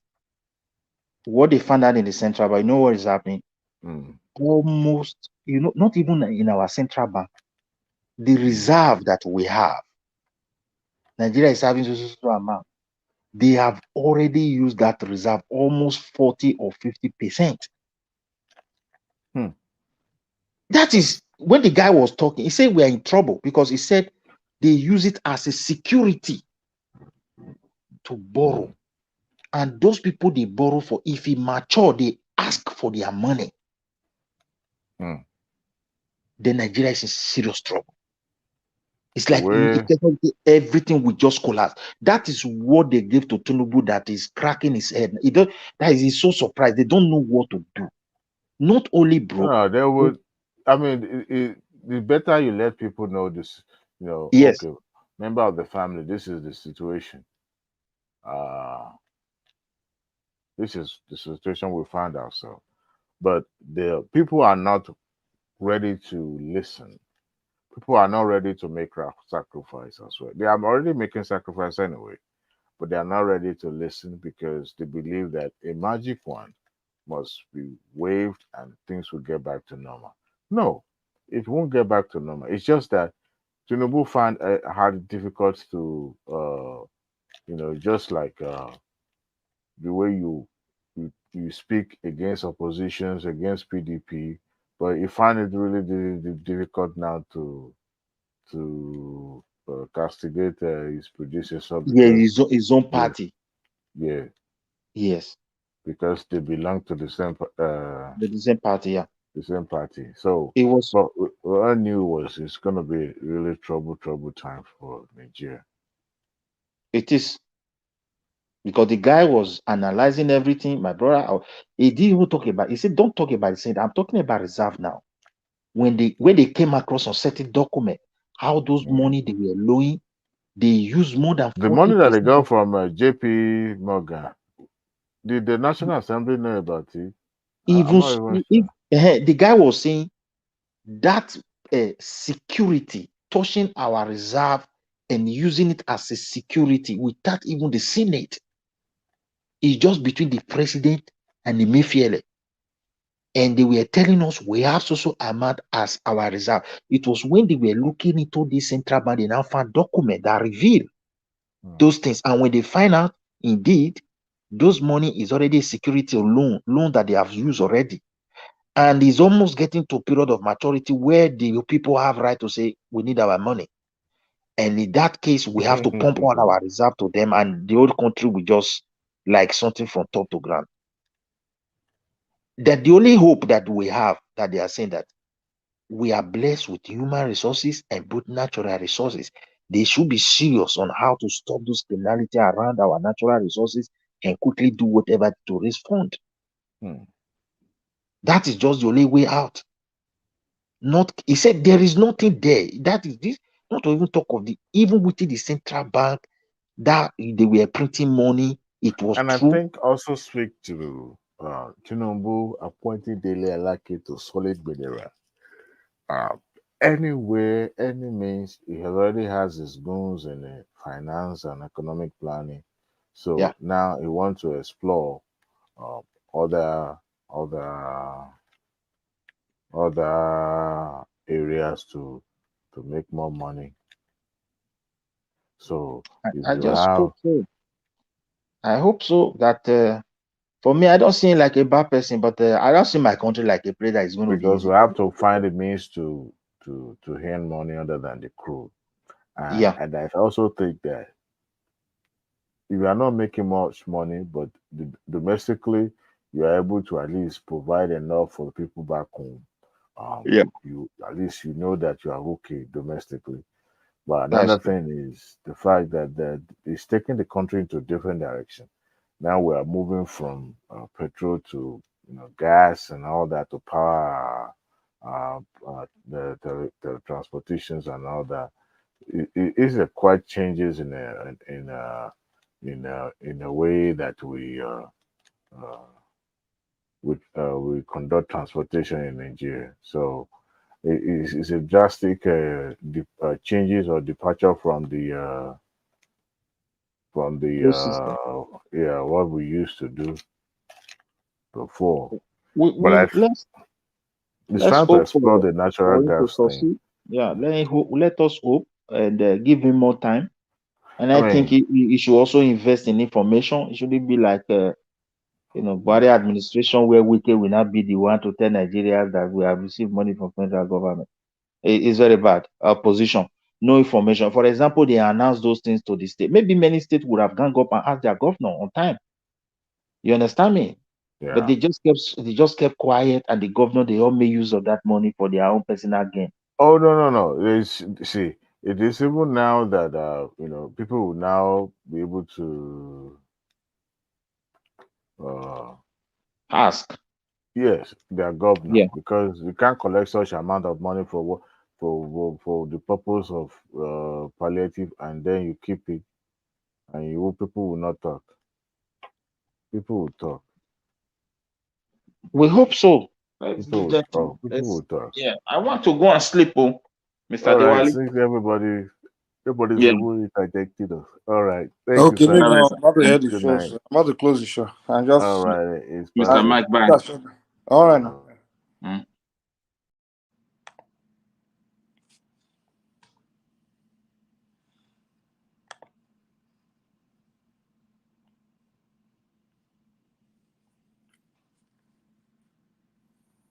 This computer is slow. I need to hand this thing.